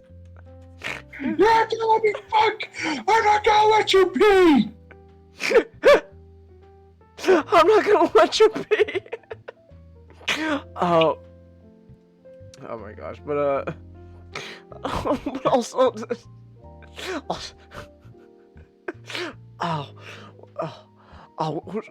who's the girl Ted destroys again?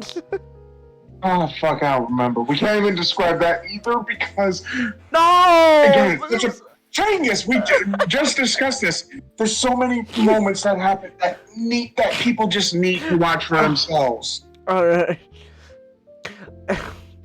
What? Alright, let me ask. Now let's start with the basics. Is your life sexually active? What? I'm asking how many times you have sex. For crying out loud, every 6 months. Every 6 months. Got it. Alright, next up. Do you guys do anal? We do. Of course. What should I do? Well, we do like to pet bait and to be clean. She said yes. Hilarious.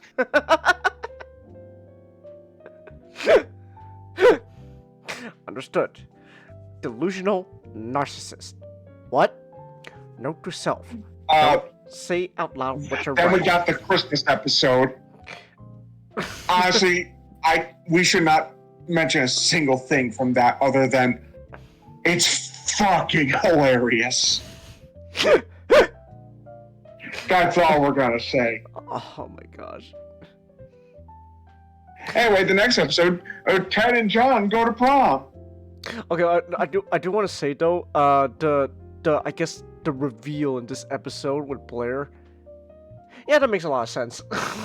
Yeah. like in hindsight, it's like, oh, your dad?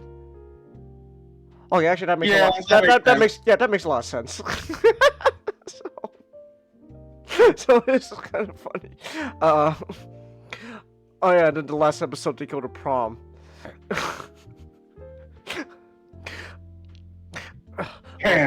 Oh my god! Oh my gosh, Nick! Movies are coming out. Wait, Nick. Okay, Nick. Okay, I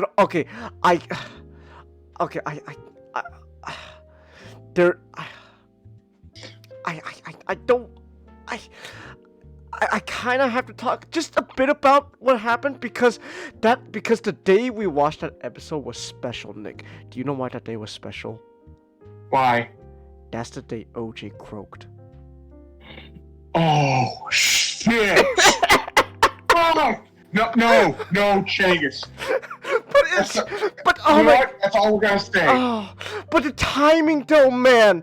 The fucking timing. It's perfect timing, but that will spoil one of the biggest jokes in that show. Oh, but literally, when the news came out that OJ is like come to cancel, like, we just watched that episode like last night. It's fucking crazy. but that's all we're gonna say. Just know everyone's gonna involve OJ. Oh, and also John and Teddy come up with a Thunder Buddy song. And you spoiled that big moment too. That's not a big moment. It is kind of technically a big moment because it's going. Oh, so that's where they came up with that song. Okay. It's also the last joke in the whole season. Okay. Anyway, I think what we can talk about is at least the characters. Okay. Okay. Well, John and Ted. Like, if you see the movies, then they're just the same. Yeah, pretty much. Although I do love how I do love how you mentioned John takes actually a lot from his mom. He does. Especially with how they the thought process works and how they describe things. Yeah. So it is funny. It's like, oh, okay. So yeah. I really like that. It's funny. Chase, I don't know why this popped in my head, but Yancey really is Fry's son. That was a great moment, man. When you mentioned that, it's like, that makes a lot of sense. I love it. So, it's funny. What was this? I guess there's also just Susan, John's mom. She's great. She is fucking great. We do like to keep the basement down there clean, so yes. We do like to keep the basement down there clean. They said yes to anal. Hilarious. Oh, she said yes. Hilarious. But she's what I would like to call innocently offensive. She'll say the worst kinds of things completely by accident. It's great. I love it. Her husband will say the worst kind of things on purpose. Maddie. He's Maddie is like your like stereotypical like conservative like fodder, but like he's already Megatron. Yeah, he is. Who's also a Vietnam veteran, but please let me tell the joke, man. My favorite joke. Please, it's legitimately like my favorite joke in the entire series so far. No, but not that. I was James. We cannot. It's like the best joke, so we can't spoil it. Oh, okay. Oh, we can't spoil this. I know, man. And your dad's a masochist. He cried when the helicopters came in back in Nam to pick him up.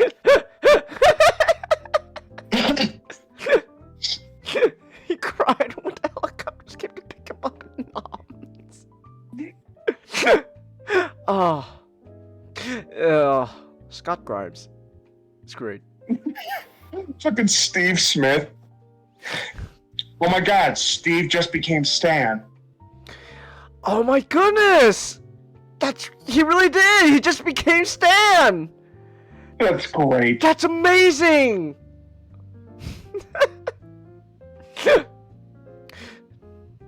He was also the counsel to he was also the counsel to Louis Strauss and Oppenheimer. I know. So I find that funny. And then there's John's cousin Blair, who was just the opposite of Maddie. I guess you could say she's kind of like the Meg, but she doesn't have it as bad as Meg. I don't know. Just because Meg is literally the punching bag. That is literally her role. Doesn't fit. No, what you want to know? What Blair is? She's the Brian. Oh, there we go. Yeah, she's Brian. Okay. Yeah, she's like Brian.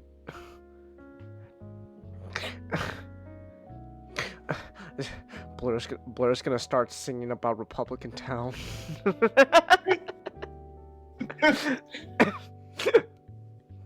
But yeah, Blair is just Brian of family. She's like the opposite of Maddie. Like where Maddie's very conservative, Blair is the most liberal out of the family.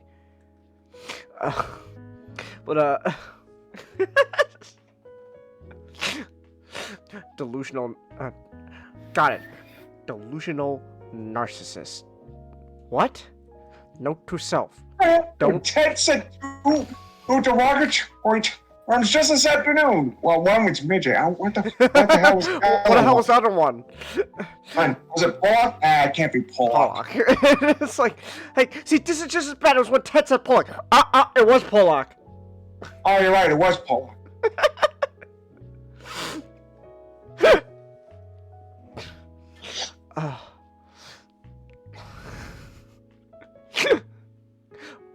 My daughter's having a pregnancy scare. You wanna know why I know that? I'm the only one in this house who buys tampons still.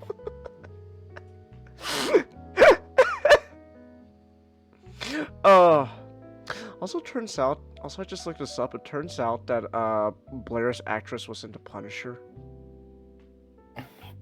Probably season 2. I think I maybe know what she was in. Okay. Yeah. So I don't know, I just kind of find that funny. She was into Punisher. It's like, how do you go from the you go from the Punisher to Ted? It's kind of funny. I'm sorry, she was in a miniseries about Waco? Not surprised about that. Okay. How do you go from Waco to Ted? All right. Oh. All right. Actually, let me see what Susan's actress was up to. Alana Ubach. Oh wow, she's actually very pretty. Oh. Wow, she's actually generally pretty good looking. Wow, man, those 80s haircuts. I don't know. Those 80s haircuts really. 90s. 90s. Man, she's she really she must be a really good actress then, because like. But okay. All right. Well, all right, but it's like, oh wow, I didn't know that. Oh, she was Liz in Spectacular Spider-Man. Huh? Yeah. She was an El Tigre. That's amazing. What character? El Tigre. Wait, she was El Tigre herself? Yeah, the title. Yeah, I'm on her Wikipedia page. And Alana Ubach, the title character on El Tigre, The Adventures of Manny Rivera. That's amazing. Yeah, so she actually has a lot of experience. We just didn't know that. That's wow. She was in a lot of stuff that we didn't know. Like she. Okay, so she was also. Oh my gosh, she's not even 50 yet. Yeah. Yeah, she was also she is also known for like Legally Blonde stuff, but yeah, she was in actually a lot of stuff. She was in It's Always Sunny. Who was she? Roxy. French oh my Pretty Woman. gosh. Do you know that episode, Nick? Yes. Okay. Frank there gets engaged with a hooker. That's amazing. You're good shit. Now. That's. Now, I'll keep paying you, but I want you to stop banging other guys. What do you say? Want to be my wife? Okay. All right. Oh, she was Rook in Omniverse? Wait, what? I think Kid Rook. Oh, Kid Rook. Okay. Okay then. I was like, oh, I didn't know that. So like, yeah, she's actually been in a lot of stuff. Wait, oh shit, Rook Shaw, Chance, I'm starting to think Rook's species actually goes, the first name is the surname. Oh, okay. Because Rook's full name was Rook Blanco. Ah, okay. So I'm thinking it was, Rook's little brother. Oh, okay. Alright.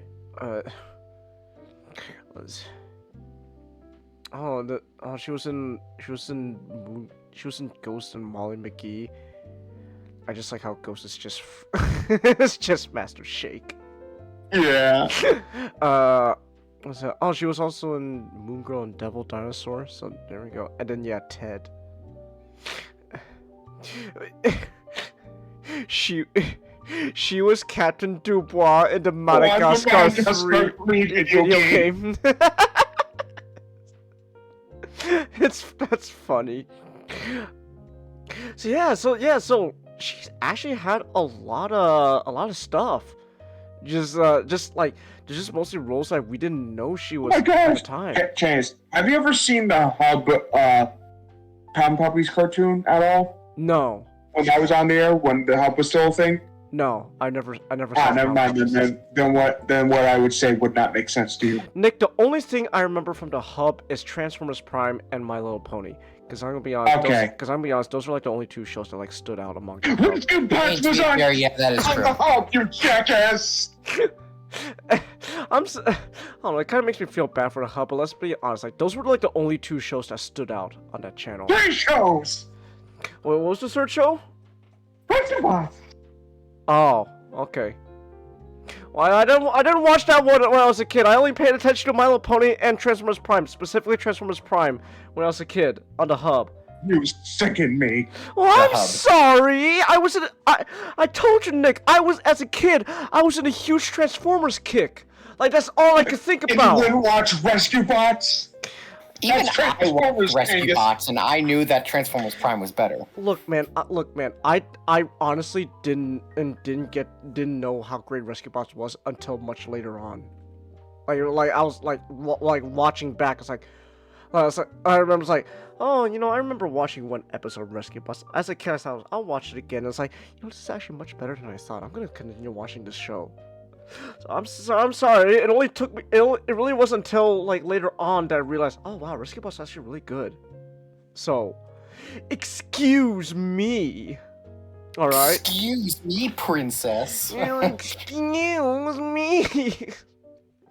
But yeah, like that's. I liked Rescue Bots before you liked it. Well. Anyway, Ted's pretty fucking hilarious. It is pretty good. I really like Ted. It's great. What limits? What limits? Okay, open locker 13. There's a pair of backup briefs in there right now. Oh, what? Hurry!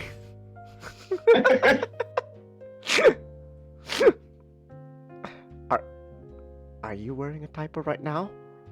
No. Don't be weird.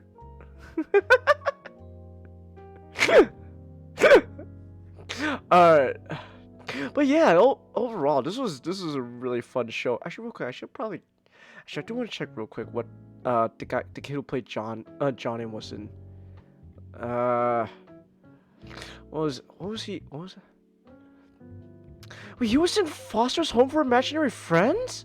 What? Hey, hold on. Hold on. I'm looking this up right now. Filmography. Let me see this. He was in Family Guy. That's pretty funny. He was in Sweet Life of Zack and Cody.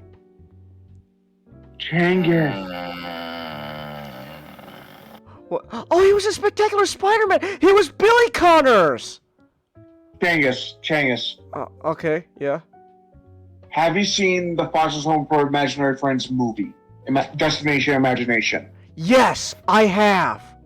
He was Whirl. Yeah, I have. That one's like peak fucking like. I know. Fosters. I know, man. Yeah.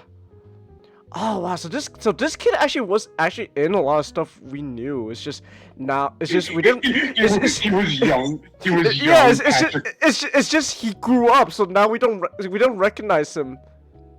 He was young Patrick Pewterschmidt. That's amazing. Power right in the kisser. So yeah, he was actually in a lot of stuff. We just didn't recognize him, because now he's a year old. He's a year older than me. That's surreal. 2 years old. That's surreal, man. That is. Yeah. What? Oh, that means he's only a year older than me. No, he's 2 years older. 79. 97. No, but he's 26 years old at the moment. Yeah, he's going to be 27. Well, as of right now, he's still 26. So, well, then he is an older. Chang is he was born 2 years before, so he would be 2 years. years older than us. Okay then. There we go. I'm gonna consider him 26 for now, though. Okay. Alright.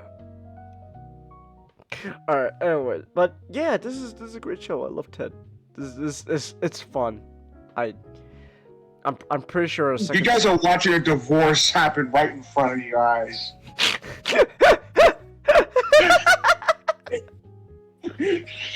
It's gonna be a fucking messy one. How fucked up would it be if I end up getting custody of the channel? It's my baby, piece of shit. I know, that's what's fucked up about it. It's my baby! You can't have him!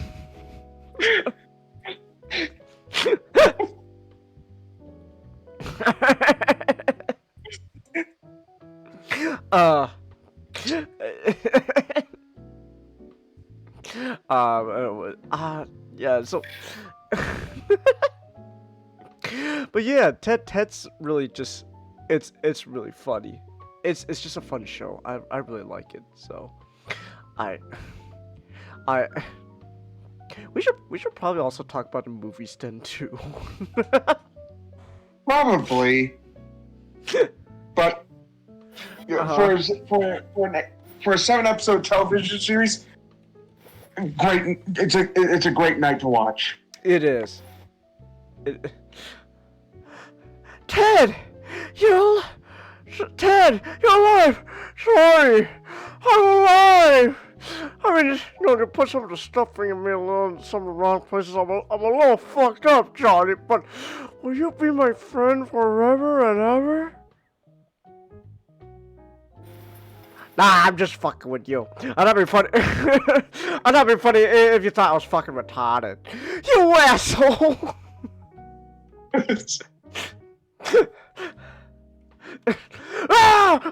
Zombie! Kill him! I got the gun!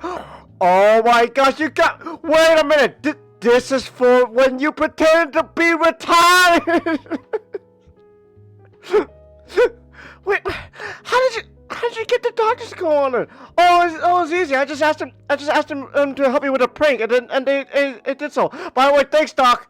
No problem. No problem. We're a fun hospital.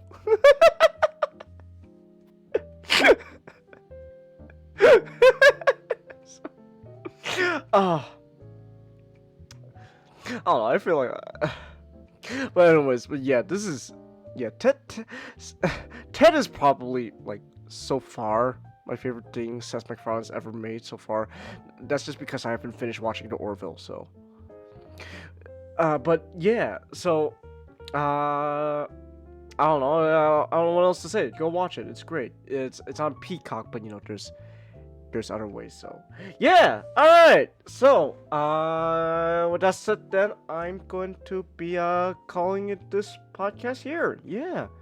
This was fun. I was admittedly a little scrambled to get things prepared last minute because, again, I didn't expect the baby to come today, so I was like, oh my goodness. But yeah, I'm an uncle. Yeah. It's actually a pretty good feeling, man. It's like, wow. So yeah, so with that said, then no stream tomorrow. But what was I gonna say? But no. Okay. Oh my gosh, I cannot talk. No stream tomorrow. I'll have a schedule ready by yeah, like Monday, and yeah.